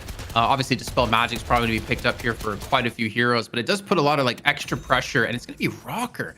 Rocking the Viper. I'm real curious, man, because it's only been really Gibbs and Fishcake I've been seeing play Viper over in North America, and Rocker. I think if you were to ask Floormen who's the best player on their team, they would for sure say Rocker every day of the week.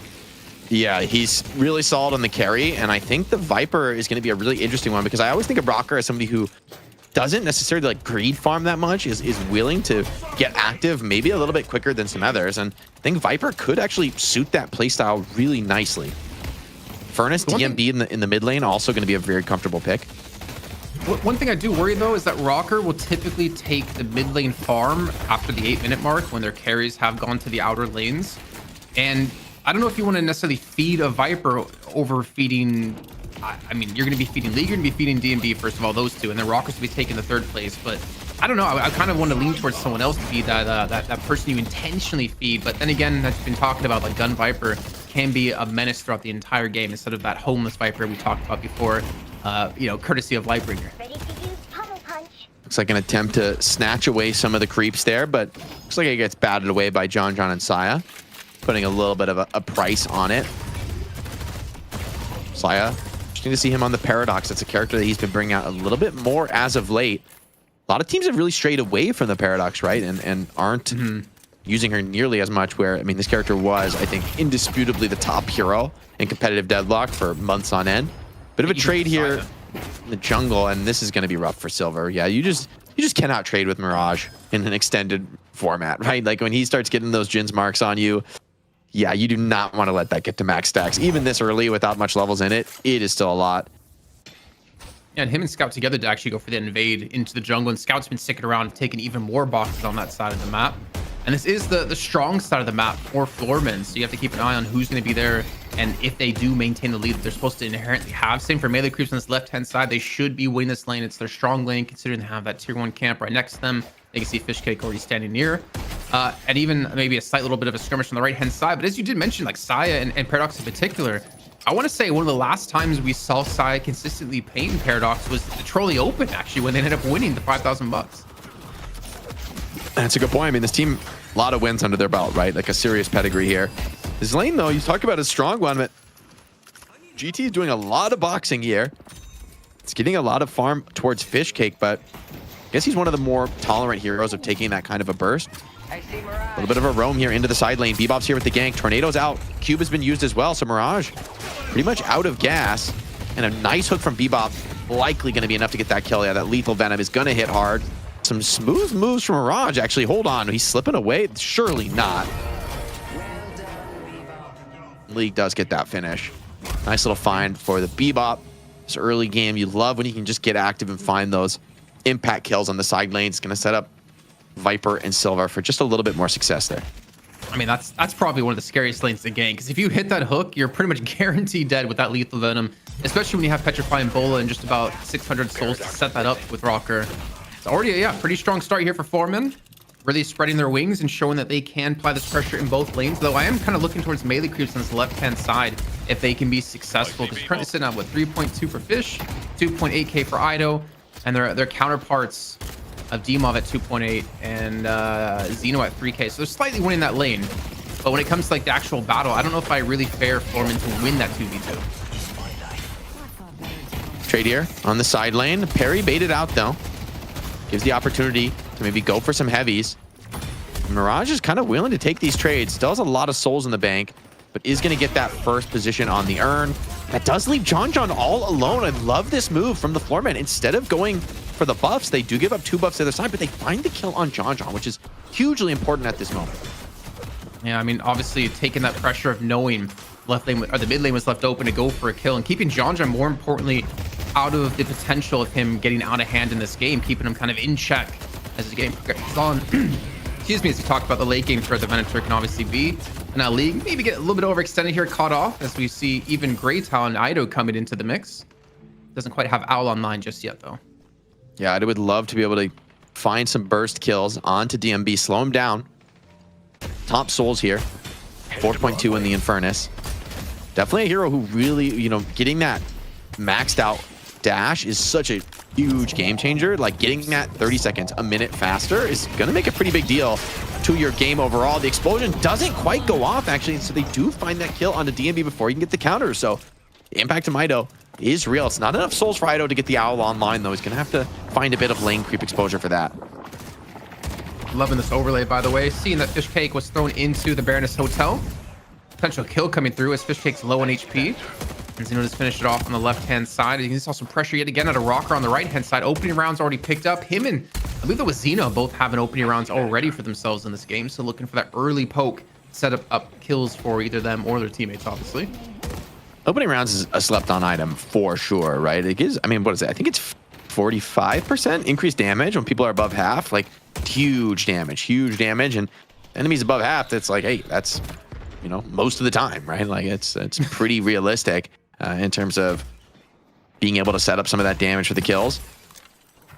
No kill off the first bird, though, always does hurt a little bit, right? It's like the quicker you get the snowball rolling, the easier it is to really go parabolic with it, right? And turn every owl into kill. So not going to be the end of the world, but 100 seconds of that now could be a little bit of an opening for Floormen to get a bit active, I'm saying.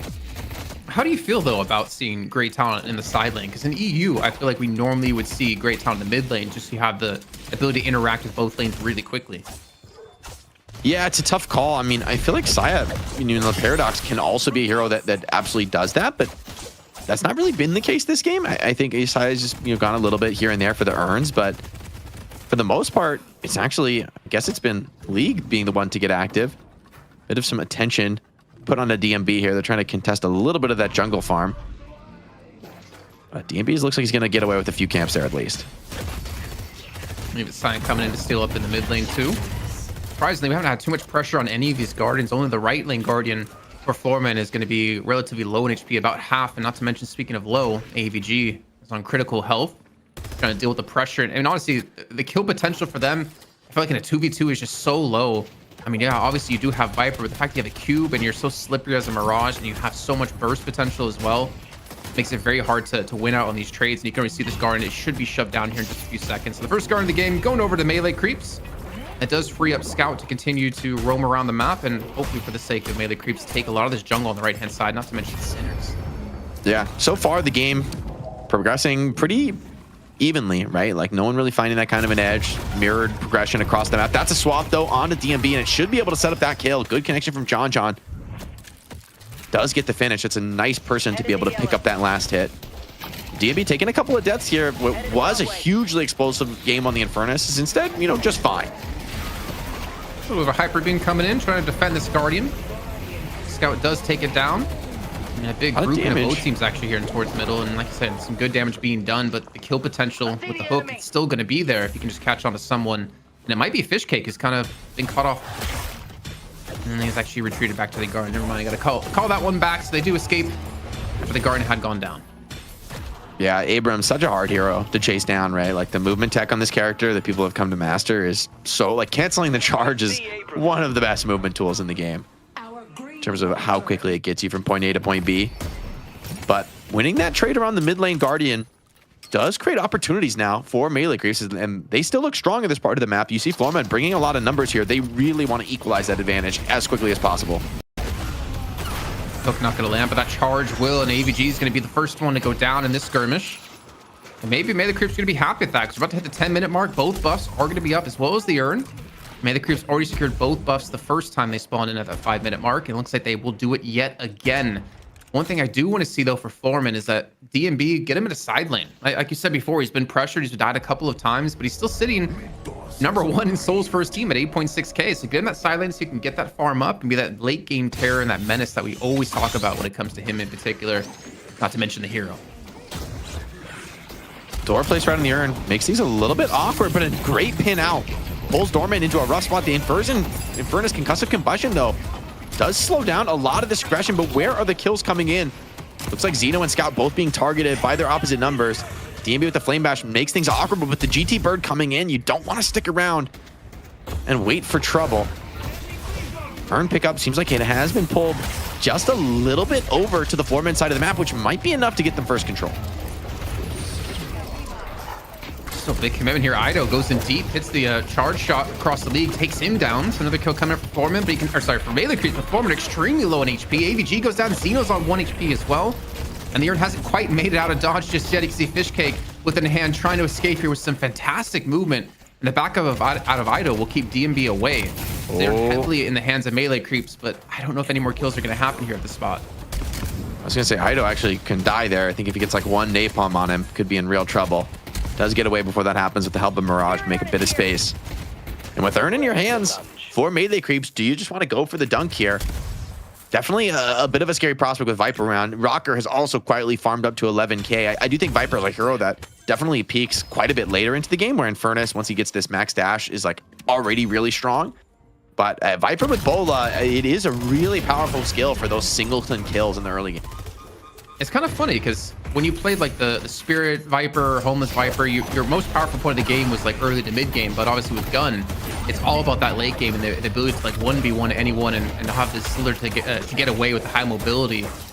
But the Urn hasn't quite been dunked in just yet. Might be stolen away here. You can see that AVG was looking for it, trying to actually just pressure them and keep them away from the Urn while this team is fighting on the backhand side. So AVG's focus is on just staying alive here. Well, they don't have Demov, they don't have DMB. If anything, Floormen should just look to escape this one and let it go because they're getting some massive pressure on the map. Yeah, there's every single player on the side of the melee creeps is over on this side of the map. There's going to be 2 waves crashing elsewhere. AVG would love to be able to find that kill. It does get the trade onto Scout. The Urn Dunk, though, it does look like it goes in, but ends up being a little bit expensive. You look at the map, right? Things are in full control, and I think Infernus just gets a Walker here, right? Yeah, I just think Mirage is too late for that. So, yes, the Urn is nice, and it is a renewable resource where you're only going to lose the Walker 1 time. Getting the kill on Infernus would be nice, but this is Ash Furnace. He has Dispel Magic. Like, let's be honest, you are not killing Bro, he's got a Resto Locket. Like, even if you get him low on stam, even if he doesn't have dashes up, he's still gonna have the extra stam and the heal from this. Like, obviously playing this super hard to kill build too. I mean, he's got really no spirit power build up. Finally has rapid recharge and mystic vulnerability. I mean, DMB, I think for me, just kind of hit a big power spike as well. Yeah, Rapid's a huge deal. I mean, getting that solo Walker kill is a crazy injection of souls for Infernus, right? Look at him. I mean, him and Viper were both 11k before that fight. Now he's up 3k on the Viper. I mean, that's a big injection into somebody who wants to be powerful right now.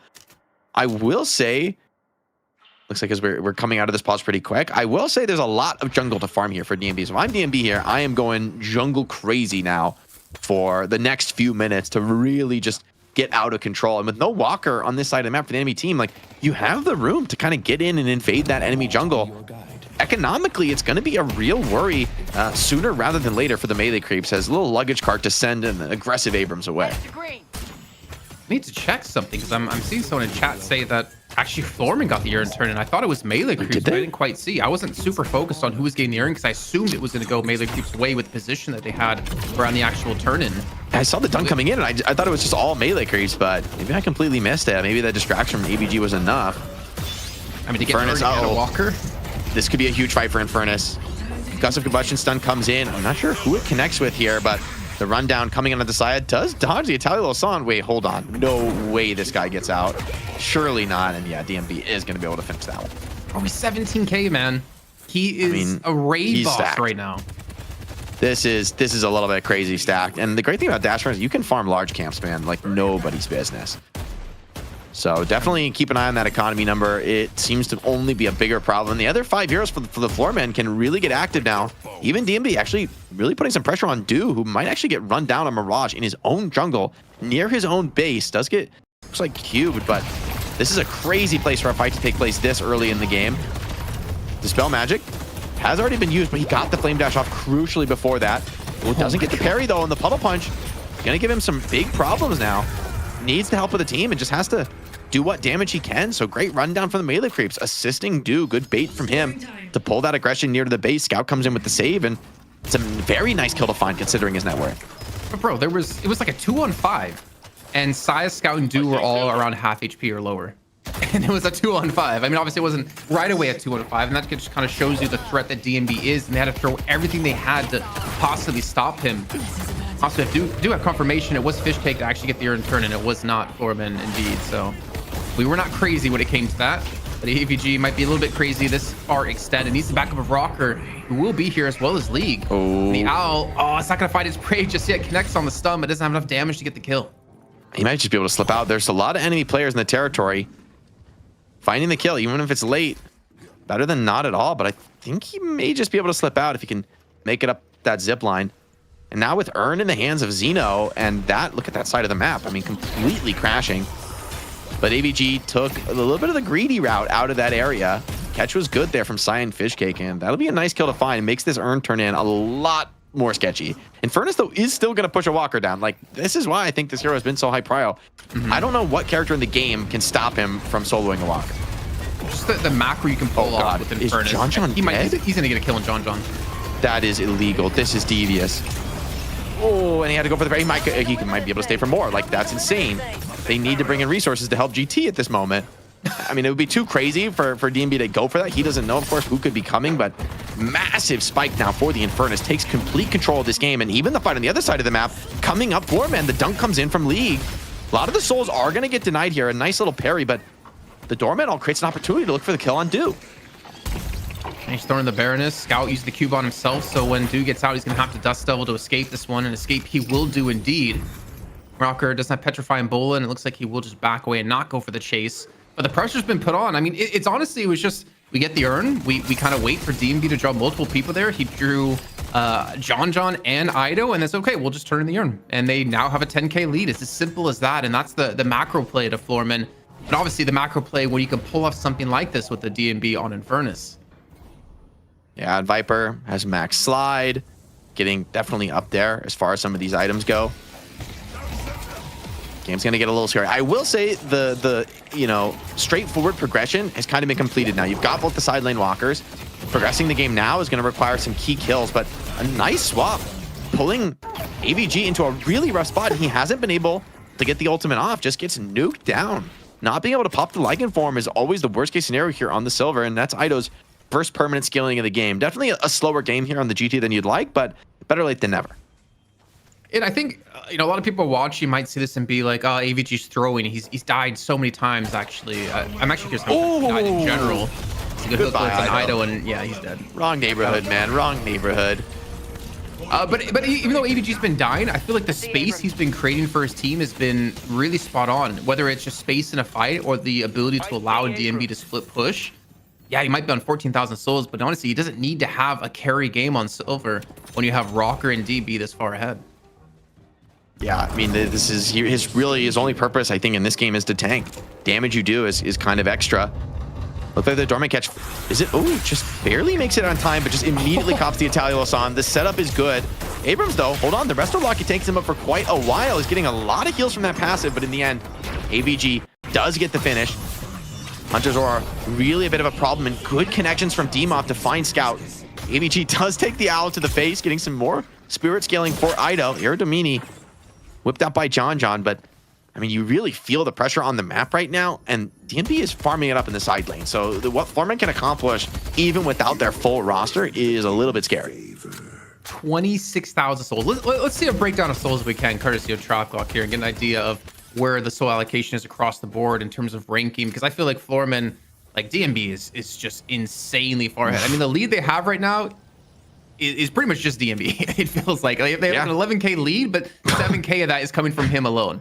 I mean, that's pretty massive, right? He has like the same farm as Mirage plus a top tier item, which is a little bit crazy.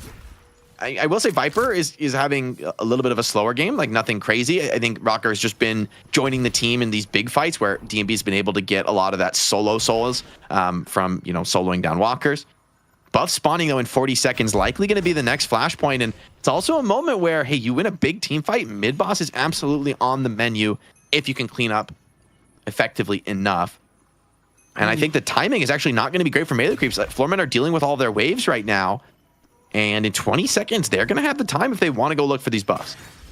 I'm honestly thinking to myself, Jake, what stops Floormen from taking mid boss? And maybe I'll have to come back to that question in a second, as League has been caught out here with a nice swap coming on through, throwing everything they have into this. Antonio Lasan coming through, but not enough to help League escape this one. They get one pick, but they might lose one, as Dew on the left-hand side has been caught out, I believe, by Rocker and AVG. Dew's a hard kill, though, but maybe not hard enough. Viper struggling to really get the slides cooking in a small room. The cube comes in, and backup is now here. So player advantage here for melee creep. See if they can find more out of this. The owl coming in. Doesn't look like anyone's particularly low here. In fact, Ido's the one who's in trouble. During that owl, he got really, really low, and the catch came in. DMB punishes, finds that finish, and earn control as well, potentially going to the Floormen. But with AVG popping that Lycan curse, Abrams feels really desperate to come in and delay this earn, but instead just takes a trip to the Baroness. All expenses paid, and a nice little bola sets up an opportunity to maybe even look for the Viscous kill. He's got to be dead, surely. There you go. The final blow comes in. That's 2 kills already on the board here for Floormen. Maybe a third, because Fishcake return fire will save you a little bit of time, but not long enough as Rocker finishes him off. And now the mid-boss potential is realistically there. If it wasn't hard enough already to contest them, to now do it in a 3v6, I don't know if you can possibly hold on to this one. Not to mention Earn turning off the back of this. We're looking at almost 20k plus lead unless somehow melee creeps could contest. Yeah, and Mirage looks like he's just going to go for the walker, which is understandable, but giving up a lot. Maybe not, though. They're going to peel back towards the mid-boss. Riju's already dropping. It went down quick. Ido's going to be running low on arrows pretty soon. And Apollo is up in the face. Nice parries, though, on the Riju. Creates an opportunity for melee creeps to grab one. Floormen, though, get the lion's share of the prize. And with still 1 Riju remaining, looks to be all them cleaning up this fight. Melee creeps still alive with 5 heroes. They'd love to be able to drop this last Riju crystal, but it's not clear that there's any opportunities to do that. Tornado is out. from Dew, who's trying to run out of this one. John dies in the chaos to Rocker. And Melee Creeps now with real problems in game 1. A massive wave sent to crash on the Sidewalker, but I think Rocker's going to get there to clean it up. Ida would love to be able to finish that Walker, but it's almost certainly going to cost him his life whether he succeeds or not. Bro, he punches Scout back into AVG away from his base. I don't see a World Scout escape this one, but he's sure as hell going to try. Use the puddle punch to actually get onto the wall, and some great movement actually does allow him to get away. But oh my lord, that was so close. I was expecting to cancel his cube just to parry, and then just go back into the base. I assume the cube is not maxed, and so he needs to stay in it so that the Infernus burn actually ends. I'm also a little surprised that DMB actually went for the connection punch. Like we see people sometimes bait that onto Viscous. That max cube is going to be a nice moment in the game, but it feels like it's just coming in too late, right? Like we're kind of past the point of the game where cube purging somebody is going to be that huge difference maker in a small engagement. And Dimov quietly has racked up quite a series of kills in this game, right? Like has been really stable on the Apollo. I can't remember him dying, right? He's just like always there, always showing presence in these fights. And it's just a character that you really can't run down in this game. I mean, it's also just Dimov, man. I think out of any player in Deadlock, he's been the most consistent ever since we started back in Fight Night. Like he just does not really have bad games. And obviously that last kill was set up by League, who has to have quite a few assists. I mean, he's silently helping facilitate a lot of these kills. He's not really being the star of the team right now, letting Dimov and Rocker and of course DMB do so. But one thing I kind of like about League, he's used to being one of the star players on the roster, but you know what? Winning's all that really matters. And with AK in the pocket of Dimov, what's he going to pick up here? Yeah, some big choices. Oh, it's great talent hunting season, man. It is not going to feel good to play GT. And Ido got hooked around the mid lane. It's pretty close to his Walker though, so maybe it's actually going to be turned around here onto League, who's going to die and lose the last rejuve. Teammates pretty far afield, but they're going to try to come in to make these assists and turn the fight around. A lot of health here on the Bebop. They're really desperate to try and finish off this kill. Will they be punished for it? Tylo saw it now under the Walker. Does find some big damage, but the cube is good enough to save Ido alongside the rescue beam. So it's a nice find from the Melee Creeps. Grabbing a kill, finishing off the last rejuve, and getting out for free. So that's a really nice way to get something back in this game, but still economically not enough to equal.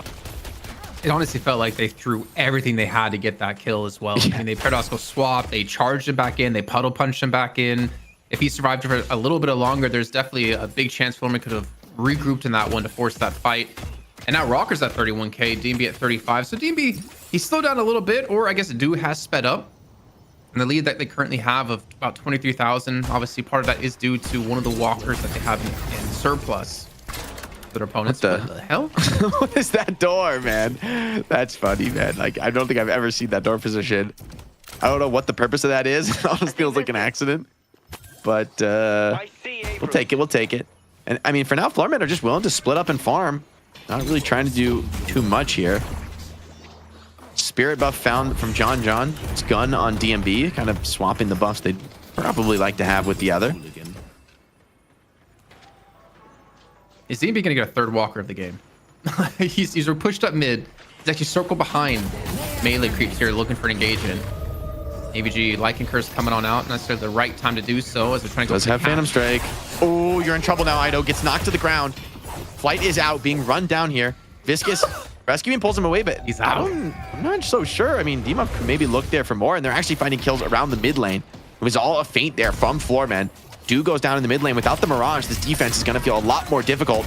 And even Venator now, potentially under threat. This Viper, hugely farmed at this point in the game. As they killed DMB, and that was John to do so. Maybe another kill coming through, trading once again. Italo Sun coming on through to take down side. Now Ido needs to put in some work here from the high ground. No Phantom Strike up just yet here for Dimov to go for the catch on him, and he might have to back away. Gets caught by the trap. And it looks like they will have the manpower to back away from this one. John so low in health, but the Owl could have possibly facilitate a kill. Owl under 3. It's some really massive damage, but without John, there isn't that backline threat coming in. And now the kill's coming thick and fast for the Floormen. They know once they take down John, it's open season on the rest of the team. And Melee Creeps, that last Walker almost certainly going to go down. Abrams doing what he can to Saul, has Metal Skin. Has the ultimate as well, but the spirit damage is just too much. Metal Skin runs out. And the final Walker of the game here is going to fall. Floormen picking up a 40,000 soul lead. And Demov even thinking about getting a little bit more active here. I think wisely deciding to back off with some of these spawners coming back in. Diving a Mirage into the base is always a risky maneuver. Let's take a look at that soul graph, man. It really speaks for itself now, Jason. Yeah, it's kind of exploding, as you pointed out. 40K, 27 minutes in. That is actually insane. What I think what's more insane is, and I almost want to double check on this, is has Demov actually died this game? And I'm not quite sure he has. He's been quietly this massive threat. I think even like in one of the prior weeks, the first week we saw Floormen playing with Demov, he has 0. Him and Rocker actually both have 0, which is insane in this game. But Demov's had multiple matches in a row, multiple series where he's died once or maybe twice in total, sometimes even 0 in an entire series. Yeah, it's like maybe in the lane or something, but certainly in the mid game, he's just too clean. And the Apollo is such a great hero for a player like Demov when, you know, your skill expression allows you to live forever. Big collapse, though, coming in under Furnace right now. He's an ideal target to get the spell magic off, but a beautiful swap catches him there out of the flame dash, and now in the center of the fight here. Melee keeps fully surrounding him. They do get the burst down before the concussive goes off. Huge kill to find. 80 seconds on the deck, right? That's that new respawn change. And they're initiating on an Abrams who gets cubed and saved out of the Baroness. This looks like a pretty bad fight now for the Floormen. They're trying to disengage. They're trying to just retreat out of this. Melee creeps holding on to that W key for their lives. This could be their last best chance to come back in this game. A beautiful hook onto AVG, though, gets him out of trouble for the moment. Maybe the re-engagement here to Melee creeps, though, trying to chase on forward, using that time wall to facilitate some survivability. E-Ship coming out of league. I didn't even see him pick up that item. It actually buys him a little bit of time to escape back under his walker. And honestly, Floormen are really worse for wear. And with mid-boss spawning right now, this is go time for Melee creeps. And realistically, if you're Floormen, can you even contest this? DMB down for 35 seconds. Demov is a tiny little son. They have Petrifying Bola here. I can see it. Does Rocker have it max? This is the perfect time to throw this one out and win it out as well. They're just going for the kills. They're not going to wait for the rejuve to drop. They're taking the fight here and now, even without DMB. Floormen, what can they find? They have that door into the mid-boss pit, giving them a lot of flexibility about how they choose to take this engagement. Abrams starting to get low, but healing up from that infernal resilience. Defensive posture being adopted by Melee creeps in the room, but they just don't have any room to retreat. Floormen continue to crash forward, finding a few kills. Melee creeps slivers of HP to the rest of the team. Ido going to tick out here from the Baroness. Mid-boss likely next on the cards, but maybe not if there's more hero kills to be found. Scout cubing himself, just delaying the inevitable. God, chill. He's got like 4 kills. Yeah, even John goes down, man. A brutal fight, and without DMB, right? Without, I would say, the most farm player on your team, but from that fight, hey, Rocker has taken that lead. It's Rocker's term, I think, to really take over that particular team fight. So great confidence for Floormen, willing to take that fight without their Infernus, and it pays off hugely now. Triple rejuve, clean finish, team wipe as well. And the world's just your oyster now for the Floormen. An urn spawning momentarily. It's just the dream situation. I think Xeno, he was MVP of that fight. Obviously the kills, yes, but that aside, the door he put down facilitated so much damage and harassed one point that they could do and use as a way to engage into this fight was really nice to see. He got himself in the right position at the right time, and Melee creeps were unfortunately caught with their pants down.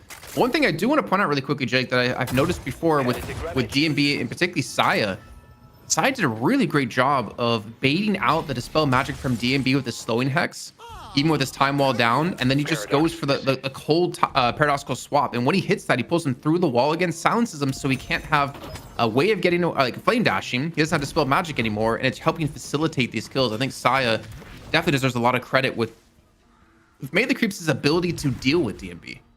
Yeah, I mean, finding that kill gave them a chance in the game. It just wasn't enough. Like, for the rest of the team to be able to get not just a mid-boss win, but a huge statement team fight domination like that. Like, they're not even, like, look at the League is just standing in the lane menacingly on Bebop, and they just have to give a full urn dunk uncontested. They're thinking about maybe trying to punish by grabbing a walker, but I mean, getting all these base guards down, Shrines next on the menu, waiting out the rejuve feels unrealistic. That is way too close for Scout. The position that Rocker's able to hold to just keeps him locked inside of this area. And again, when the hook comes back up, you're going to see someone fly across the screen, and League set himself up perfectly for it. It's going to be on to do this time. Dust Devil's going to help him escape this one. The Shrine's still going to fall, and DB's gone for the chase. They've gone in towards the base as well, trying to really get these kills so they can convert this into a first stage patron uncontested. But I mean, the lead, it's a 60k lead. Let's be fair about this one, Jake. It's almost over. It should be over. Yeah, you'd think so. Here's the Italo-san comes in. It doesn't seem like it got much of a connection. A couple players there, but Melee Creeps playing off their own fountain well. They haven't given up any kills yet in the fight, but they also haven't knocked down any of the rejuves just yet. As I say that, though, they do find D-Mob. Patron dropping in the meantime, though, and with the door getting you out to secure safety here. It's just a clean retreat from the Floormen. They are going to play this one absolutely by the book, and this is the best of one. So understandable. Get all your souls out on the map. Get your buys off. And you still have that minute left to come try and end this game. Rocker with survival and movement buff. I just noticed. Oh god, on Viper movement buff of all here. It's probably like the best late game movement buff user. And it looks like a catch found. It is under Mirage, who's one of the hardest targets here, but it feels like you're just willing to take anything at this point in the game.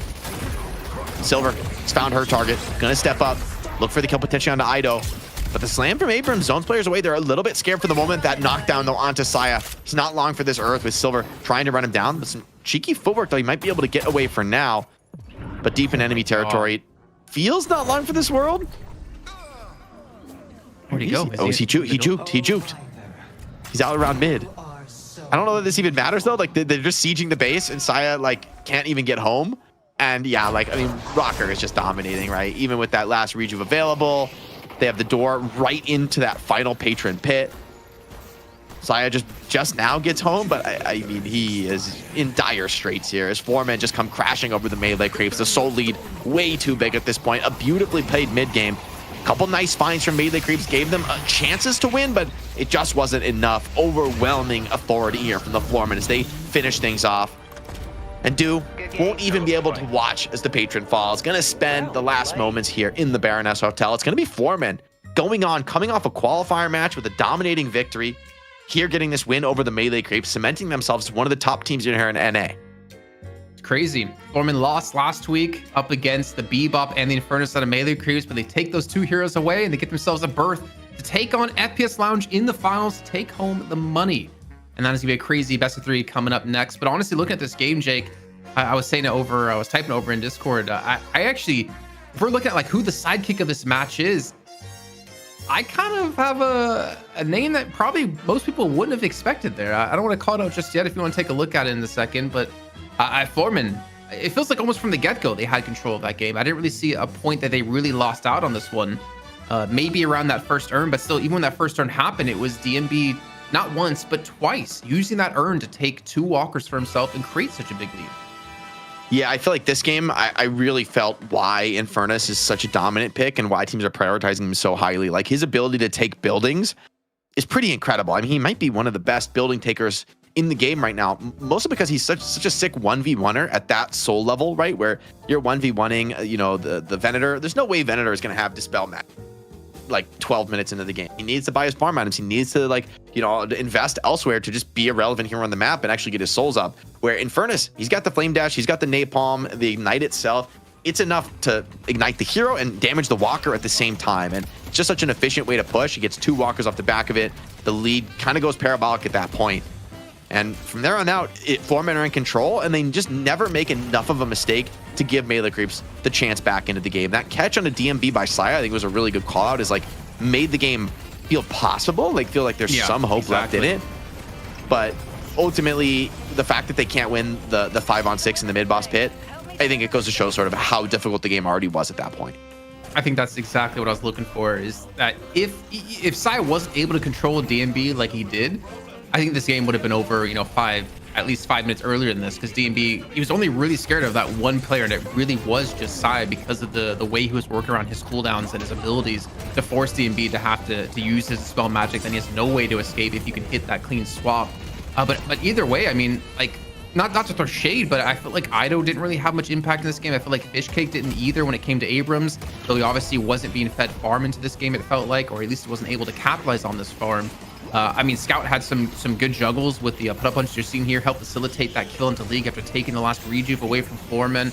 But beyond that, there wasn't really much seen out of like some of the big hitters we typically see out of Melee Creeps. Yeah, it felt like some of their best moments were defensive, right? Where they were like, oh, you're invading the jungle, we're going to save our allies and try and turn the fight around. but they never were able to get that moment and flip the switch. Where Floormen, it felt like constantly foot on the gas, right? From taking the early walkers, from forcing the earn fights, to more into that late game, even down a player. They just take the fight to melee creeps, win it decisively, and it kind of blows the game open. So I really felt like a difference in posture, a difference in momentum. And yeah, man, Viper absolutely carrying the mantle here into the late game. Like, I love this build. Like, really not that much damage in the build, a ton of survivability invested in to just ensure that he's able to deal that damage consistently. And we were right, man. Deathless for Demo, also deathless for Rocker. Didn't realize that either. So just huge performances, titanic performances there from Rocker and Demo. And you can see why melee creeps are maybe regretting bringing this Apollo Viper into the meta, which it seems like was their innovation. But Floormen just take it for themselves and just beat them down dirty with it. Bro, I don't know if you saw this, but AVG took time during that draft to put a bet of channel points on himself and now has 250,000 channel points. Generational wealth created by AVG in that game. And he's asking, like, you need to get some rewards. I need to spend my points somehow. That is hilarious. We gotta think of something. That is funny. You know what? I will say this is the one instance of players gambling on their own matches I can support. With the channel points, you know what? Go wild. Like, get in there, believe in yourself. If somebody bets against themselves and 3-2-2s for channel points, I'm sorry, but something is deeply wrong in our society. So I don't want to make it against the rules. It's too much fun. I think actually at 250,000 points, AVG, ZP said he would wax his eyebrows off. So we'll see if we get ZP in at some point to cap us. We'll get that added to the. You did the mustache. No. The fine print there actually said Jason. Sorry about that. That was in the fine. You missed that on the fine print, hey, guys. You missed. 948,000 goes to AVG, TL, and 67 others. I want to know how much did he bet, man? Because he had to be the biggest bettor to have his name there. That's I'm not surprised. I mean, get on him. I mean, honestly, AVG spent his whole career betting on himself channel points to win. He probably would be doing pretty well right now, right? His record's been pretty strong, and now even stronger. The question is, will he double down in the next match? No. That is the question. Do you go all in on this next match? I mean, that would be very swaggy. That would be very cool, but it's a match that I think only gets harder from here on out, right? Like, that next opponent in FPS Lounge is a super scary one. They have been winning a few weeks now. They look really solid. It was a little bit shakier last week, though. They definitely look beatable. But, you know, will it be the same this week? They're a team that I think really has a good read on the current meta today. Okay, well, production is telling me we actually have at 500,000 channel points. Jake brings out the cat suit that we talked about back in like week 1 of the night shift. So maybe we can get that on happening if he does double down here on the next game. Oh, no. I think we need to talk about who our sidekick of the match was, though, Jake, because I think there's honestly a lot of names. I think you and I both had different names, but I think they're both very valid as well. But I think we kind of came together with a decision. Let's see. Let's fly it if we've got it ready.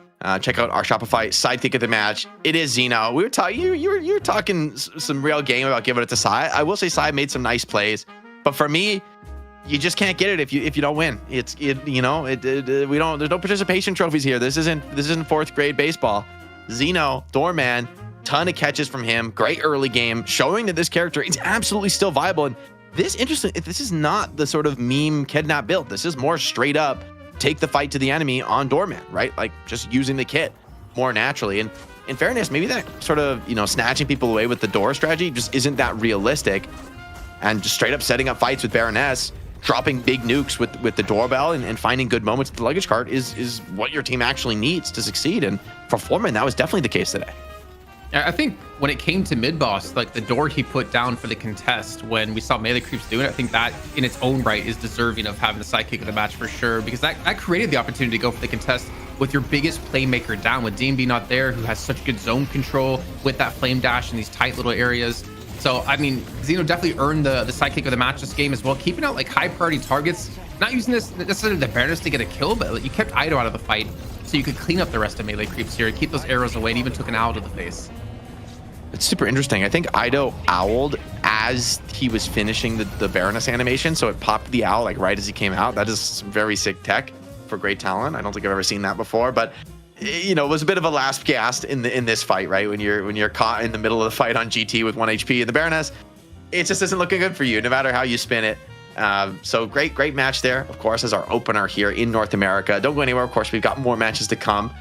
Before we send it away, though, we got to show some love to, of course, one of our sponsors here on the show, and that's TrackLock. We've been taking a look at some of those TrackLock stats, being able to bring you guys all those live stats, even all those little, things in the top of the feed where we can see who got hit by a Tali Lawson, who's afflicted, who's in the cube, who's hooked. That all comes from the TrackLock data feed. So huge shout out to those guys. They've been able to help us level up the show in a major way. And of course, the app, I use it all the time now when I play Deadlock. I honestly, I really love every game. I'm like checking the scouting feature. I'm like not feeling great when I see my own profile says bad mood, lost streak. I'm like, well, it's true. It's true. I can't deny it. It's true. It makes me self-aware. So I appreciate that. But of course, you guys got to download the TrackLock app. It supports us, supports the stream and what we're doing here with Deadlock Night Shift. Their support has allowed us to level up the prize pool along with Shopify. So huge shout out to the TrackLock app, guys. Take a look. We got links below the stream. It's all free to use, free to download, and it's a great quality of life program for just improving a little bit more quickly at Deadlock, right? Getting a little bit more data, a little bit more analysis. I think that's the number one thing that people don't do enough of when they want to improve. A little bit too many grinding the games, not enough of hitting the books. And I think TrackLock is just that, right? Help you take that next step in your Deadlock career. So huge shout out to them as a partner, and check out the app in the link below the We're stream. so different, Jake, because I use it to check my golden statue buffs, and I get to brag with my teammates. Like, I got 50 spirit power from golden statue buffs. What do you got? They're like, yeah, but you're Rem, and you're taking our own sinners. You're like, I don't care. I've eaten every sinner for the last 30 minutes to make this number go up. Exactly. That's the game I'm playing. I don't care if we win or lose, as long as I have the most golden statue buffs of the game. That is fair enough. You know what? Different strokes for different folks. I can't argue with that. So a little something for everybody. So we take a look now at our bracket. That's what's up next. It's Floormen FPS Lounge. That's our last game of the night here, the NA Finals match. FPS Lounge now on a few title win streak here in NA. As I mentioned before, though, that last week was a little rocky, a little scary. They were backs against the wall in game 2, and they just barely clutched it out. Floormen, it's been a while. They've been on the outside looking in, right? Melee Creeps and FPS Lounge have been trading at the top 2. So it's Floormen's time to really put their stamp on North America and show that they are still a contender for that #1 spot. All that coming right at you after a quick break. Deadlock is a game where information matters. Until now, you've had to keep track of all of it in your head. The TrackLock app changes that, offering in-game overlays with real-time stat comparisons, dynamic timers, and permanent buff tracking. Before the game even starts, you can get key information on your opponents and allies with our match scouting feature, and access the most up-to-date hero builds, tier lists, and player profiles with data synced directly from the game. Your new go-to companion for Deadlock. Download the TrackLock app today.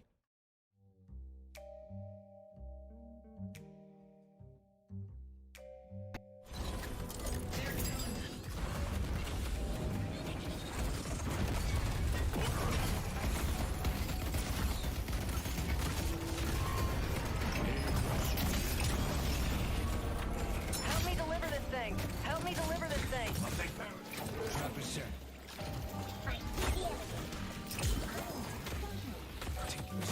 I see the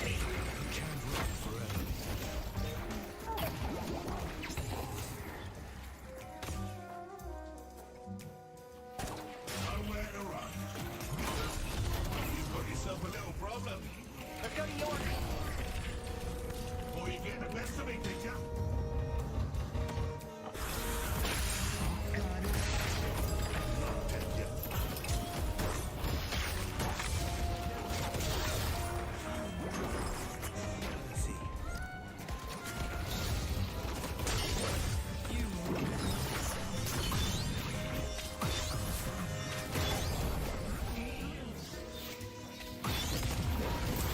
ITP bomb.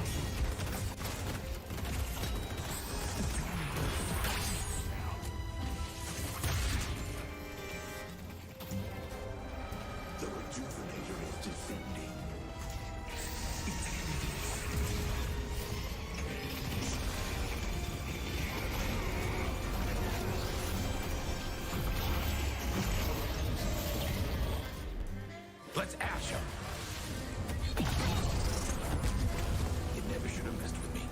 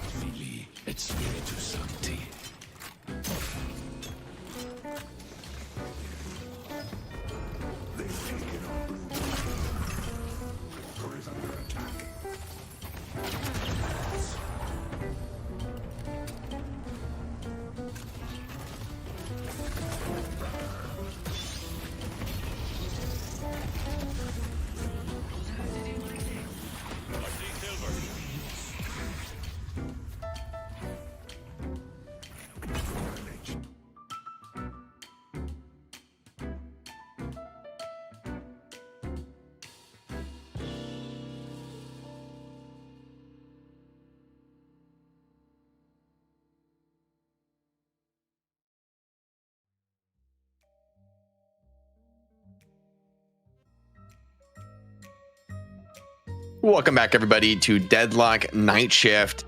We are deep, Jason. We are here at the final game of the night. It's the NA money match here. Crowned the #1 team in North America. It's been a hotly contested spot in these last few months. But one of the contenders is going to be AVG. He made his way through in that challenger match and picked up quite a pretty penny when it comes to the channel point totals there. See if we can show some of that. AVG bet 99K and came up 2.5 to 1 on that one. So winner, chicken dinner. Now everyone's going to be asking questions if there is less than a 244,000 channel point bet from AVG on this next match for them to win. Like that is what you should do, right? If you really believe, or do you hold back? Do you not quite fully commit? I just gotta tell you, AVG, at 1 million channel points, you get to name my child if I ever have one. So you kind of got to go for it, right? I hope your wife's not watching, Jason. That's all I'm going to say. She's asleep. She's asleep. She doesn't know about that promise because you get to argue with her. That's what you really get. You get Jason's rights in the conversation. Baby. A million channel points. A million is a lot of channel points. Like, be reasonable. Yeah. As long as it's not a stupid name, which it probably will be, and I'll probably allow it. Maybe just the middle name you can do. You're gonna end up with a kid named Abrams Jr. and you're gonna like it. He can do worse. That's true. That is true. A team that could also do worse, they've been having quite a bit of success recently, is FPS Lounge. They're our contender. They are champion from last week. It was quite a nail-biting series, but they were able to get the win. And now they're defending 2 wins in a row for FPS Lounge. They were competing for a while before this. You look at the history graph, it looks like they just burst into the scene out of nowhere. There was a few weeks where they just weren't able to really get things going. 2 2-1s in a row. They've been hard fought, but they've been wins in the end. I mean, you'd still call them the favorite here, Jason? Honestly, I don't think I could call any NA team the favorite anymore. I think it's just too back and forth between all of these teams. I mean, any week, it could be Floormen, it could be Melee Creeps, it could be FPS Lounge winning when it comes to the finals. I think Floormen look pretty damn good. And I think one of the things that's going to help me determine who I think is going to win is mostly Infernus, because FPS Lounge last week, they got Lefa Infernus every single game, and they also picked Billy every single game. So I'm just kind of curious if there's like a meta game inside of a meta game when it comes to the draft between these two teams and trying to take specific heroes away from each other. Yeah, I think you're right. I think teams are maybe not even picking Infernus highly enough. Like you look at Mirage and Venator that last game, these have been some of the most contested carries of the patch, and they were not even able to have close to the impact, right? Frankly, Infernus and Viper were stronger heroes head to head. I don't know if it's necessarily, at least for Viper, I don't know if it's necessarily the hero, but Infernus, for sure, taking 2 of those Sidewalkers, it's really hard to think of another character that could have done it. Floormen, of course, going to be our contenders here, coming out of the Challenger match, coming out of the qualifier as well. They have fought and clawed to be here in this position, in the money match here, and now competing for quite a pretty penny. Their share, the North American side of that $2,500 prize pool, courtesy, of course, of Shopify. I have to just quickly go back to what we're talking about, name my kids, because there's a couple people in chat have some great names. If you're okay with me doing some of them. Please. Jacob Lash could be the name. Okay. But my favorite so far That's not even bad. is from Ayakavel. Welcome to the world. Counterspell. Counterspell. That's like one of those weird celebrity names where you're like, I named my kid like the Macintosh. It's like no, Northwest. Yeah, happy birthday, Escalated Exposure. Oh, that's wrong. You really can't be doing that. You cannot be doing that to your kids. Yeah, so trusting chat with that, guys. I'm gonna say no. I'm just gonna veto that on Jason's wife's behalf. But what I'm not gonna veto is FPS Lounge. I mean, they've been getting dubs. Lowkey has been such a fun player to watch for me personally. Like his name just jumps out to me here because he plays all sorts of different heroes. You never know what he's gonna be on, but you know he's gonna be styling on the opposition. Erebus, of course, with the Bebop. Look at players like Hydration, a ton of flexibility there. Really, really solid on the Dynamo, which is another top meta pick these days. And then I love, Rokane on the carry, Lefa as well, getting a lot of farm in this team. The name value, I think, of this team, like they've really shown, they've combined some of these, I think, more known quantities like Lefa and Rokane, really solid carry performers, with some of these, newer comers to the scene like Erebus, Snakes, and Lowkey, to really deliver that highlight play, and Hydration kind of rounding out the whole team with that flexibility, playing a little bit more of a supportive style. So, this team has yes, it's been hard fought those last 2 victories, but they've gotten them done in a scene that is as contested as it has ever been here in the Deadlock Night Shift. I think you hit the nail on the head as well, talking about Lowmain first, because for me, he has been one of the biggest snowbally players on this team. Like I've seen scrims where he's like 11-0 on Celeste in the first like 10 minutes. He's getting over a kill a minute at that point. He definitely has the biggest potential to have these big snowballs, very movement oriented kind of player. Then having like the back end of Lefa, he's one of the best M1s in the world. And in situations that he shouldn't win, he consistently comes out winning. And I think that just kind of is a testament to how good he is as a player. And I think you hit everyone else perfectly. I think Erebus is a really interesting one because we're so blessed, I think, in the competitive scene of so many good Bebop players, whether it's over in EU with like Who, with Dima, with Overseas, with even TAS, then over in NA. I mean, you have Erebus, you have, I mean, even League looked really good last game. You have John. They're kind of different styles, excuse me, of Bebop players, where this is more of a carry oriented, but I think he brings a threat to this team that other teams have to respect to take away that Bebop from him, who's just kind of come back into the meta. Yeah, I do expect there to be some really interesting picks in the draft. But of course, before we get into that draft, Jason, we got to send it. We've got 2 incredibly talented, intelligent, just amazing, thoughtful people who have put together this incredible Shopify demo for the people. And I know that's what they really want to see. So we're going to run that right now. And when we come back, we'll be on to the draft. So we're back once again here to round out our shop. And Jake, we looked at creating an item before, looked at some market research as well and how to price this, but we need to get our storefront going, right? Yeah, I think you're exactly right? We got to build that front-facing online store, and luckily, it's pretty easy here. So you can see we just come to the page, and we can have Sidekick help us generate some themes. We could use these pre-existing themes, and there's even a whole theme store. We're not going to show it just here, but there's like tons of professionally designed themes that you could find and design. Immediately, though, Jason, my eye is drawn to the ritual. I mean, for a Deadlock theme store, for the fun of it, kind of perfect. Let's try the ritual. So I'm just gonna click on add ritual. We're going to add this theme into our store. And it's pretty much just as easy as that. It just takes a second for the theme to install. Again, tons of different options, different themes, depending on your shop and what you want. But pretty soon we're able to hop in and see what this actually looks like with our product. And yeah, it looks like it's ready.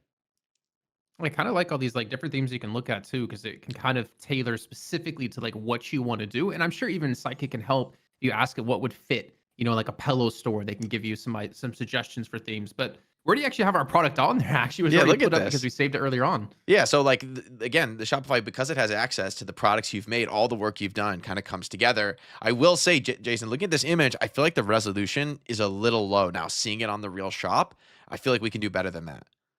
Yeah, I think so. All right. Who can help us with that? Let's ask Sidekick. I want to edit the product photo for my pillow. And I mean, one thing that's really nice about this is, look, it just takes us right where we need to go. So we're going to link straight to the product. We come back here. We're going to throw a new image on here, and I've got just the one. I think this one's going to look a lot better. We're going to get it's perfect too, right? Because it's the Shopify pillow. Exactly. So we've got our new image. We got Shopify Rem styling with his pillow. And then let's go back to our store. Let's take a look. I think what's so nice about this too is if you're not like really good with the technical aspect of like finding where things are, just ask Sidekick and it'll take you directly where you need to go. Yeah, definitely. In using this, that's been like one of the nicest parts is that the fact that it's all integrated into the shop makes things easy. So, I mean, there you go, Jason. It's been like, what? Less than 10 minutes easily over the course of this show, and we have a shop ready with a product and an image, right? I mean, there's more to do in terms of really building a business, but if you can do this kind of a start in less than 10 minutes, it just really goes to show that anybody can build a store with Shopify and start selling. You don't have to be a businessman, a professional. Anybody can do this, right? It is that easy. If Jason and I can figure it out, you can too.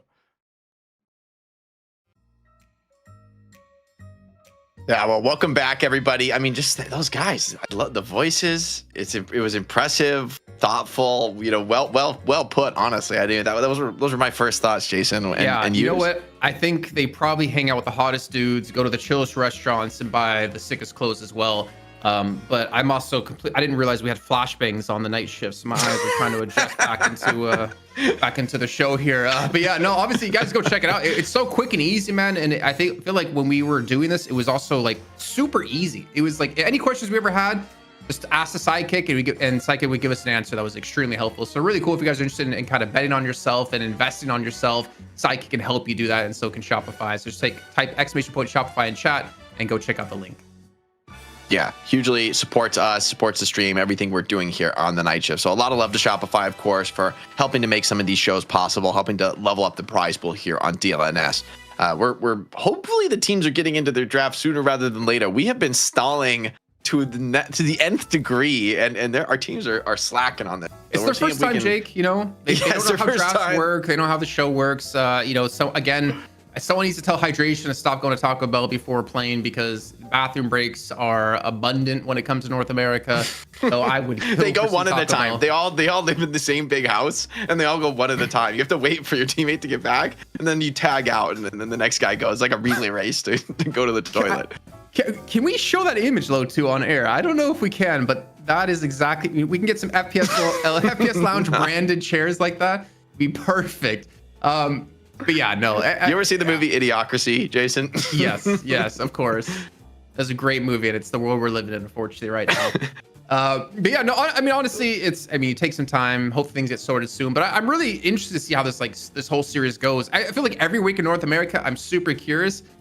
I feel bad saying this, but EU, I'm just kind of like, because it's just generally like stomps. Like today, we had such a stomp out of Abraham's destroying Leviathan, even with Leviathan finally figuring things out when it came to the second bans or the second draft. It's pretty incredible to me how Abrams has recovered in EU, right? Like to lose players like Dimov, they lost a couple really strong stars on the roster. I was thinking, okay, this team, maybe they've been kind of gutted, like they were already kind of struggling, but it seems to have been like that injection of fresh blood in the team seems to be kind of exactly what they needed, right? They're back on top with a vengeance, and I still think EU is competitive. It's just Abrahams has kind of got the download on the meta there, and they're ended up putting up back-to-back wins. Obviously, it's a far cry from their previous streak, but I just don't know if anyone is going to be able to replicate the era of like the Abrahams and Melee Creeps streaks. Like the way the last month of Deadlock has been, it feels impossible for a team to win 10 in a row right now. Like you just can't imagine it. Is that why we said goodbye to our bonus pay? We ended up dropping it out because we realized, okay, it's trained too often. We're just adding numbers for no reason.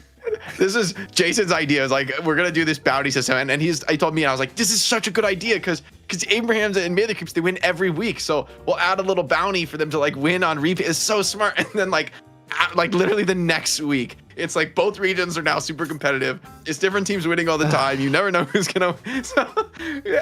I still think it was a good idea. Maybe I should take credit for it then, because they saw bonus pay, like, oh, we got to start winning now. We got to take this bonus pay away from them, and then that's what Kickstarter. You know what? You're right, Jason. It was. It's probably you. You know what's weird though with EU is that Abrahams lost two really good. Like they lost Dimov and they lost two, and then we see Hook go over to Lowkey W. We're like, okay, that's a solid roster.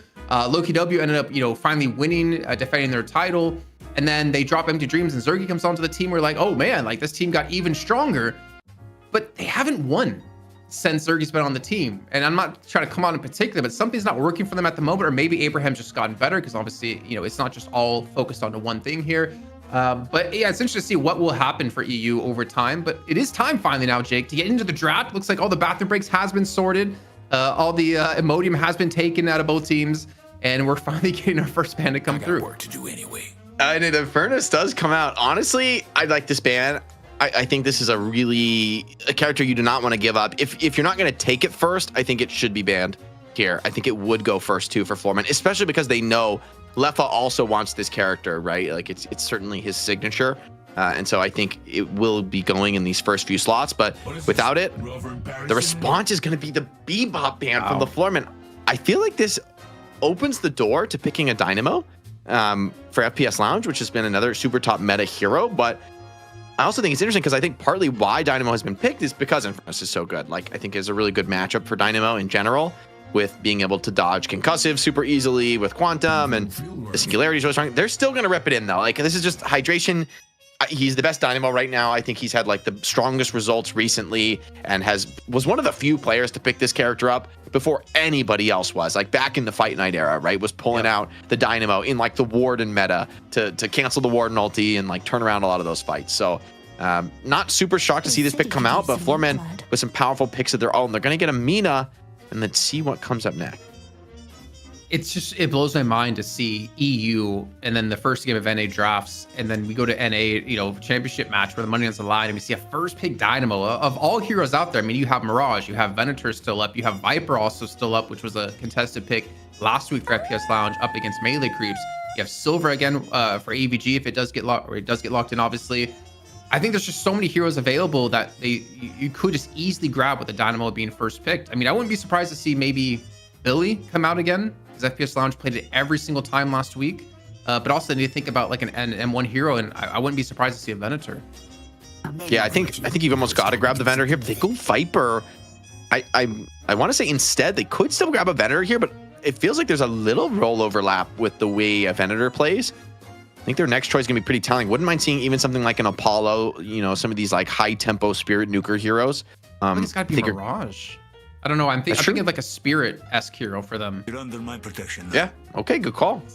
Great grab on the Mirage. I think that global presence is going to be nice. It also gives them more of that late game spike, and Floormen go Doorman third. That's crazy to me, right? Like, I think Doorman has been good, but this early, I feel like you could probably get away with getting Doorman in like the 10th, 12th slot, but they end up grabbing it in the third. They're maybe worried about the mid-stage bans. I wonder if there's sort of a matchup they're looking for, something some different way they want to approach this. Can you cart an ulting Dynamo who has your team through a door back to your own walker for safety? I'm pretty sure you should be able to do that. I think you should be able to cart the Dynamo, yeah. And also you should be able to wall stun him from long range, right? Which actually could be a pretty reasonably reliable way to cancel it. I also think Doorman just maybe makes it awkward for Dynamo to actually get on top of you, right? It's super easy to reposition up to the high ground or back out, come in, and just to play like that tempo control game where Dynamo, you're not as often going to be in that super stacked position. It's more easy to get in and out of those choke points with another means. And Lash and Billy are going to be the next ban. So a lot of the crucial team fight ultimates have been taken out of this game, right? Like Lash and Furnace and Billy are some of the biggest in Deadlock. So a lot of those AoE stuns, AoE control tools not going to be available in this one. Really just the Dynamo for now. I feel like if you take Abrams here for Floormen, you force FPS Lounge to play one of the squishiest lineups like ever in this game. I feel like you need somewhat of a front line for FPS Lounge to protect like Mirage and Viper, something to facilitate the Dynamo, because with Lash not there, with Billy not there, you don't have anything to facilitate a good singularity coming off. Who's gonna kind of tank that aggression to let Dynamo have the room to work with, right? You can't just run it down with singularity at this level. You need to kind of let the fight cook and get those stomps in, start to make the enemy feel pressured. They go for the Apollo, which, well, not the tankiest hero. I actually think it kind of accomplishes the same goal in a different way, except he's more just with the mobility rather than like raw HP. He still can kind of get in and be the tip of the spear, lead the way, and scout things out for Dynamo to follow up on. And the Quantum is going to be a nice little save to layer in on top of, well, Apollo has more than enough saves, I think, in his kit already. But hey, why not add one more to the mix and really let him, push it to the limit? And the Venator, oh my god, this late in the draft, I mean, like, that's almost criminal here. That's so much damage, though. Like Viper, Mirage, Apollo, and Venator for Floormen. I don't think you can take any tanky. You can't build a tanky enough front line to deal with all that damage coming your way. I feel like you have to just play the same game they are, play squishy, high damage heroes. I mean, Shiv can kind of dance in and out of the fights, but I wouldn't be surprised to just see them stack up on more damage now. Whatever they throw at me. Or, yeah, go tanky.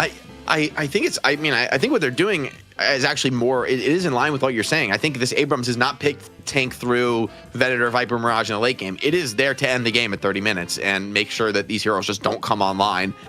Viper, we've seen in the past, played as like a spirit roamer, but the meta has been pretty strongly into the gun territory as of late. So I'm pretty surprised to see Mirage, Venator, Viper. That is an extraordinarily greedy look. Floormen is going to be the Geist and the Mina to kind of carry the standard, but I really like that group of four in the middle, right? Abrams, Shiv, Doorman, and Silver. That's the group that's going to be spending a lot of time fighting, with maybe some roams coming in from Mina off the side lane. Pretty scary group up, and FPS Lounge has gone so greedy with these carries. The last pick, I feel like they to answer like a lot of this mid-game tempo, and I'm not really sure what hero does it for them. Like, I think you need something to lock down Mina, because they don't really have anything to lock her down. She Mo has so Krill. much freedom with 4 players. Mo and Krill. It like Lowkey, I think Mo actually could be good here. Maybe it's too crazy, but wait, is production Trollus? Look at that progress bar at the bottom. That is the slowest moving progress bar I've ever seen. I think we're doing it live, maybe. I would assume. I don't know. That's a next level troll. I mean, Dorman came up instantly after the Mirage pick. Yeah. I don't know, man. What is the last pick? I think. Does Sinclair work? I'm trying to think. The ults are not the best. I have seen people build a Sinclair where they just like, basically, they're just like, I am silver, and they just steal the silver ult and they build gun and vitality items and they just like play silver with like some other spells they can cast before they turn into silver. I don't know if that's gonna happen in this game, but I think it's possible. I don't even know what they need. It feels like their draft is so odd. I'm not even sure what they really need. But I guess I would just want them to have some extra frontliner to kind of help slow this death ball down from Floormen. Yeah, it could be Yamato. I wouldn't completely hate it. Well, the timer. It's gonna reset. It's going slower. It's going slower. I swear to God, it's. Man, Lady Guy's looking good. Theme or something. Looking stylish. Looking stylish. I mean, they're all looking pretty stylish, but yeah. That is true. I can dig it. That is true. Oh, but wait, hold. Does it reset? Okay, Did we go back? There's just nothing at the end of the timer. Gray Talon. Gray Talon. Okay. I can sort of see it.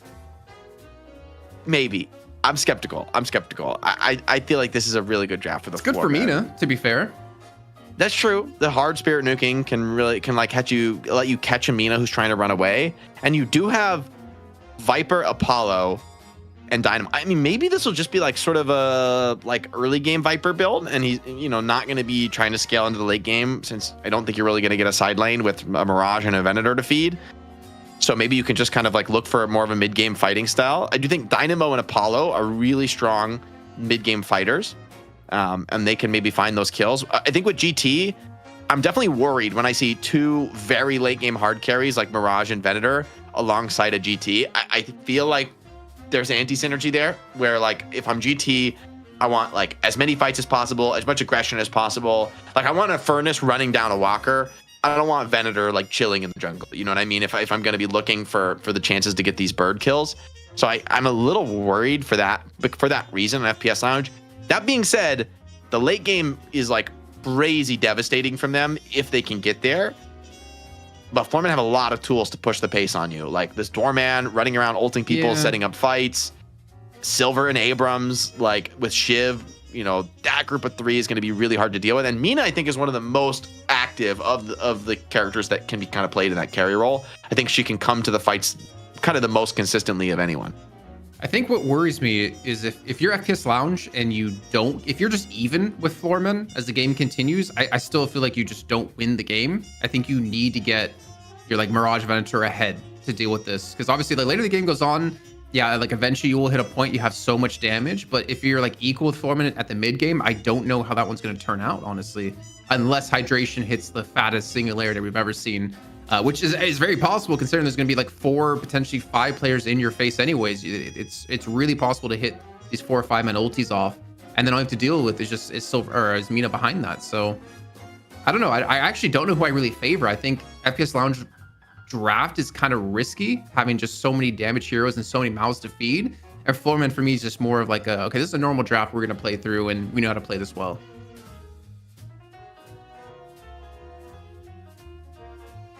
I think you're muted, by the way, Jake.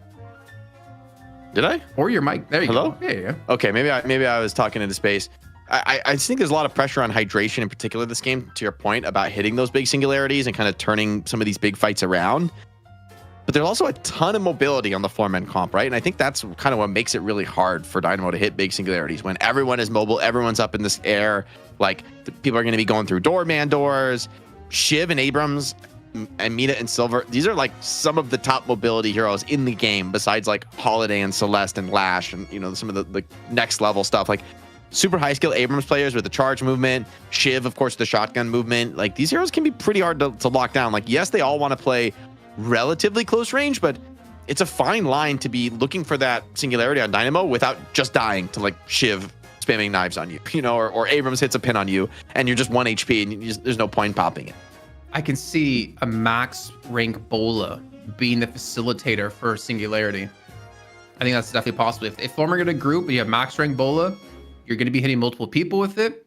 If you're hydration, you just go in, singularity, and guess what? You caught 2-3 people. I think, honestly, I think a lot of the weight that needs to be carried for Floormen kind of relies on Xeno and Doorman, because he kind of needs to be in a position to force a disengage up against Dynamo if they do get engaged upon by Viper. I think a lot of their success will come from him, kind of like it did in the last game, to be fair. Yeah, could definitely make things pretty awkward, able to control the tempo of the fights with the doors, get in and out. I kind of like that build he ran last game. It was very like straightforward. Like, it was nothing like crazy and cheesy. Some of the stuff I've been seeing a lot in the pubs where people are doing this all-in cheat death to like kidnap you through the door and pull you back to the base. He was just playing the nukes, right? He's just like, hey, I got some good gun damage. I got some good spirit damage. I'm going to set the team fights up. I'm just going to cast my spells and have impact, right? And, you know, there's something to be said for simplicity, right? In a game like Deadlock, of just, hey, I'm a guy that you know, presses his buttons and does damage to the enemy team. Like, that is going to be relevant in every single team fight, right? There's no all-in, you know, either completely whiff and do nothing in the team fight or hit a crazy play that gets a free kill. And I think in this game, I don't think they need anything super crazy, right? To your point, it's a pretty normal draft for the Floormen. I think this is like relatively stock standard, and they've got a lot of premium heroes when it comes to trying to push the pace of the game. Like, I look at Shiv and Mina and Silver, and I feel like, yeah, the aggression in the mid game is going to be pretty scary. Well, we do have a little bit of time, I'm seeing. We're still waiting for 3 players. I'm not going to say who they are or what team they're on, but it's definitely one of these 2 teams. I wanted to take a look actually at our pick priority, Jake, just to get an idea of how things have played out through this night shift. But I believe this one will not include the draft we just saw now. I mean, over in EU, we did see a Victor pick coming on through. But looking at the rest of it, I mean, Infernus, obviously massive stonks coming on up here with pick ban every single time we've seen so far. Abrams as well, getting much more love compared to prior weeks. And then even Lash getting quite a bit of love here, as you see in 4 of the games. Yeah, I think, you know, people have really come around to Lash. Interesting that Celeste is still prioritized so much more highly in EU than in North America, right? We really just don't see her in NA anymore. Totally uncontested in this draft.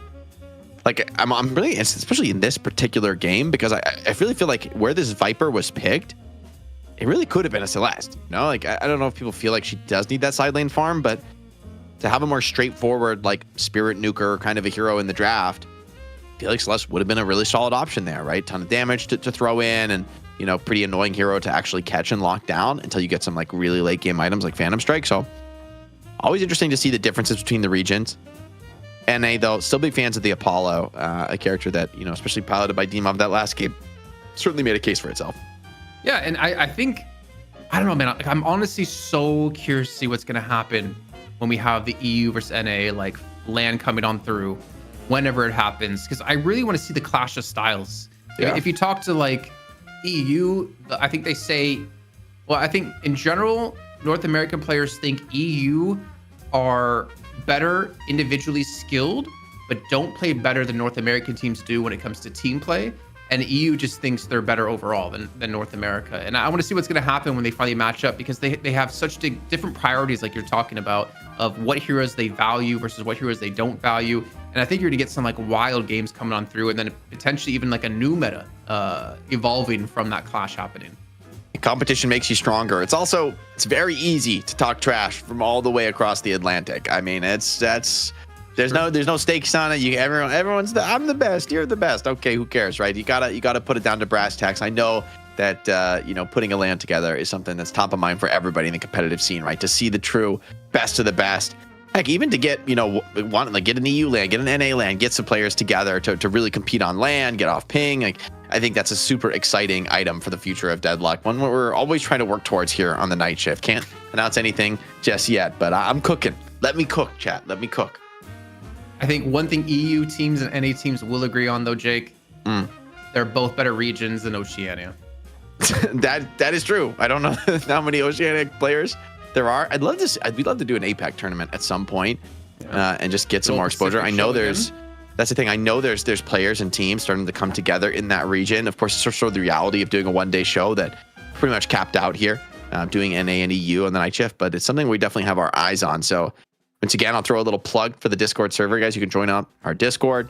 Let us know. There's more teams, more regions, more shows you want to see. I can't promise anything, but definitely at least we'll be able to hear your comments and get your feedback. Also, we got a great community going on Discord. So chat about the games or give us feedback, whatever you want. It's all there in the Discord.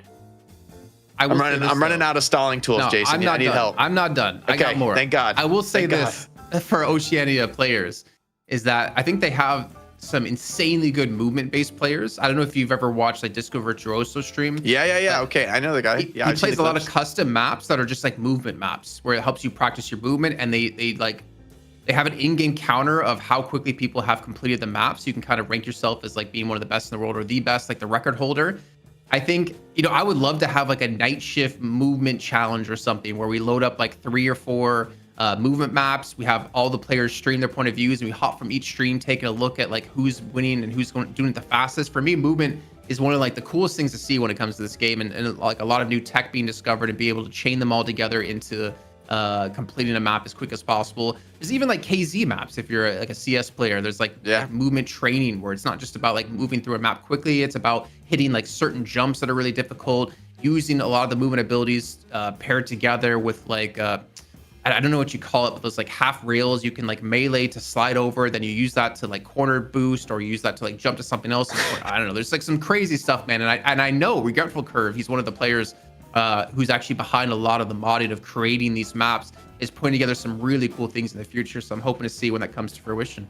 Yeah, I mean, movement in Source games, I think, has just like always had so much room for skill expression. And there's always, in pretty much every Source game you look at, there's like a community that is so in love with the movement of the game that they don't even really want to play the base game that much anymore, right? Like they're here for the movement game, right? And I played a lot of KZ. I played probably more KZ than I played CS. I'm not like particularly good or anything, but I absolutely know the thrill of it. And I mean, something like surfing is like an iconic game mode, that anyone who's played like any version of CS or even in TF2, right? Like surfing is like always super popular. So I feel like we're so early in Deadlock, but the fact that movement is, I would say, more core to this game's DNA than maybe anything else. I mean, probably, I think having played a lot of TF2, I got to give an honorable mention to TF2 because that is a very, very movement heavy game.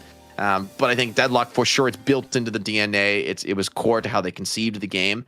And so, what people cook up as far as like pure movement mods, pure movement community, I think we're only just starting to touch that iceberg. And I think I've seen what you're talking about. Like there's a whole movement mod where you can download like the map packs and be able to see, like the different maps people have made. People can make their own maps, submit them. So to see the community kind of get active on the movement front, super excited that. I love the idea of like maybe doing something with the night shift and having some kind of a speed run race or whatever, on the channel. That'd be very, very cool to be able to do. And this game has officially been delayed so long enough. I'm starting to make financial commitments here live on stream. That's not good. Somebody got to get me into this game. If you're a TF2 player, I think you're gonna agree with me on this. When are we getting like a rocket hero? Because I like rocket jumps. Yeah, that's true. Oh my god, I love rocket jumps. There's not a hero. It's like there's no hero that has a weapon like that, or even really skills like that. There's not really. Yeah. Just put Soldier from TF2 in Deadlock. I think like weirdly, I don't know about the balance, but like the vibes would actually work. Soldier. High skill hero hitting like hitting middies or like hitting like rockets like from afar, so you're like do some AoE explosion damage. I think there's something cooking there. But it's also cooking? Finally, the championship match in North America. Oh, it has been cooked, man. It is crispy. The oven is hot. The house is starting to get hot. Like the fire alarm's starting to go off. We have been cooking this too long. But finally, we are getting into this one. It's FPS Lounge taking on Floormen. FPS Lounge trying to hold on to this championship title. Hard fought over the last 2 weeks, but they have clung on to it since first getting that win just a few weeks ago. Floormen been on the outside. It's been a little bit since we've seen them taking that top slot. However, so far this week, they've been playing with a vengeance. 2-0 in the qualifier. Pretty dominant 1-0 over Melee Creeps in that last match. And now, of course, getting into the final, the money match, the best of 3 here, presented by Shopify. It's FPS Lounge taking on the Floormen. Let's push green. It took a bit. We went to quite a few different topics, but we got there in the end. That's all that matters as we hop into this game. Even seen calling out Lefa on Mirage, potentially coming for FPS Lounge. But man, honestly, this draft is quite wild. FPS Lounge, a very ballsy play with all the heroes they chose in. So squishy, but they do have so much damage behind it. If they get ahead early, I do worry for Floormen. But honestly, I think Floormen are hungry for it, man. I think they're one of the hungriest teams to take titles and to get wins. I know they definitely work extremely hard to get to where they are. And they want to, you know, come out of the closed alpha as the best team in North America. Yeah, absolutely. I think this is a team with a lot of motivation. We know pretty much all these players have had their competitive success, right? Like no one's a stranger to like the pressure that comes with winning, the challenge that comes with facing teams that are maybe the favorite or maybe, you know, have previously gotten that win over you. And so regardless of, you know, FPS Lounge currently holding the title, I agree. I think NA is always too close to call. I think if you could do better than a coin flip, you are doing great in North America right now. Take a look at some of the lineups. It's going to be Erebus taking on the Viper, Lefa and Rokane on the Venator and Mirage respectively there. So it doesn't feel so much like an FPS Lounge draft, right? I think the style they typically like to play feels a little bit slower than that for a team that loves to push that tempo. Lowkey on this great talent, though, could be a very important part of setting that tempo standard. I have to ask Jake, it's completely off topic, but seeing Hydration play and just made me think of it. See the Venator. I mean, obviously you played Overwatch and you played, I don't remember if it was with him or against him, but do you ever see him play and you're just kind of like, you know what? I should try being a pro in Deadlock. Who is it? Hydration. Sorry, Hydration? Oh. Yeah, you know, actually I was on a team with Hydration in Overwatch League a long time ago. So Hydration's an OG, man. He's a good guy. He's a really smart player. And an extremely like cool, calm, and collected player. I think like Hydration is, you know, is a type of player that shows the real value of like a player's mental approach to the game is, I guess, how I'd put it. Like a player who is just like just an unshakable guy, you know, like, you know, he's going to deliver a solid performance. Doesn't matter if everyone expects the team to win or everyone expects the team to lose. Like, you just know he's going to be solid and consistent. And I think the value of that in Deadlock, super real, right? Like, I think pretty undeniable even. Well, that's great and all, but you didn't answer my question whatsoever. Me playing competitive Deadlock? Yeah. Do you ever think to yourself, like, maybe I should try? I have had the thought. I will admit, I have had the thought, but I think this is my calling to be a caster for now. I think the reality is like, so like I'm like, you know, top 200 NA or something in ranked, which I think that's like good enough for me. I don't know that I have the motivation to be like a #1 player, and I'm kind of the opinion that you should only play competitively if you really want to be #1. Mm-hmm. Like, if you don't even like, I'm happy at 100, or that would be great if I could be top 100. You know, that'd be awesome. But I think like to be a successful pro and to be in a team, it's like, it's crazy how much more work it takes to be, you know, some of these guys here competing than it takes for me to be, you know, in E6, but like nothing particularly crazy at that level. Like, you know, these guys probably have to practice 2 or 3 times more than me to be at their skill level. It just gets harder and harder to climb the ranks the higher you get, because the skill curve just gets steeper. Yeah. Top 200 though. That's interesting. I'm actually top 50. In my own household. Okay, yeah, good. My dog is officially better than me. My wife is better than me, and all the random silverfish I have at my place are better. I was gonna say, like, what are the like 30 people in your house playing Deadlock? Like, you got. It is Italy. He's pumping the player numbers here. But we do have like initial kill come through at a TMB. Kicking off the first kill of the game, though, we have been obviously talking about some random topics, but relatable topics, obviously. And Floormen already off to a decent start. DMB, he's not a person you want to get fed, because we can see what he does on Infernus. He can do the exact same thing on Mina. You get him ahead, he will take control of this game and make it very difficult for you to get back into it. Yeah, I do think Mina is definitely more punishable than Infernus right now, right? Like, she has these really powerful escape tools, but the laning isn't what it once was, right? When the heal gave you a couple misses from League, and that's actually enough for Lefa to get away. Unless...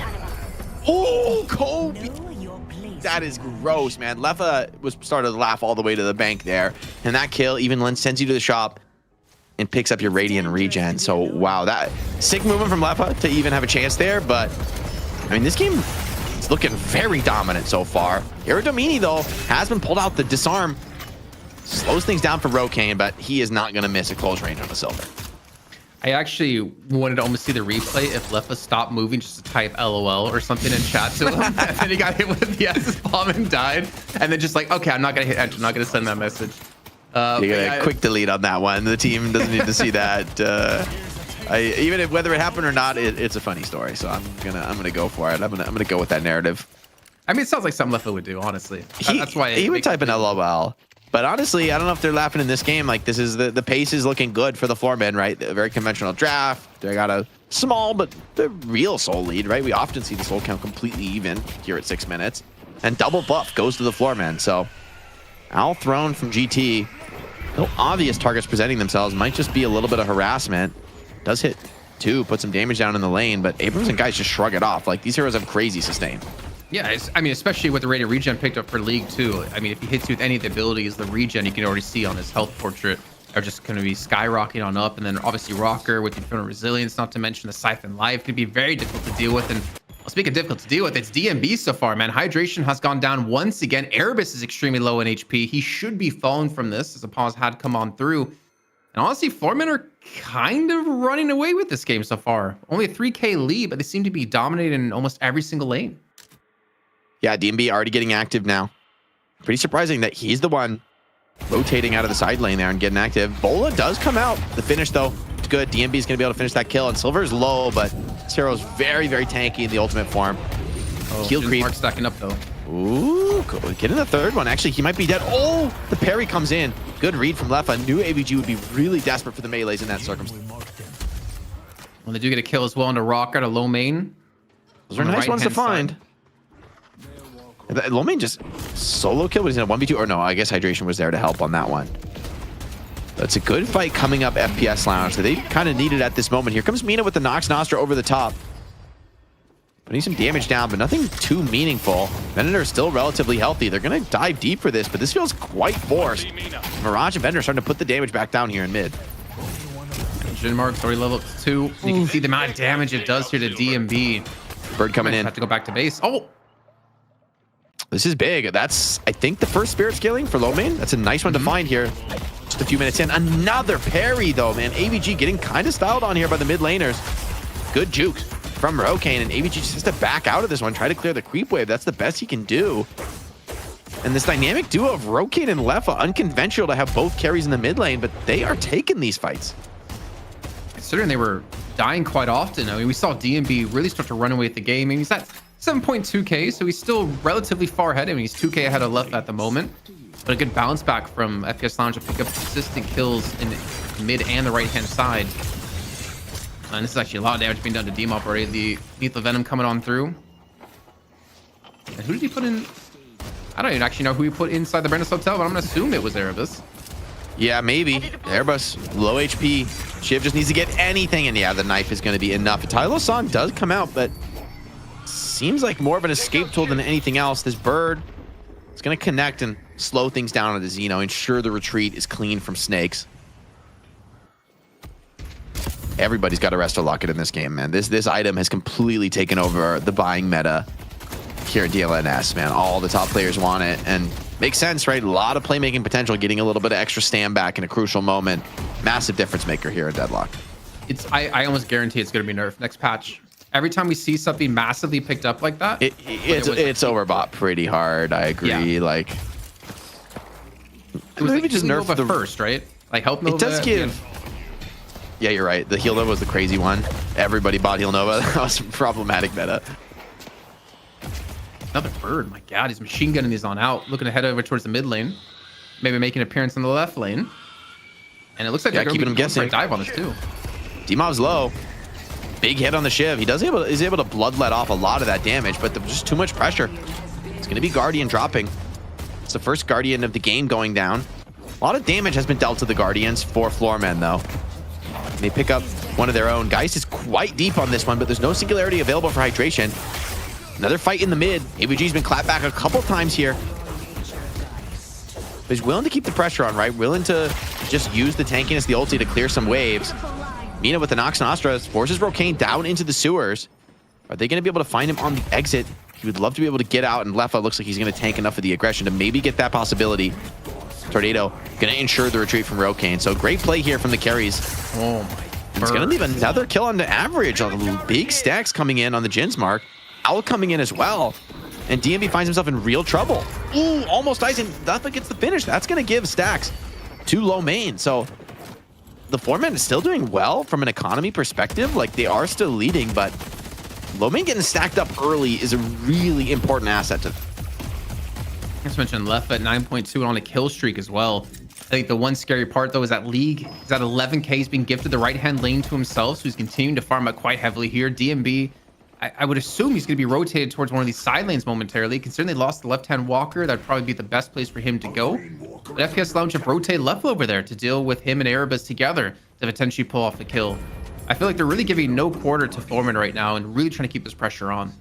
Yeah, it's so interesting that Floormen, it feels like they're losing the last few engagements. They do still have a soul lead, though, so they are just getting maybe a little bit more out of the map.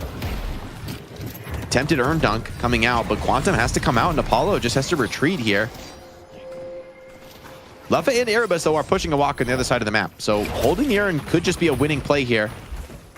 Entangling Bola connects, but there's no melee. Drop the Urn out of Apollo's hands. Drops of his own volition under the walker, but actually, hold on. League finds that kill. Big singularity, though, on the 2 in this fight. But it's on the Silver and Abrams, 2 of the tankiest heroes, the frontliners for the Floormen. Italian onto 3. It's enough to finish off AVG, but already the fight starting to go well here for Floormen. GT completely out of gas here. 1 charge shot let, next bird in 10 seconds. But missing that charge shot means I don't think any of these kills are going to come. Urn has walked all the way back to mid. But across the map, good fights for Floormen. Lee got those kills on the other side of the map without even using the ulti. So really outplaying, I think, Leffa there on the side lane. Probably going to get just another fight as well. I mean, this Urn actually will continue to transition back towards reset. Now there's stack coming in for Lowkey at plus 30 now as he finishes off the League.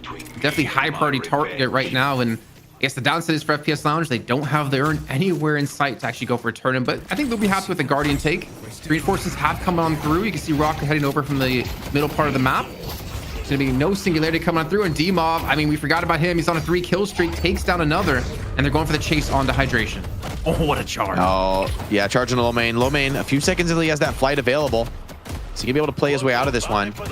No chance to stand and fight against Abrams. Flight gets him up to the high ground.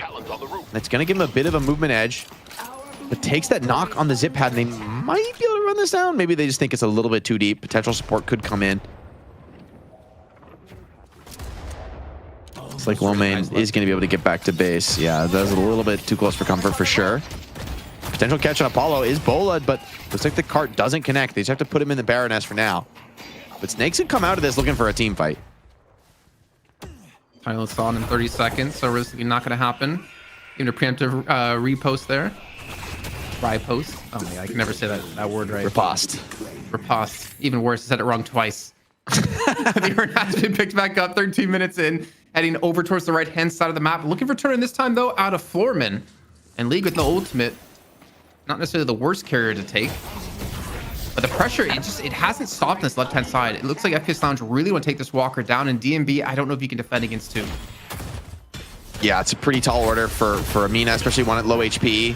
But player advantage for Floormen. It's going to get them a kill and potentially the dunk as well.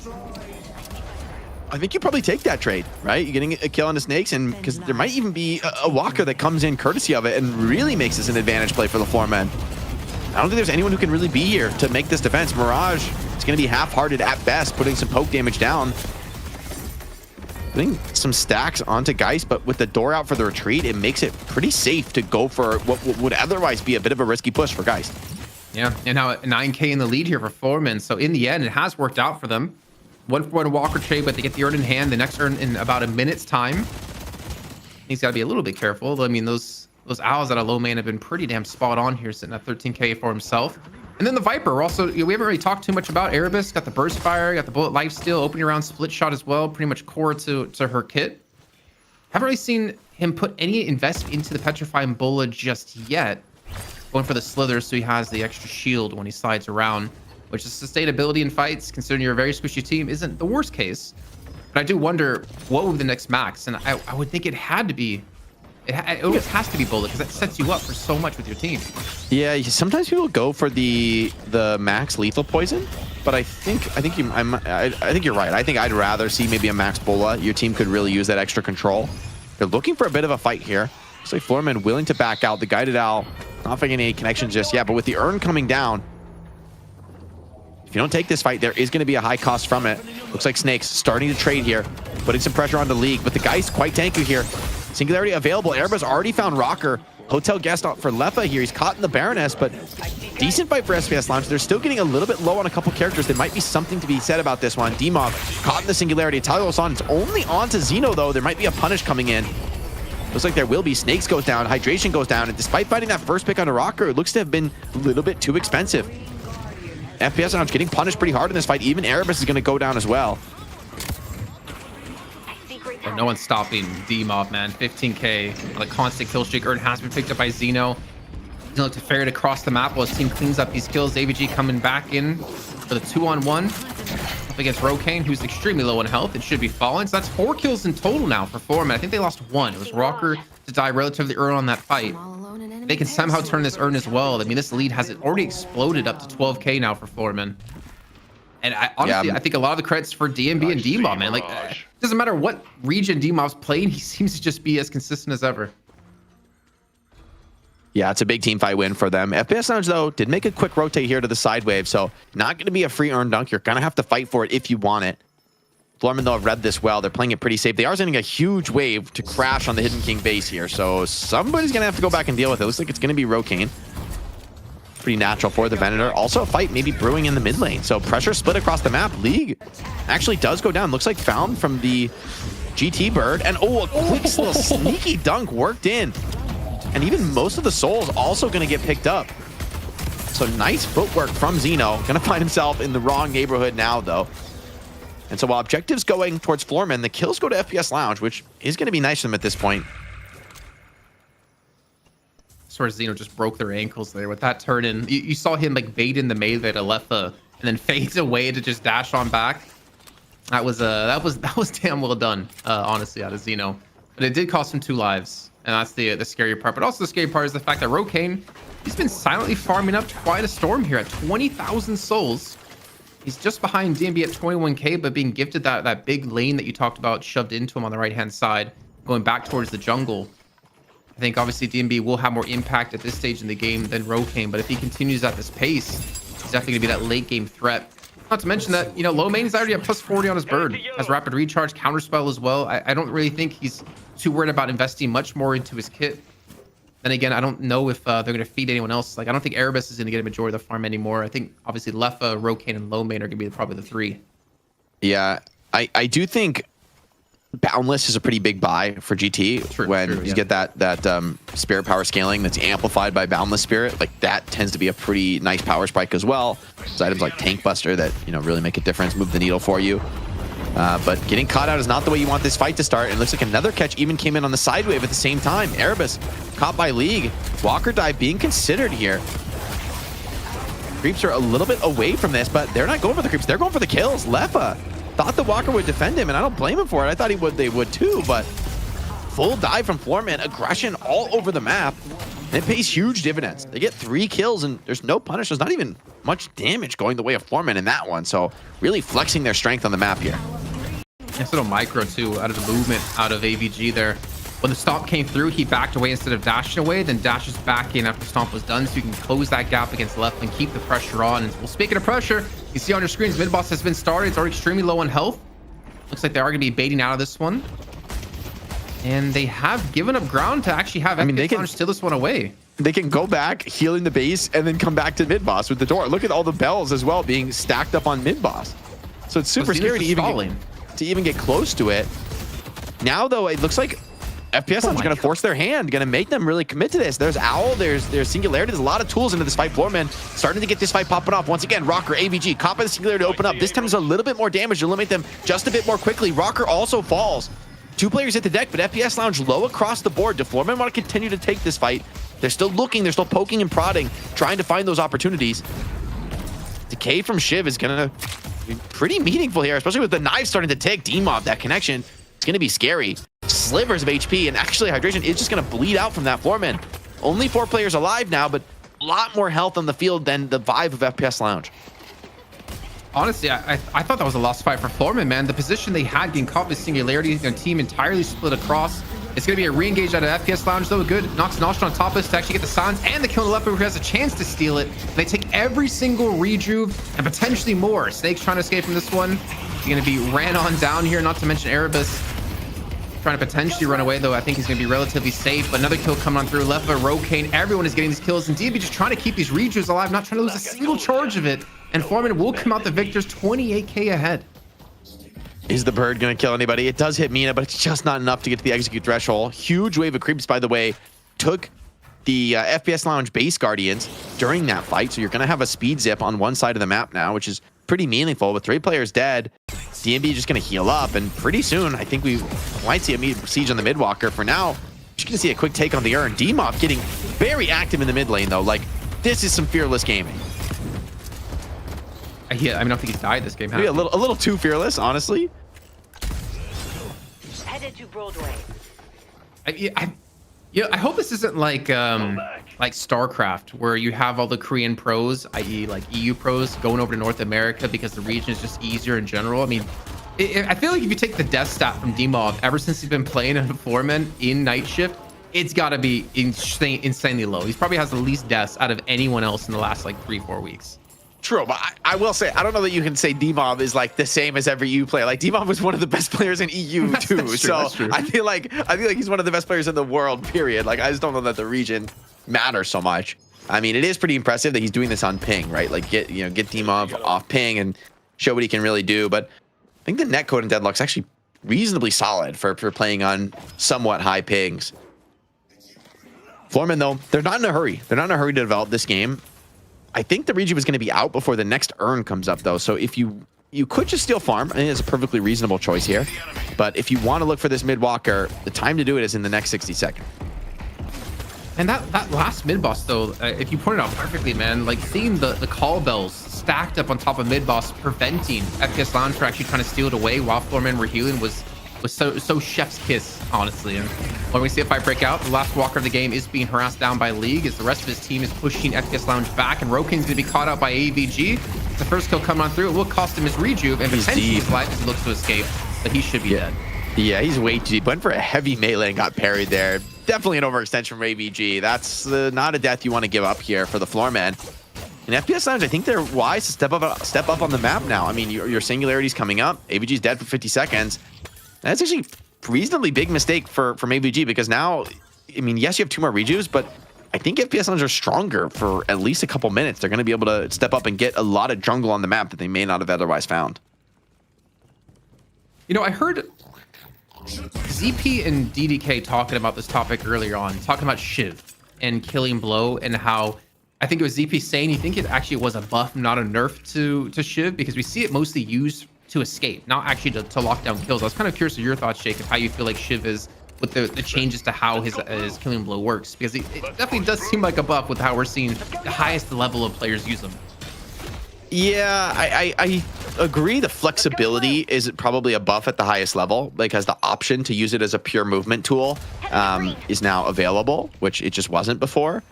Also, the range being so long makes it, more reasonable to like catch some flying players trying to escape from you. But Average Shiv also got changed in a bunch of ways at the same time, like for his knives and his dash. So I don't know that a one-to-one comparison is possible. So that being said, I mean, I think it's pretty clear from DMO's performance that he's not too worried about whether it's a buff or a nerf. Is Shiv ever going to be weak? I think that's like maybe the question I'm going for. Realistically, I think that the reality of characters with like a very high skill cap movement tool is that in competitive, like top level competitive play, the answer is like probably not. Like, but let's be honest, like probably 80% of people playing Deadlock are like don't know how to use the Shiv shotgun movement. It's like not exactly the easiest thing in the game to like really max out and get the top potential from. So yeah, from my perspective, it's normal that the high skill movement character with like tons of reward from hitting all the knives back to back is going to be pretty good at the top level. Probably always will be. It's just so fun to see so many changes and tweaks to Shiv, and he's still one of our most picked week in and week out, and one of the most impactful heroes that we always see.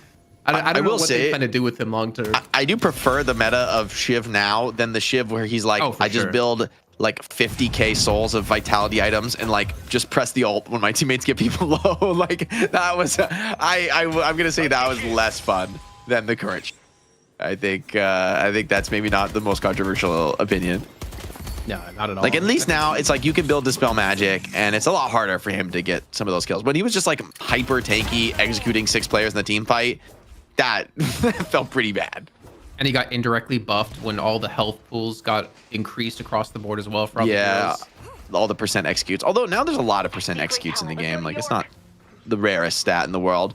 Looks like Floormen though, they want to force an end potentially to this game. Contesting this urn though, very risky into this kind of a room against Dynamo. You got to really think twice about this one. Looks like the fight maybe already beginning on the mid lane. Dynamo here waiting for that one, baits it out, grabs the urn pickup away, trying to get that curse off. The Lightning Curse does come out. There's a lot of tankiness, but ABG still feeling the pressure of some of those gun carries. Basically all the skills still being held. Maxed out here Domini though absolutely chunks players. Even Abrams taking a nice bite out of his HP. Singularity. Looks like it's out, but he's carted away. He's carted out of the fight. There we saw that interaction. 4-4 now in the team fight, but Floormen, big net worth lead. Their strongest players still alive. ABG and Rocker just tank some of the damage. The rest of the team here to play and deal it out themselves. As this dust starts to settle, it really does feel like Floormen cleaning up. Kind of the story of the last many fights though, right? It's been these two just soaking all the damage, and then hey, the 4 left alive doing all the cleanup. Space created. That's all you have to really talk about here. Snakes it down. Hydration just gets to kill in the DMB, which I didn't think would actually happen. Funny enough. I don't think DMB'd it either. Yeah, and it's just Hydration left to defend. But I do wonder if Rokane, if he got a little scared seeing Singularity being carted right at his face, not sure if it was his or the enemy's. Had to remember, right. Oh wait, is he on our team or not? You know, it's just not a picture you want to see, right? Yeah. Singularity flying at you from across the map. A shrine here would be really rewarding to find, but it's super risky to go for with mid-boss spawning. I think Floormen make a wise choice here to fall back. Let's go blue. I mean, it's always so big if you can find the shrine, but it feels like with this kind of a lead, you don't need it, right? Urn has been up for like a few minutes at this point. I don't know that dunking is that realistic with Owl dropping it out of Doorman's hands.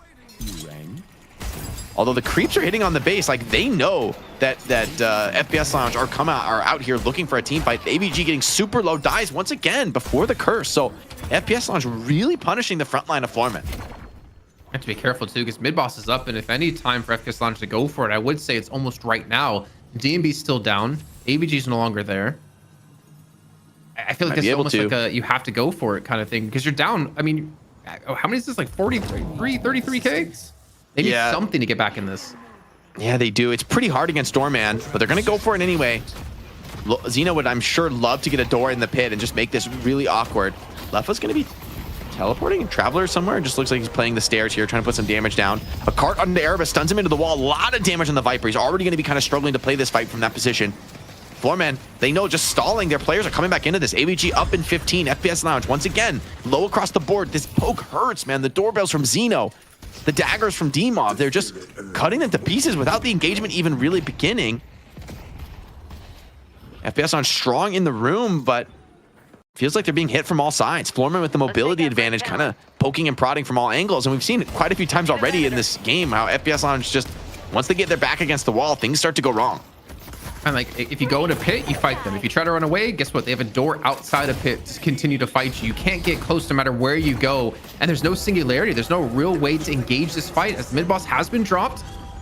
Getting loaded up with there's 4 bells and a cart. Good luck in surviving through this one, as you have to size the impact.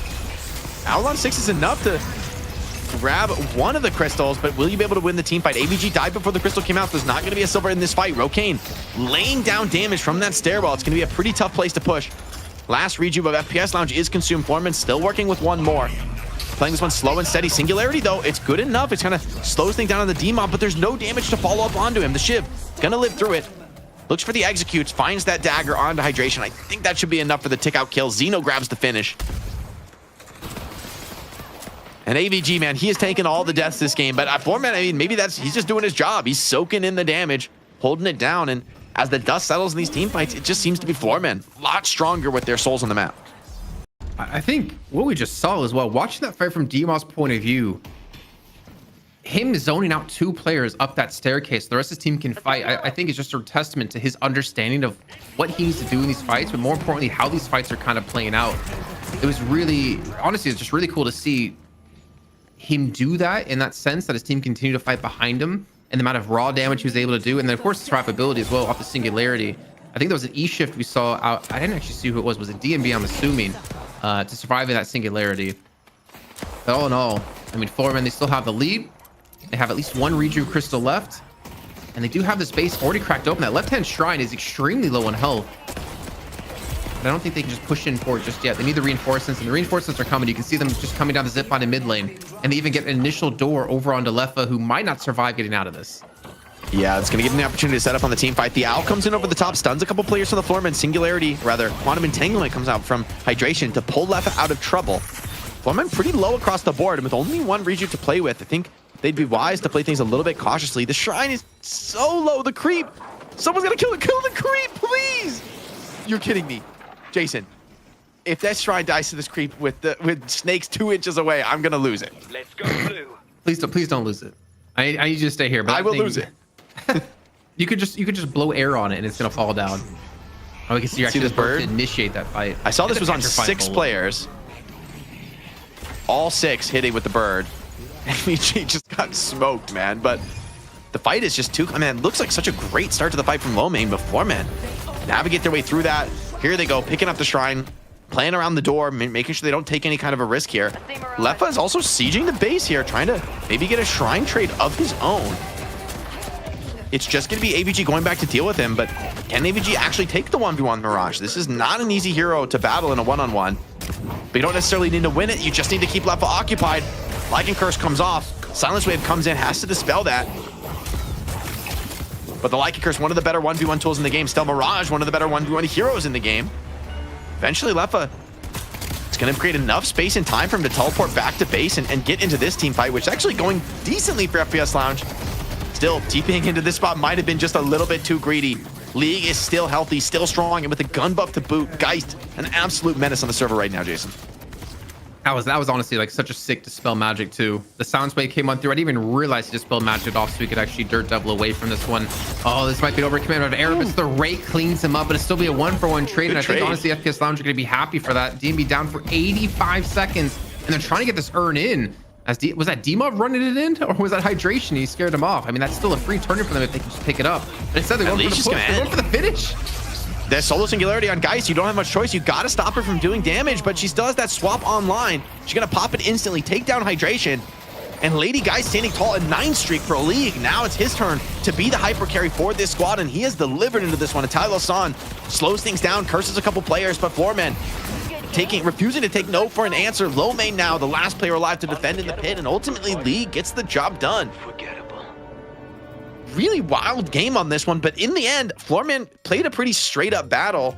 The only thing I would say is like a little bit wild this game is the amount of times Abrams and Silver just tank the gank, die immediately in the team fight, and Floormen just still win because the other 4 are so healthy and so effective at fighting as a unit. But FPS Lounge, they go for a bit of a wild and wonky draft with double carry plus Gun Viper, and it doesn't work out for them here in game 1. I'm not gonna lie, I'm so distracted by Shopify dancing. I'm so jealous of those moves, but you're so right, man. Like, I think AVG, people are gonna be like, oh, AVG, he sucks because he's died like 20 times in 2 games. But you know what? He's gonna be laughing as he cashes in his channel points from that match, which I'm assuming he bet on himself again. But still, like he's in here. He's grooving. But the thing is, it's about doing your job. It's about doing your role. And if your role is to create the space, to soak the damage, soak the abilities so your teammates can kill, then you're doing your job and you're winning games. Why would you care what people think if you're dying? Because you're winning the matches, and that's all that matters at the end of the day. Exactly right. Takes the team. You know, it's different strategies can work, and it's sort of a way to deal with the Dynamo. It's like, hey, you send a guy in to die to the Dynamo, and then if the enemy team can only fight with the singularity, you still have like a healthy Lady Geist holding down the back line. By the way, I really think we got to give a lot of credit to League this game. Like, not only like this exchange on the lane, which I think we joined like late when he was already on this Mirage dive. Okay, nice little movement from him though. Off the zip, into the wall bounce, into the Kobe nade on Lefa. So some nice movement being showcased from both sides. But the fact that you're able to get a victorious lane on Geist, I think, is generally way better than you can expect. By the way, Viper testing DMB, test passed right there. Nox Nostra just eats that snake for dinner. Yeah, a little bit squishy as Viper, so is Mina, to be fair. But when you open up the Nox Nostra, get him down to about half HP before you even have to rake him, that's not a great sign here. But this dive as well onto Lefa, I think it just really put the foot down for Floormen, that they were just committed to one goal, and it was just to punish Lefa and to get these walkers down. But honestly, the MVP moment for me, it's Xeno again. I mean, I know we're not done with the series so far, but the fact that he was able to just buy so much time with all these call bells consistently whenever the rejuve was dropping was so cool to see, because we haven't really seen Dorman much the last how many months. I think the last time we really saw him was when it was Gun Dorman, and then that got nerfed to hell, and then he disappeared off the face of the earth. But to come into this game back to back with Dorman, is it going to be ban worthy? I'm actually starting to lean towards yes, because the amount of control it gives Dorman in mid is insane. Yeah, the ability to come in and out of the mid-boss pit at will and like to back out to a really conservative, safe position is really game-changing, right? And you know, and just in the end, you're like, you have some decent spirit nukes. We saw some value from the luggage card playing into the singularity, looked pretty nice. We saw, I feel like those Baroness hotels really do have a pretty meaningful amount of impact, whether they're setting up for a quick gank or just, hey, lock up the carry for 5 seconds. He's out of the fight. We can kind of like go for kills during that moment. That's worth it. So I kind of agree with you. I think I was questioning to see the Doorman picked in the top 3, but the way Xeno's playing it, I maybe have to take that back, eat my words, and say, hey, this Doorman is absolutely performing. Look at the damage. Great. I mean, he's almost as much damage as Geist. What the heck? That is way more than I thought on a relatively supporty Doorman. I mean, I guess he is mostly building Spirit Nuker, but still, the League has a crazy game on Geist this game, and Xeno is almost equaling his damage with about 2/3 of the soul count. That is crazy. I don't even think we can call him supporty. Like, what item does he have that makes him supporty? I guess just like low econ, you know? Right? Like, he's not farming up in the side lane. He's being active in the early game fights, you know? But the fact that he still has impact like this is crazy.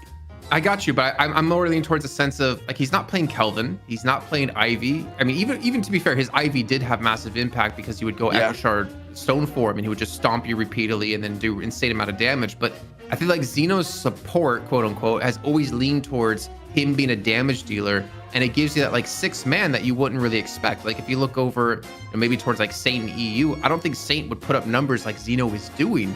And I think that's just kind of the player Xeno is. We talked about him being like a Yamato one trick back in the day, but he's making the support role work for him, and it's making it work in the style that he wants to play, and the team is playing around that. You can talk about Doorman, all you want individually, but the Doorman doesn't work unless the team plays around the Doorman as well. So I feel like they're really facilitating him well to excel. Yeah, I couldn't agree more. Also, I love D-Mob's build this game, man. Sees like enemy team has a bit of an overemphasis on the gun damage, has plated bullet resilience and return fire. Like, that is devious. Like, he is not taking bullet damage into this one. Yeah, I mean, yeah, it's like D-Mob's actually, it's actually kind of crazy how, like, I think you might be right. I think he's like sub 10 deaths in like the last 3 weeks of multiple games, which is absurd. How do you kill what cannot die? I think that's the question FPS Lounge need to ask themselves in this break here before we get to the next draft, because it is proving to be a formidable task for melee creeps and now for FPSL. Yeah, it's going to be a tough one. We got all that and more. The conclusion of this series, potentially over in 2. I mean, Floormen put up a real strong showing in game 1. Still, FPS Lounge, smart team. I bet they can adapt, but they can find something on the other side of this break. We'll be right back. You're with the Night Shift. Log is a game where information matters. Until now, you've had to keep track of all of it in your head. The TrackLock app changes that, offering in-game overlays with real-time stat comparisons, dynamic timers, and permanent buff tracking. Before the game even starts, you can get key information on your opponents and allies with our match scouting feature, and access the most up-to-date hero builds, tier lists, and player profiles with data synced directly from the game. Your new go-to companion for Deadlock. Download the TrackLock app today.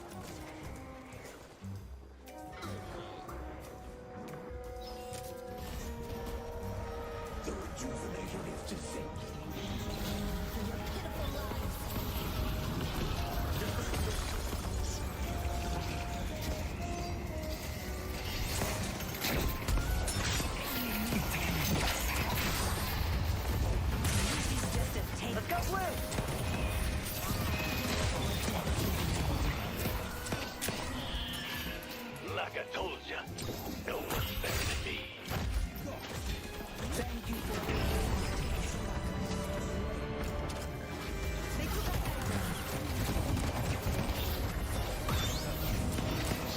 The blood will flow down Broadway. The traitor's earth.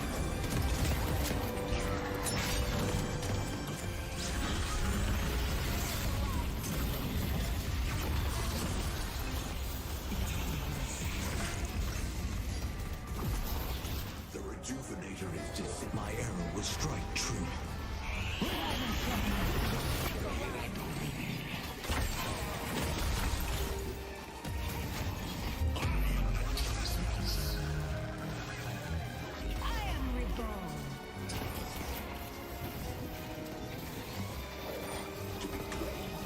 Unforgettable. Good fight. Unforgettable.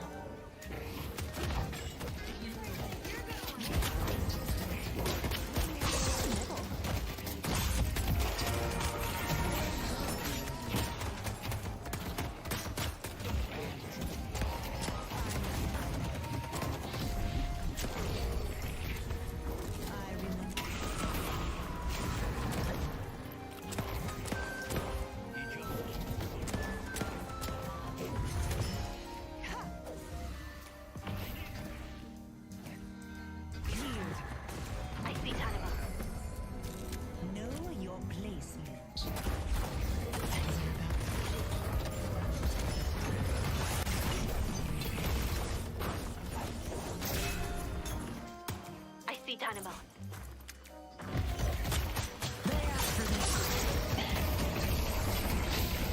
I can only imagine having.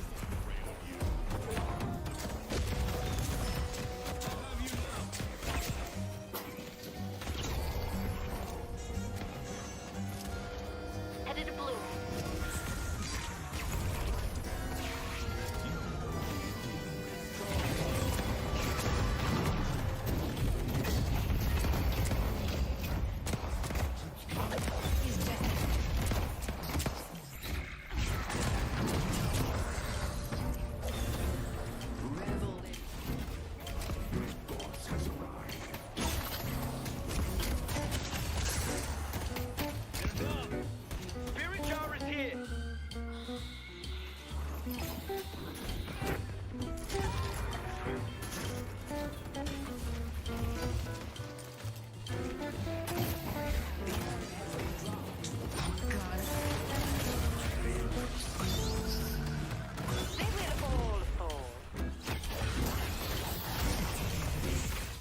Sending arrow.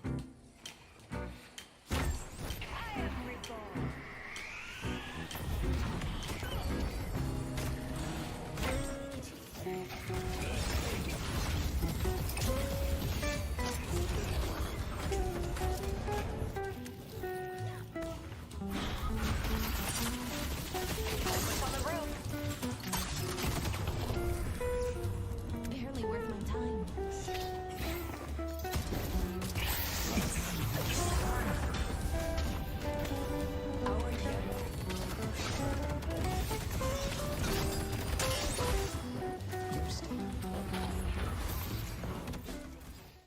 What's up, everybody? Welcome back to the night shift. If you're just joining us from the NA portion of the show and getting down to it here, Jason, in the money match for NA, we've got Floormen up 1-0 over our previous champion, FPS Lounge, after a pretty big statement victory here in game one.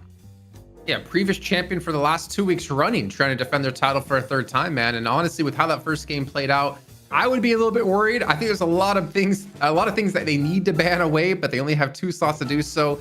Just keep in mind, we had Infernus banned out by FPS Lounge last time, but Shiv has been a problem. Doorman's been a problem. It's a lot of decisions they need to make here going into the second game.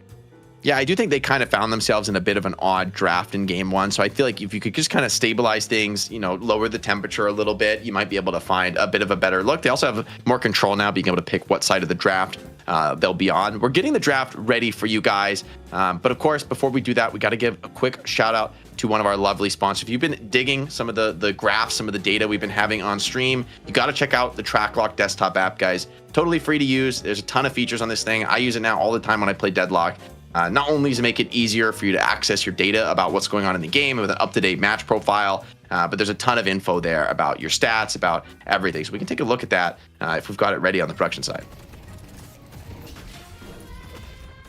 Yeah, here we can see. You were talking about how you use it to like check out individual players. I like using it to check out like my individual, like my permanent buffs to kind of see where I'm tracked across the board. Because I think one thing that is massively missing in the game is to be able to track this, and the fact that the TrackLock app gives the ability to track.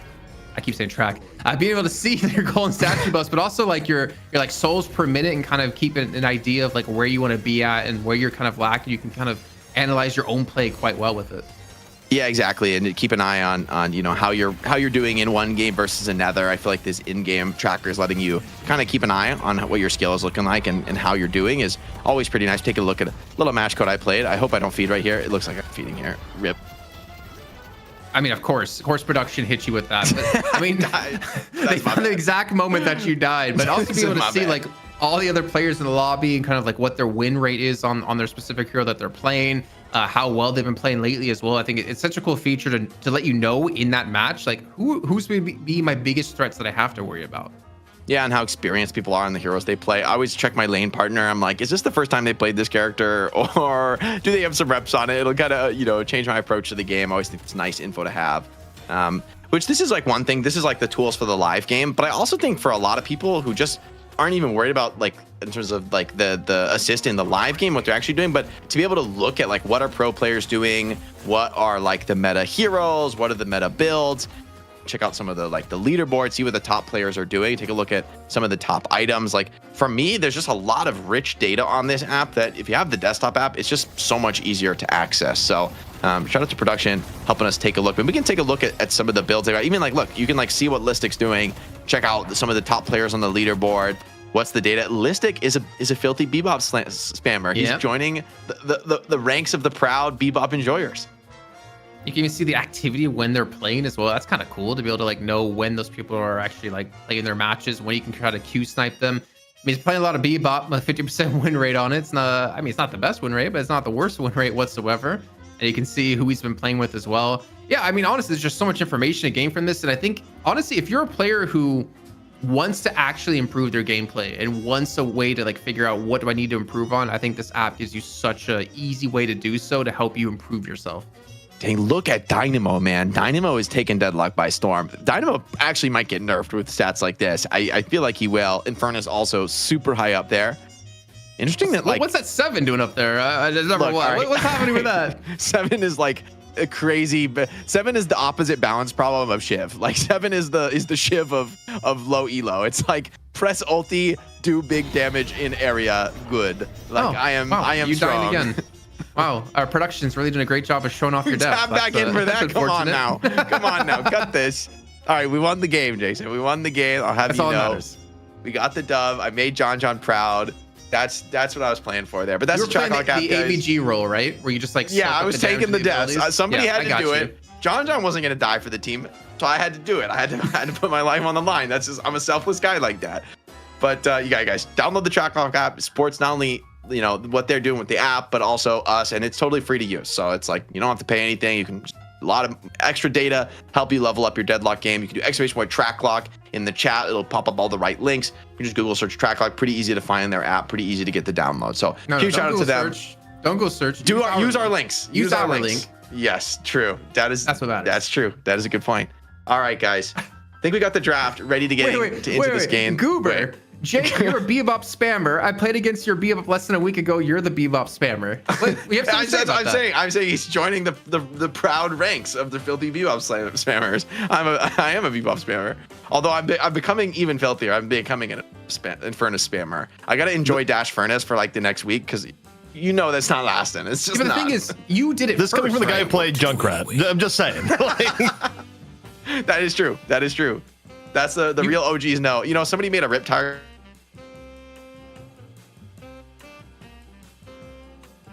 Am I lagging or is he lagging? I can't tell. I don't hear him anymore.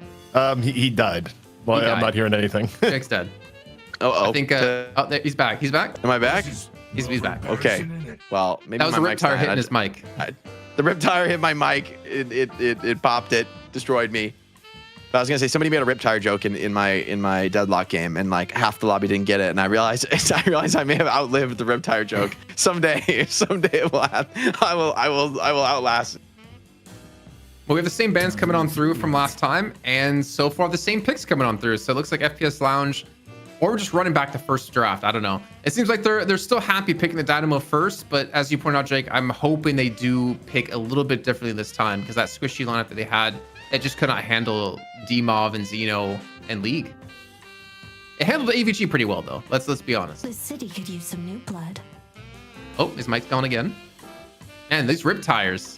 Did you echo shot or Riptires? What's going on, my mic? I don't know, man. This is crazy. You think I do this job for a living or something? I was just really surprised. Like, there's zero change in the draft so far. FPS Lounge took first pick. The draft is completely identical from game one so far. You really, I would be shocked if they don't change something. He's okay. There, I think he noticed it. Thanks. You were that invested in the draft that you didn't notice it. I had to see the chat. Just so you. I think you broke him.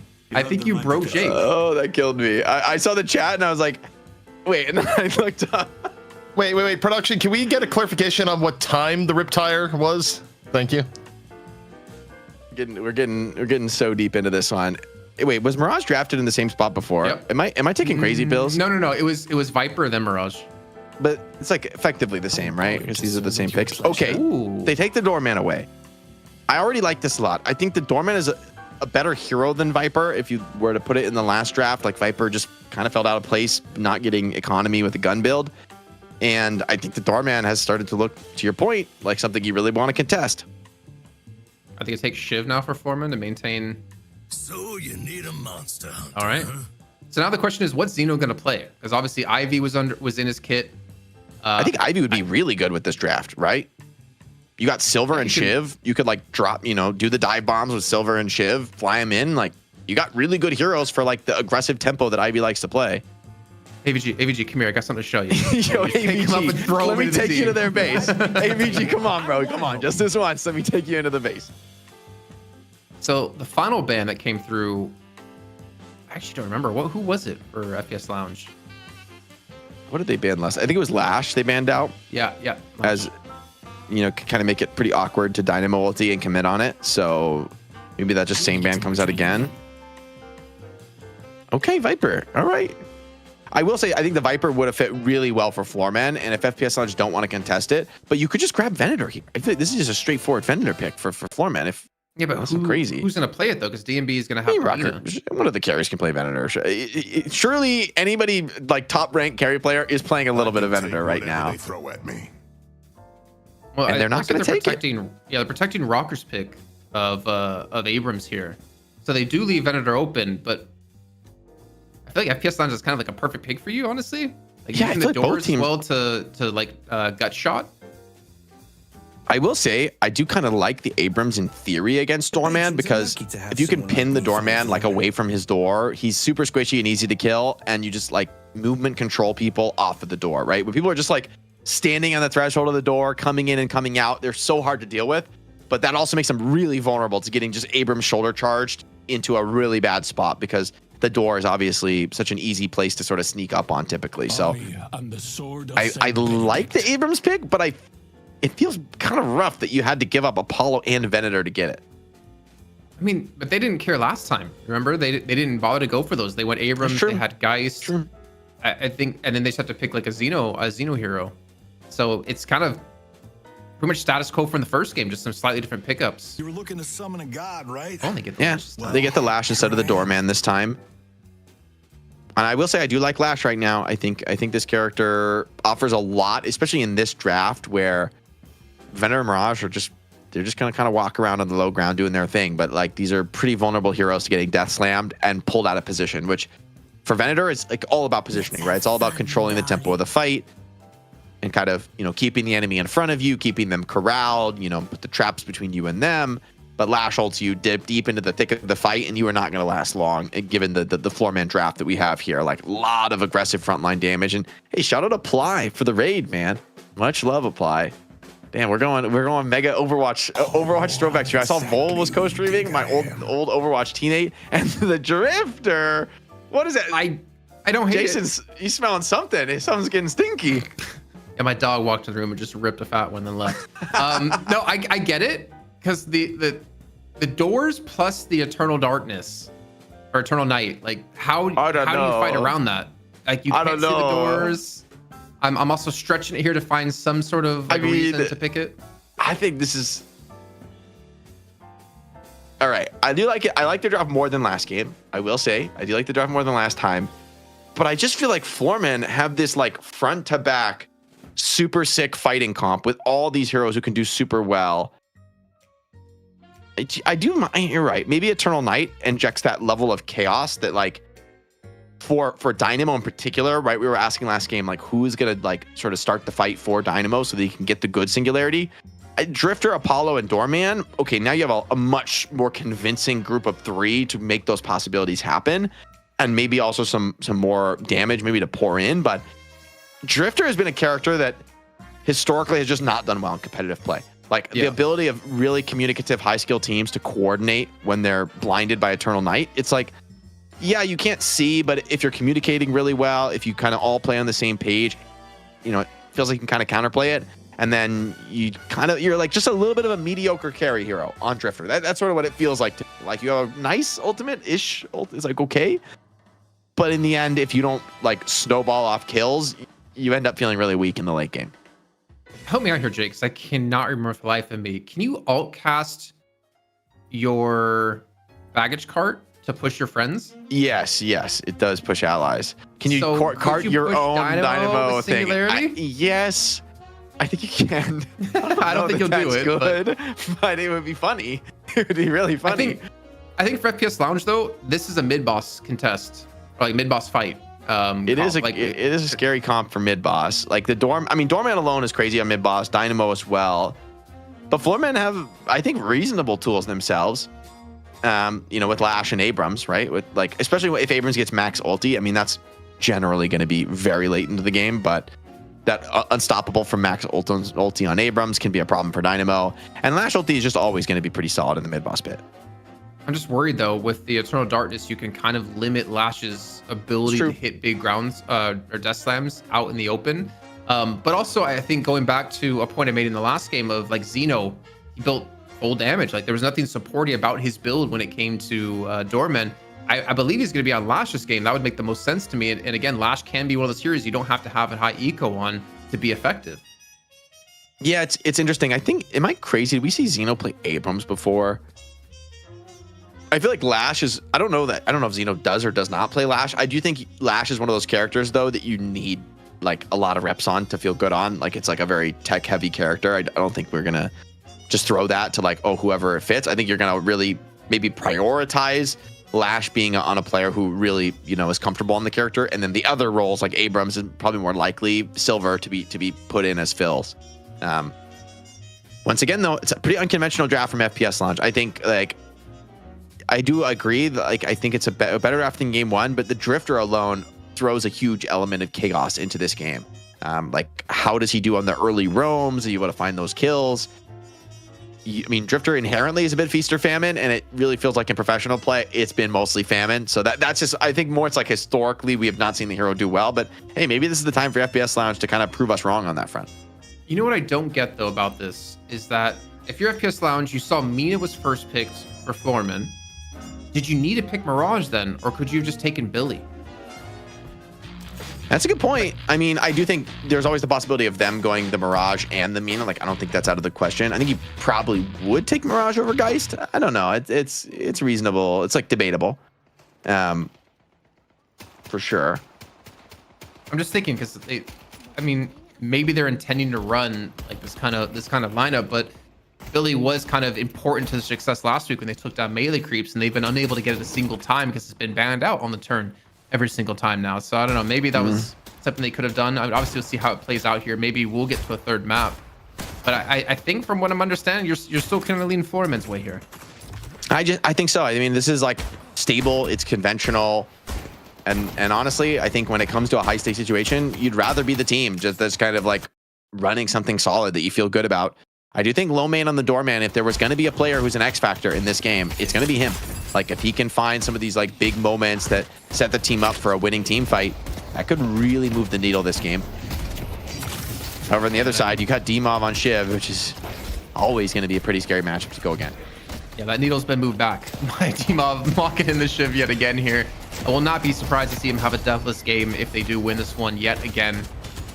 And Erebus, I mean, the thing is, Erebus kind of, I think for us, he kind of came out of the blue. Maybe not you, because you're playing at E6, Mr. Big Baller there. But in terms of like competitive play, he kind of came out of the blue, and he brought this like aura of Bebop.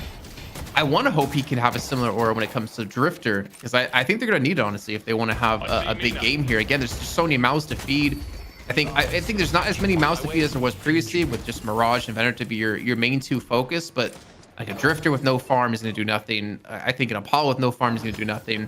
And I think with low main hydration, you can kind of get away with being extremely low farm, though I don't think low main likes to play with low farm.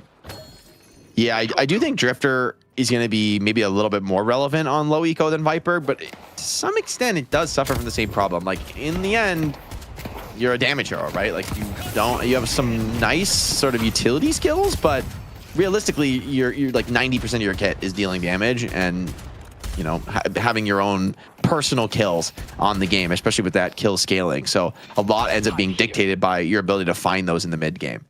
And for Erebus, I feel like the fact that Floormen of just opening ban Bebop, like I don't think anyone else is opening banning Bebop. This is for sure like a personal ban for Erebus. This is like saying you don't really think Erebus is going to be able to play something else. You're like, calling his hero pool into question. And so for Erebus, game one, kind of a vindication of that strategy, right? The Viper didn't feel good. It felt like a really awkward and forced pick for them. Game two, he's on the Drifter. Certainly paints a picture of like there is a way to defeat this team. Just don't let Erebus play Bebop ever. Like it's like thinking about what people did to Ido back in the day. It was just like, do not let Ido play Pocket ever. He's first banned every game. It did make Ido, I think, a much stronger player to go through that, but in the moment, it is a good strategy. I'm kind of surprised you went with Ido there, actually. I thought you'd go for like the 1-to-1 with John, because he came out as like a massive Bebop player that got banned away, and it called into question his pool in particular. And it took him a little bit to kind of show off that he could flex around to some other heroes like Warden, for instance, which is still one of the heroes mainly in his kit, and then Geist later on thereafter. But yeah, I mean, I think with the pressure on Erebus, he needs to show he can flex out to other heroes and have a similar, if not better, effect when it comes to it. And we'll find out, obviously, when it comes into the Drifter, which I think is the first time he's played Drifter in Night Shift. I mean, we see this hero like once every couple months, right? It's like one of our least played. That, yeah.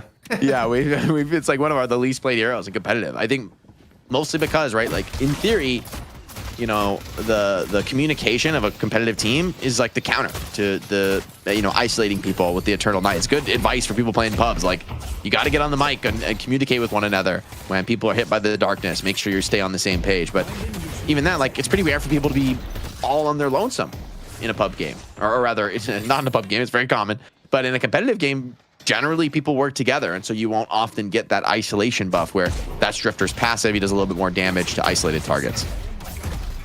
And one thing he does do well, though, is at least prevents ganks, I would say, because of the ability to see with the blood trail. Is the information of when someone's coming, not to mention the heartbeat. And Rocker going up head-to-head against Snakes here. Low main will be the first to follow. That was in the mid lane, with AVG picking up that kill. And already, just like last game, Floormen off to a strong start here, though. DMB has seen better times with his health pool. Yeah, a lot of damage in mid. Bit of a catch here on Rokane. It's a kill AVG would love to be able to find. He's thinking about going for a dive on this. Oh, even gets a parry. Lowkey got greedy. This time, though, he gives the parry right back. And with the help of the tower, we'll be able to get that kill. But you probably filed that under worth for AVG. Slow down Rokane. Deny him a little bit of that farm. Wise play from Doorman, though. He's going to save the wave so the Venator gets all that farm. DMB looks like he's shooting at the Doorman, but in fact, he's just looking to steal those creeps away from under his nose. Yeah.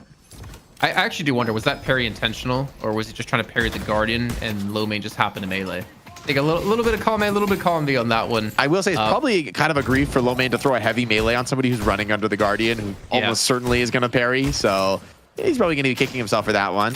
Rokane is going to be kicking for it too, because he's the one who died. I mean, I can't talk smack after that highlight reel of my parries happened on the night shift, however long ago that was. I think I parried you like 10 times. Well, we won the game, so I did my job, I guess. No, but in this one, with a strong start though out of DMB and AVG this time, I kind of do worry. I mean, again, it's not that big a lead so far. We do have. I don't know how I feel about like this Dynamo Mirage lane. I think it obviously does offer you the flexibility to get away from the gap closing ability out of Shiv. You can, I guess, do some decent poke, but we're seeing a bit of a switch up in hydration in more of a safe lane, I would say, than compared to last in mid. Yeah, it is nice having both Tornado and Quantum to be able to like break the Shiv's knife chains. So he's just like not gonna be able to keep those on you. Mirage always likes to sustain, but Dynamo is taking a lot of punishment at this one. And I always feel like once Geist gets this Radiant Regeneration item online, it really makes the lane pretty difficult against her. She just sustains so well. It really mitigates kind of the biggest downside of the hero of the skills doing damage to you. Yeah, for sure. And obviously maxing up the Essence Bomb as well at the moment, currently at tier 2. Looking to really continue this harass as much as possible. I'm mostly curious how this mid lane has been going, to be honest, because that's where DMB really got things going in the beginning. Oh, nice riposte on the charge there. Really well played from Snakes. Rocker was trying to bait it out, but waited for the perfect moment. I mean, there is some kill potential on this left-hand side when we get these ultimates. Like Xeno, get a nice death slam into like a shoulder charge. I think the only problem is it's really hard to hit that on the Snakes. I think Erebus has to be your primary target unless you have that riposte gone. Yeah, riposte and Tyler San give you a lot of movement capabilities. Bit of an attempt here. Onto the Lash, trying to keep the Lash low, so he's a little bit scared to commit. Disengaging Sigil doesn't actually connect onto Lash there. It's going to mean Xeno has enough health. Keep looking on some. He also has 20 charges, Resto Locket, so actually kind of holding back a little bit on his true power here. Could absolutely take the fight to the opposition if he sees the chance. Not even his final form yet, man. Singularity is ready to be used here for hydration.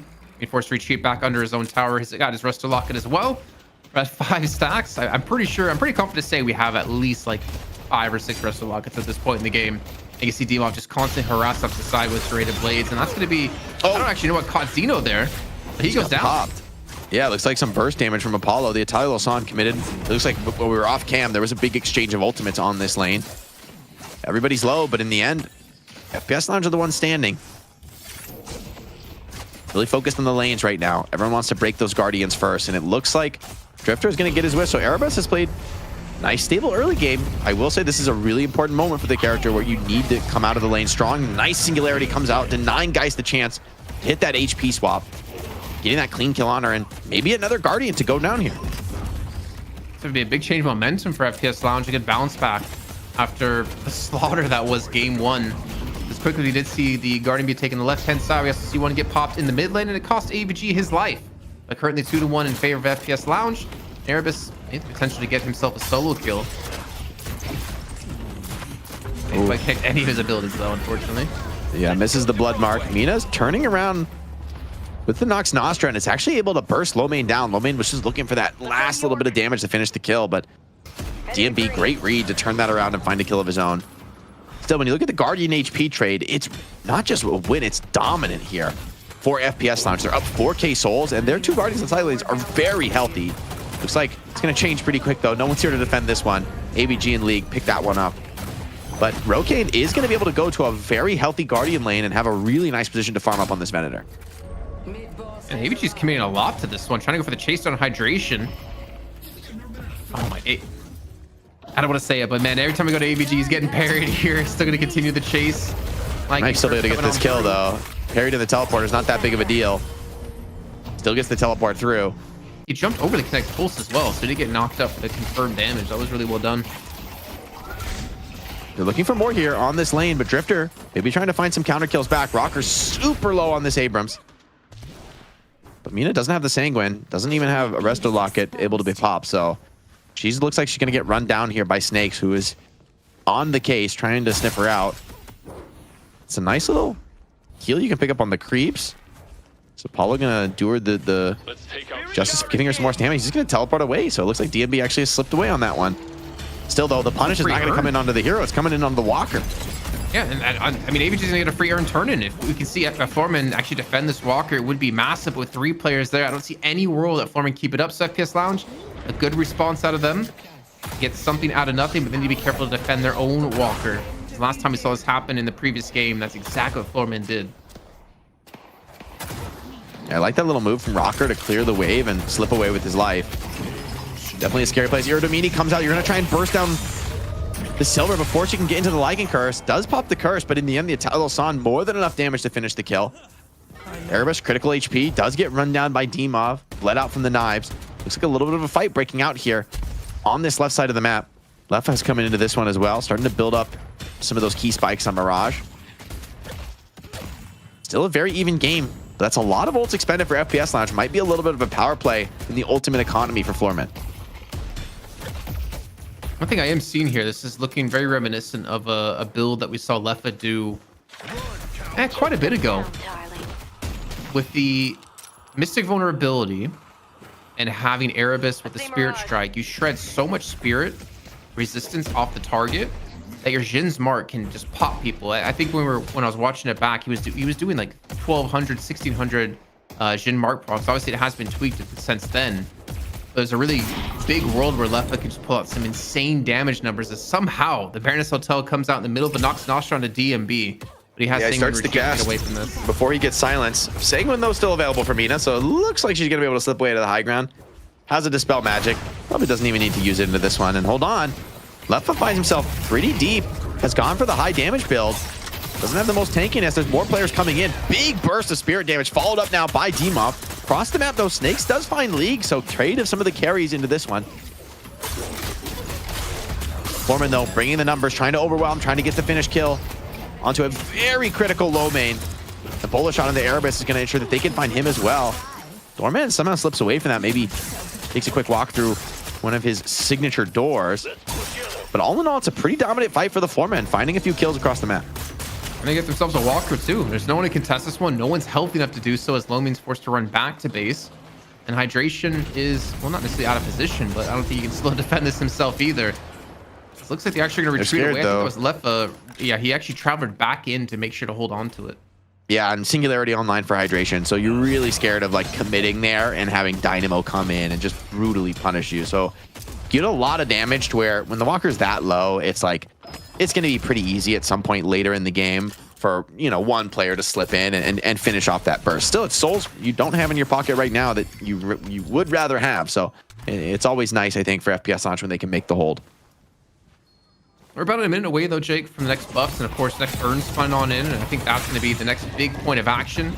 He's going to be able to survive through this one initially for League. But Lomin's going to be there to close out the kills. They take the Geist down. They set themselves up nice to take away a lot of jungle. And more importantly, set themselves up for these buffs to come on. Come online. And Dimov is, he's trying to defend his jungle, actually. Now it's, I think, Xeno trying to escape from this one on the right-hand side of the map. Opening passage. I bet they're hiding in yeah, Doorman just playing around the doors, right? Being really aggressive on the opponent's side of the map, just kind of baiting anybody looking for fights, knows that if things go wrong, he can always just door himself out of there. Looks like it's going to be a fight over this right side buff, though. Abrams showing a bit of face, putting some pressure on the Doorman, who pretty strong hero to be able to try to challenge on this high ground, though. I see Abrams. I see Shiv. We're seeing League be left alone to go against the left on the left-hand side, using DMB for more of a, I guess, mid-game power spike here, since you can rotate in for these buffs and the Earn spawning on in. There's a, I don't know, I'm looking at like Snakes. I guess he's pushing out the lane here, but he's not going to be here for the initial take of any of this. It's not going to seem to matter. Trading 1-for-1 in buffs, Lee getting the movement buff, and Rokaine getting the gun buff on Venator. The perfect buff at the perfect time. Yeah, it's a nice one. Nox Nostra, though, putting huge damage on Hydration. He's critical HP, needs to play his way out of this one. Singularity, though, is deployed, getting a little bit of value out of that before he does go down. Baroness Hotel now puts DMB away, but the lash hold is big onto 2. Doorman trying to desperately get back to his door and back out to safety. Gonna try and continue to put down what damage he can and playing that movement game. But it looks like Silver, yeah, he didn't close the door. Silver Shiv come right on through, chasing down these kills. Demov is healthy, man. You do not want to challenge the Shiv, even with that gun buff. Rokane doing what damage he can, though, trying to back off players from the Floormen. But in the end, it's quite a few kills. 3-4-0, I believe, in favor of the Floormen. This could be an earned turn and a Walker take after as well. Like, that Singularity is down for such a long time. There's not like Floormen has any buffs themselves. Sorry, any ultimates online for themselves, but they already do have a wave shoving. Immediately, FPS Lounge it's going to be tight to defend against this. I don't see him actually getting nice melee. Great contest from Hydration. Does knock the urn out of Abrams' hands. Going to slow things down. Dynamo with the tankiness to take that risk, but big pin from Abrams. And look at the lifesteal. The book doing everything here. Hydration running out of gas, getting chased down by Abrams. It's going to be enough to just back him off completely. Wait, looks like that Solar though was grabbed by Snakes in the Chaos and getting that Talulosan out of there. Because the Dust Devils actually looks quite strong. Yeah. Good fight so far. They're pushing the right lane Walker for this one, trying to actually trade out the urn for a take, and they're actually going to take down Rokane, so this Walker should be falling once they do shove the lane on through. But to see Snakes steal it away? I think they were just looking elsewhere, right? Bringing resources to the other side of the map. Demov, I mean, we kind of... Looks like, what, the mid Walker went down there? So the Walker's going to heal up right at that moment. Still, getting the mid first, I think, is always nice at this level of play, right? The Sidewalker is just inherently easier to take, even when they have the extra HP compared to mid. So I think that actually is quite the nice find off this team fight. Fight's done just yet, though. Low mains teleport on over. And we'll still have Xeno after taking the mid lane. Walker gets carted away back to his team, and it looks like both teams will retreat and go back to farming up as much as possible. But I mean, that urn, it's 11k difference, but if you'd imagine Floormen secure that urn, you're looking at what, a 15-16k lead. It's not the worst case, since they did get themselves the Walker on that mid lane like you pointed out. Erebus is on 12k souls. He's quite far behind, and he's pretty much been relegated to like the full-on position 6 low eco now. I just don't know what you do as Drifter anymore when you're on this low economy, and you build duration and you press your ulti, but it doesn't feel good. Doorman holding Silver. It looks like he's just gonna steal the center and get out of there. It's always a nice one on the Doorman. Just a little daylight robbery. They're even trying to kill AVG. They're trying to kill AVG. Surely they can't, right? On this side, they do get his Lycan Curse out, which honestly is not bad.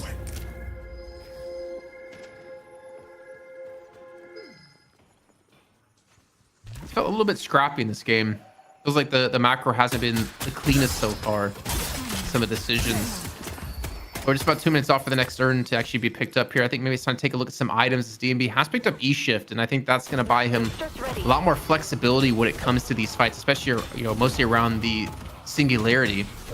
And Demov's gone back to Dispel Magic. He's actually gone Radiant Regen with Decay. He's not being as tanky like you mentioned before with the plated armor and the bullet resist, going for more longevity in these fights without having to go down the resist train. Not to mention the extra damage he can do with Decay. He's got a lot of sustain in this build. Honestly, wouldn't mind like a heal booster with the amount of heals he's building on these items.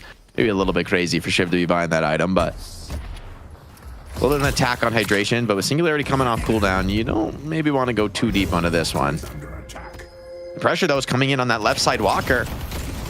Floormen trying to cash in some of the damage that they were able to do earlier. Big health swap though, puts Rokane low, puts him on notice. Looks like that Eternal Night is going to make people just a little bit too scared to stick around for this fight. Walk right into this.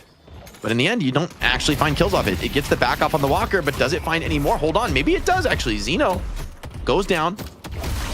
Looks like a stack for the Drifter, but Abrams is just so strong right now. Drifter cannot really stick around in this team fight for long. Is, making it awkward and making the finish hard, but eventually Rocker just cleans him up. He bought some time, but again, like, what do you expect? 14k Drifter up against 20k Abrams. There's just no realistic chance you can win this one. But Hydration, while this has been happening, has looked to shove on this mid lane Walker. Well, AVG and DMB look to take a right-hand Walker. I think the wave will be cut down by Floormen, but I don't think it's going to matter. This is going to be a trade of 1-for-1. Looks like League is dead, though. Dies in the Baroness to maybe a proc from Lefa. And the mid-walker is claimed, so they are keeping the trades coming, but I don't think this fight is over, man. The scrap just refuses to end in this game. Both teams continuing to brawl out, and I think this is going to favor the Floormen. Looks like they're going to be able to find the better side of this cleanup. And with Dynamo dead, yeah, mid-boss absolutely going to be an option here. Still Floormen players, though, in the fight here on this side of the map with the Urn Dunk potentially contested. But they're going to come to mid too. They know, hey, Urn's in your hand. You got one player dead, one holding the Urn. That's 2 players who aren't going to be here at this mid boss. If you're FPS Lounge, are you really going to contest this one? Or are you just looking for the Urn Dunk? Maybe you can do some poke off to the side. As we see initially, it will be Snakes to charge on in. Ball's advancing on through, looking for DMB to push him away. Seismic Impact comes on as well, and DMB gets the first charge of the rejuve. Lowkey steals one away with the help of the cart. But it's just going to cost him his life. They at least take one away from DMB. And they're still committing for this fight. FPS Lounge feel like they can take this one and take away all these rejuves. And as a matter of fact, they've done it. Rocker's gone down. They can use the door to get away. And Hydration gets the doorway through with the singularity. Catches out quite a few. He's forced to cancel early and back off. Yeah, Dimov just doesn't die, man. He's still fighting. He's still brawling on the other side of the door. Has gone through to your home. How dare you open the door to the Shiv, man. He will absolutely step right through it. And that is a nasty nuke from DMB with the rake to clean up. Man, what a big team fight there for Floormen. They don't walk away with rejuves, but they get 4 very solid kills and a big ultimate expenditure. Have you seen Invincible? Yeah, I've been watching the new season. So that just reminds me of like season 1 when Omni-Man goes through that portal that those aliens the Martians start attacking the world and just destroys their homeland. It's exactly what D-Mob just did right there. It's like, oh, you gave me a doorway to your other like friends? Let me go on through that. Yeah, the Shiv is the fact that he just tanks a full singularity and you can't kill him is that's not a good sign. That is not a good sign. I believe, is he still deathless? Surely not. Come on, I think he's deathless. I think he is. Man, I don't remember him dying. He's just too I think clean. we need to pull up a stat next time. Oh, yep. God. 3 of them are deathless. How many deaths he's had since he started playing on Floormen in the night shift? Yeah, right. I mean, I guess they've taken some losses, so surely he dies a decent amount in those, but no, he has 0 deaths in those losses, actually. He just goes to base when it looks rough. I gotta check my KD, guys.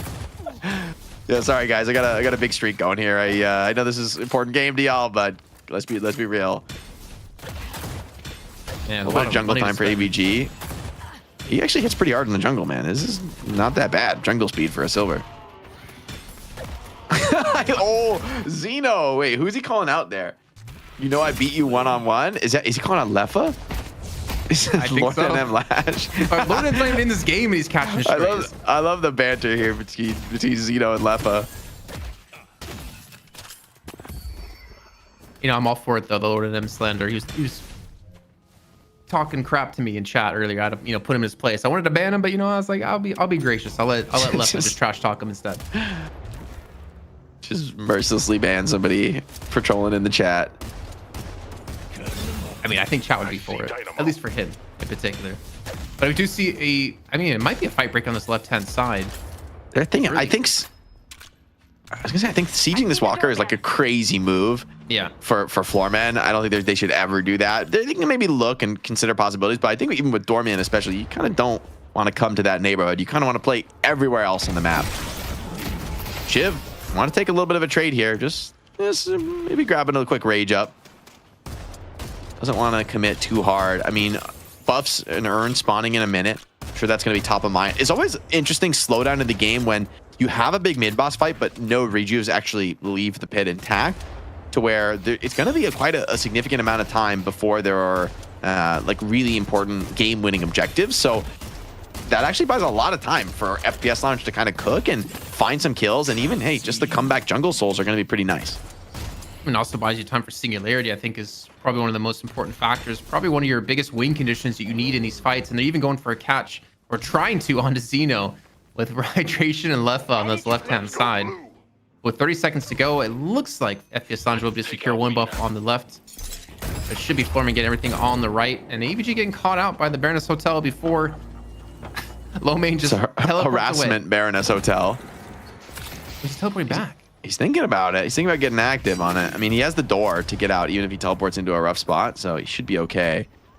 Little exchanges, some little damage being thrown out, and AVG is low enough to where, hey, bursting him down is actually a pretty realistic possibility. Scourge online for Apollo is going to do a lot of max health damage, which I think is a great item this game, considering all the tanky frontliners on Floormen. Exactly. You can see here going directly in towards League, using that flawless advance and the riposte. And he's actually kind of lost out in this trade, though. Look at his HP. Oh, God, he's getting owned. He's getting owned. He underestimated the Geist. Geist is big dog. Lash hold on 3. Big connection.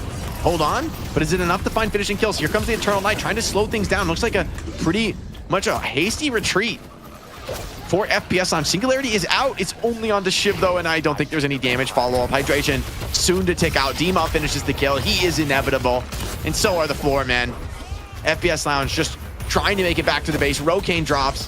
Lefa out of stam, out of tornadoes, out of options here.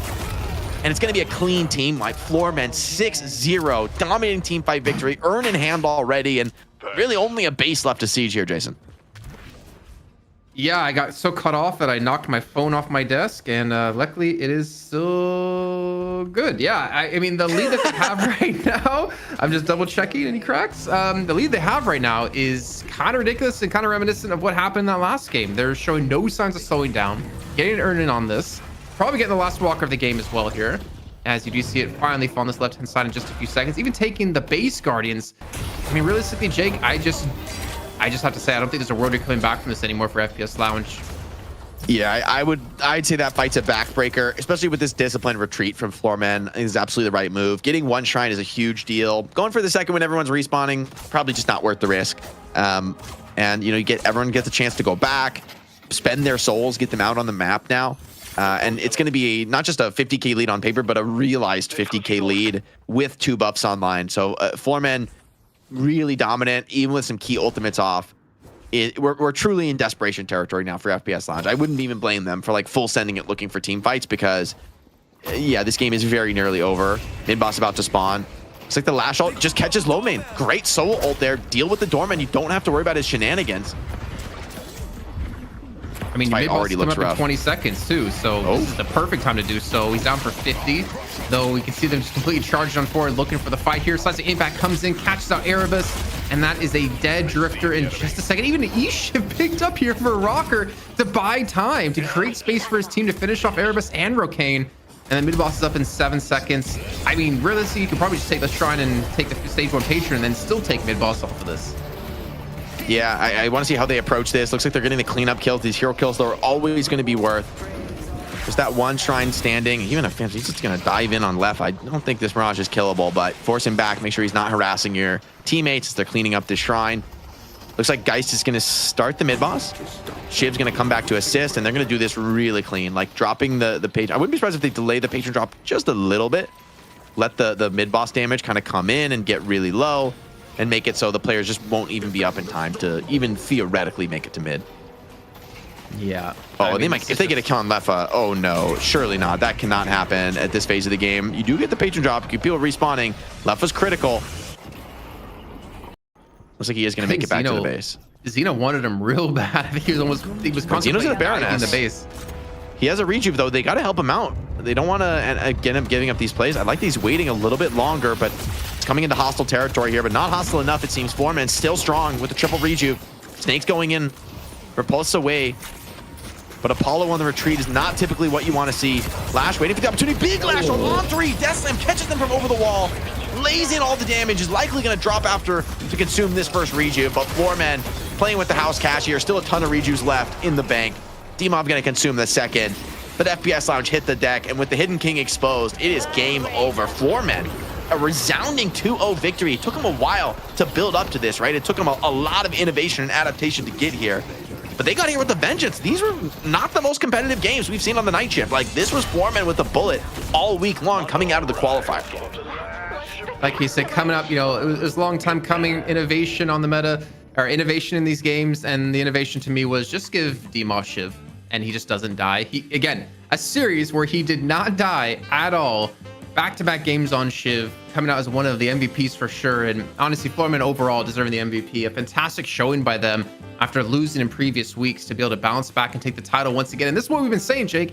NA is so competitive that any team can win on any given week. And that's how it is. Even though Floormen have been on the outside looking in for quite some time, it shows that the practice has not gone anywhere. This team, we talked about the effort they put in. All these players have had winning performances before. They add a player like D-Mob into the lineup, and it feels like things are really starting to gel for them, right? And it's sort of understandable. You bring in a player like D-Mob, it might take a second to adapt, right, and make those changes. But now, I think to this week, we really got to see a tour de force from D-Mob, right? Able to really show up and show out on the shift. Like, deathless through the whole series, and he's not shying away from the fights. Like, he is taking the fight to the enemy constantly. Hydration did his best effort on Dynamo, but it really also felt like Floormen had such a great understanding of how to play against the Dynamo. Hydration was never able to find those big backbreaking Dynamo ulti moments that you really want to find on the hero. Yeah, and the thing is, did he ever hit like a multi-singularity? I think at most he caught 2. Oh, Hydration just stealed away that Sinners. That was great. At most he caught was like 2, and I don't think that was necessarily him to blame, but Floormen kind of keeping themselves spaced away from each other and keeping themselves in a position where they won't get hit by massive singularity. I mean, you see there it catches, I mean, Dmov ran into it, so that's not fair, but only caught onto Xeno. Yeah, Xeno was slippery. Man, this series, like, he looked really solid on the lash. I was wondering, like, hey, is that hero going to be in his wheelhouse? And absolutely it was, right? Really big death slams, very, very survivable. This game on lash had quite the solid performance. You can see why they maybe banned it out last game. Yeah, the Floormen, I mean, they had the rhythm. They had the recipe this way in game. They sort of knew exactly how they wanted to approach this one, and it really showed out in the result of this game, right? Like, the way they compound the lead, they really just didn't give the enemy any opportunities back into that. I also think Erebus is going to have to go back to the lab when it comes to the hero pool. I mean, Floormen have just first banned Bebop for 2 games, and frankly, Erebus not able to really have impact on the series, right? I'm not on the Viper, not on the Drifter either. I think that's it's one of those things when you're that good on a hero and people start to realize it, and you start to get those respect first bans. It's a significant problem for you. You need to have like other top characters that are at least close enough to where they can't just throw that first ban at you so confidently. I think I am disappointed on one thing though, Jake, taking a look at this series. The predictions from this game, AVG was not the biggest better on this. Floormen had 510,252 for FPS Lounge. But I mean, jokes aside, this was all in all just a clean-cut victory for Floormen. They were prepared in the draft. I think they got very comfortable picks when it came to the draft. They flexed Xeno onto a couple different heroes, showing his Doorman is something to be worried about. But I mean, to be fair, even is his Lash, as we saw in this game. AVG playing Silver every single game in today for them, I think, is also an important sign that, you know, Silver might be integral into the way that they actually want to play things. And then, I mean, D&B on Mina, like, nothing really changed on the side of Floormen, and they just did what they do best twice in a row. Yeah, definitely a big win for these guys. Lightbringer's in a chat, by the way, in our Discord saying, I think he's right. Demon went deathless 3 games in a row. Like, that is crazy work. Not just flawless in 1 game at this level is like, okay, you had a really solid game. To do that back to back to back is absolutely crazy. It's really good. He gets solo singularity like 4 times this game, and they just can't bring him down. Like, Shiv is unstoppable. I'm even going to go back to Shift 33 really quickly and see if he died at all in those games. Okay, yeah, he had deaths in those games. So that surely if in the game that he loses, that he does take a fight and die. No, like, and the ones they won. Hope. I looked at the ones they won, to be fair. He had an Apollo game. I saw he had 5 deaths. It's like, oh, he's trash. So I closed and I didn't even look at the other ones. Okay, yeah, right.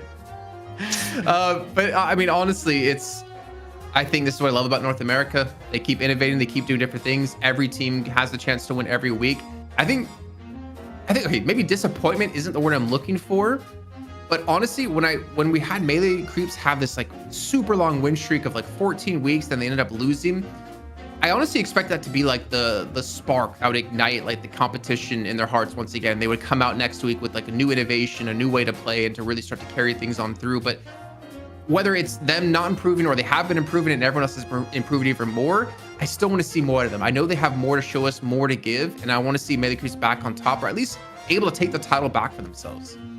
Yeah, they're always a fun team to watch and to make it far here in the night shift. But this is just the reality of NA Deadlock right now. It is so competitive. These teams are vying for any little edge. I feel like this week was honestly just a really well-prepared draft and strategy for the Floormen. They kind of got what they wanted. They understood their game plan, and they executed it to a T.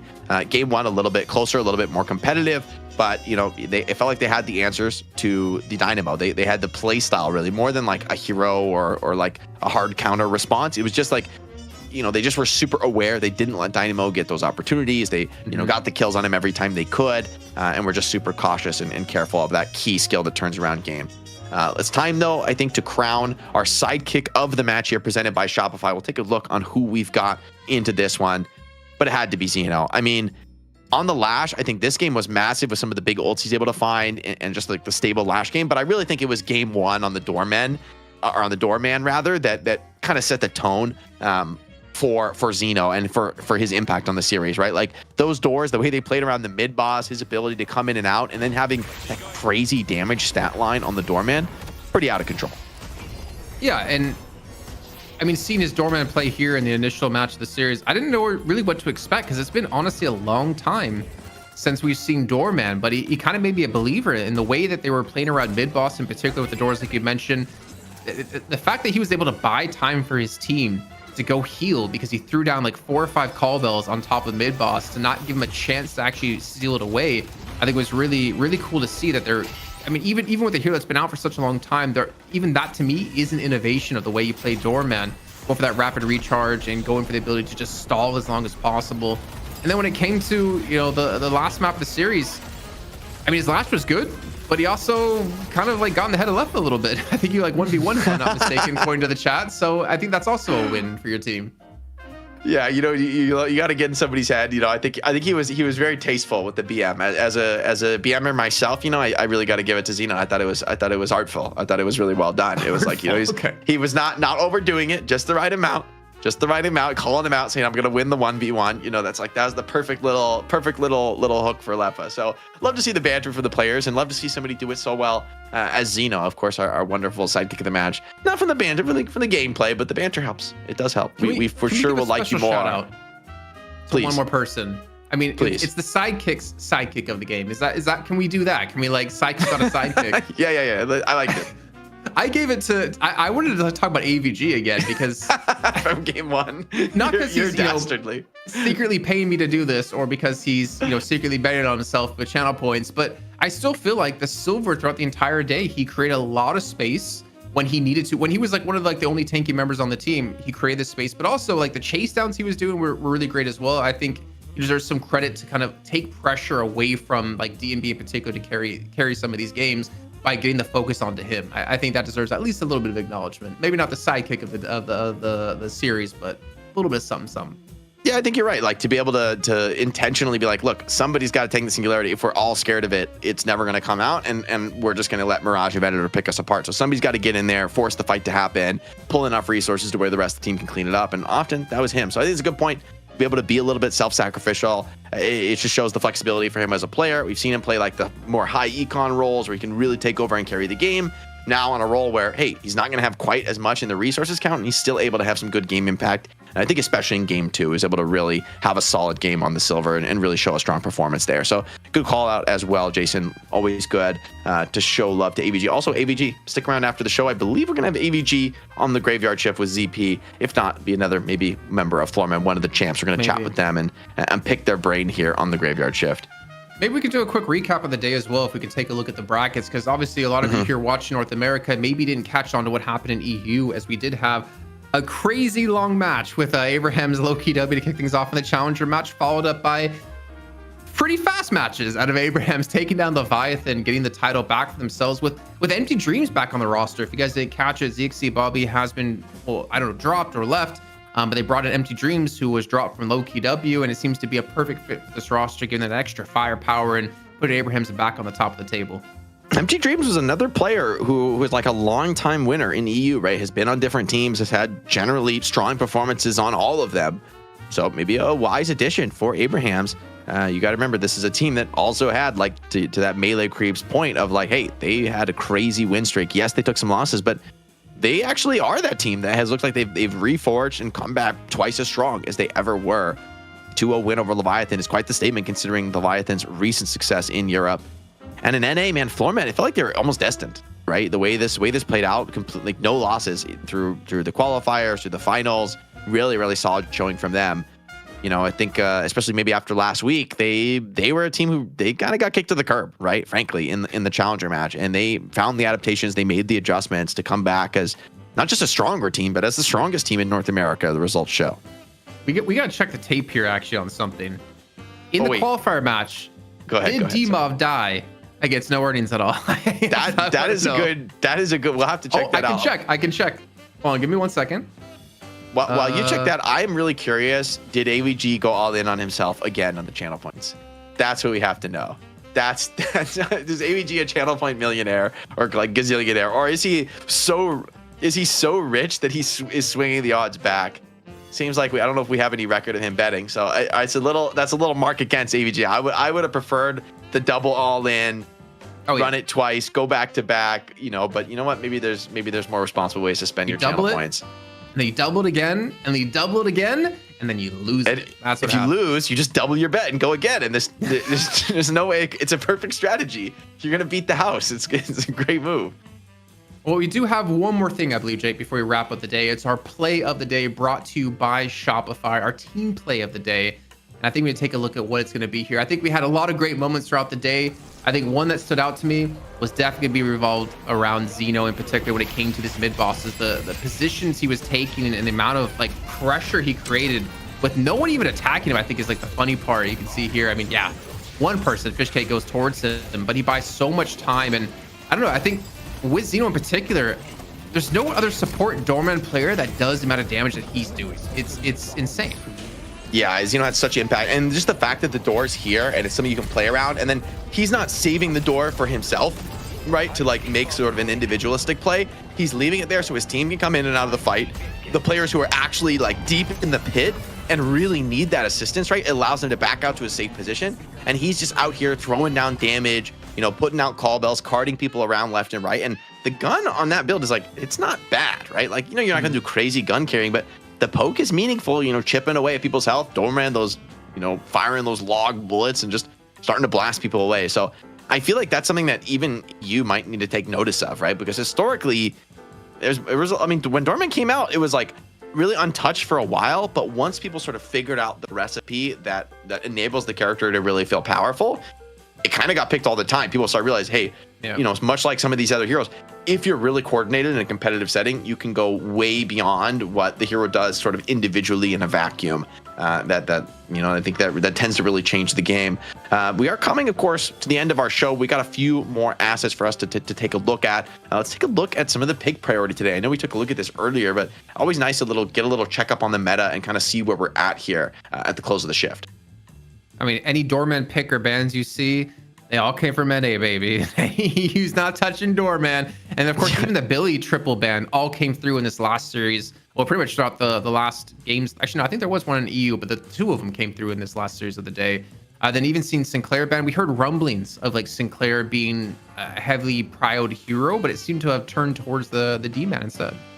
Yeah, it feels like EU is playing Sinclair, NA is playing the doorman. Some different perspectives on the meta still. Dynamo still pretty top tier though in both regions, even with some responses against him. Remember, he is going first pick in a lot of these games, which inherently typically is going to make things a little harder for you as more counters can come out. Silver finally seeing a ton of playtime. No one is banning Silver today. That in and of itself is pretty surprising. Looks like kind of Infernus has taken that spot as one of these most hated heroes, getting picked all the time. And if he's not picked, he's getting just banned out immediately, prevented from ever joining the game. Yeah, seeing Bebop at 6 as well in every single game in one way or another, it just blows my mind, considering, again, he was one of those heroes that just was not touched for the longest of time. Then all of a sudden people realize, oh yeah, he's still pretty decent. We can afford to pick him up here. I mean, join the likes of like of Lash. Lash is also picked and banned every single match, which I didn't expect to see either. Shout out Mo Krill Nation. Mo Krill down in the dumps, but Mo will rise again. Rise out of the tunnels all the way to the top. Mark my words, he'll be there eventually. All right. That's enough of the pick prio. Let's see if we can take a quick look at some of the top items. And okay, Dispel Magic defending its lead over Restorative Locket, retaking, I should say, that top slot. So Dispel Magic, maybe this coincides with how, top prio Infernus is looking these days. People playing a lot of Mina, Mirage, some of these characters that are pretty much always going to be building the item. But Resto Locket, Healbane, some of the greatest hits. Tank Buster up 8 spots to take the number 4.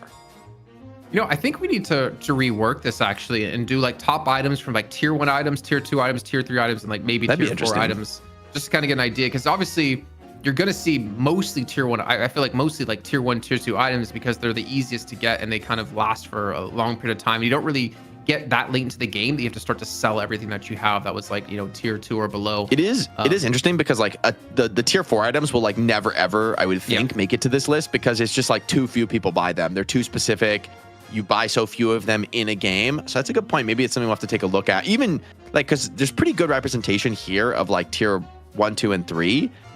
Right. So if even just to do like, maybe that's something we can look at for the future, is to take a look at what are these like 6,400 items that people are really investing in. I would guess that like maybe E-Shift is pretty high up there.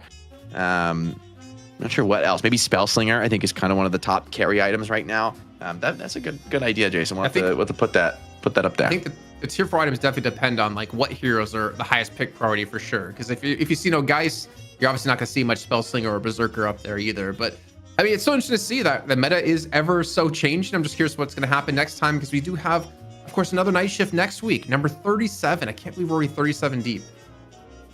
We are here, guys, every single Wednesday night. So mark your calendars. We're here, Deadlock Night Shift. We're running it. Huge shout out to all the subs, the community support that allows us to run this. And, you know, even after this show, guys, we're going to be going live for the Graveyard Shift with AVG. Probably. Well, maybe it'll be someone else from Floormen, but we'll get a pro player in there and kind of pick their brain. It's a little chance for us to go a little bit deeper dive in the community. You can join that if you are a YouTube member, a Twitch sub, or a Patreon supporter. You can join us in the Discord. We'll be recording that right after this. Is there anything else? I think we just should show some love to the patrons and run the credits, man. I think we're coming to that time in the night. Yeah, I mean, obviously, we would not be here without all of you watching us week in and week out. Whether you're a Patreon supporter, whether you're a Twitch sub, a YouTube member, or just a viewer every week, anytime or anything you do, any support you give us massively makes this happen and makes us so happy to see as well. The reception from the community has been fantastic. And you can see here our Patreon, man, having another 250 sub in there is crazy, man. We need to kind of like revamp some of our tiers and give a little bit more love to our 250. I don't think we've done a single like match review, which is like one of the perks. No one has wanted it. Remember, no one's wanted it. Yeah, it's funny that like the reality I've kind of realized, like, it feels like the most of the people supporting on Patreon are really just there because they support the mission and they're kind of down with what we're doing, right? And which that means, to your point, it means the world to me, right? That we're making something that resonates with people and that they enjoy, that they tune in, week out to come watch the show. So that's all of you guys. You stuck with us here to the end of the show. From the bottom of our hearts, we really thank you from here on the night shift, from casting team, the talent team, and of course production as well. I'm sure the players appreciate it, though they show it that appreciation by taking extended bathroom breaks. That'll be it for us here tonight on the night shift. That wraps us up. And you know, if you're a YouTube member or supporter on one of those channels, join us on Discord after the show for the Graveyard Shift.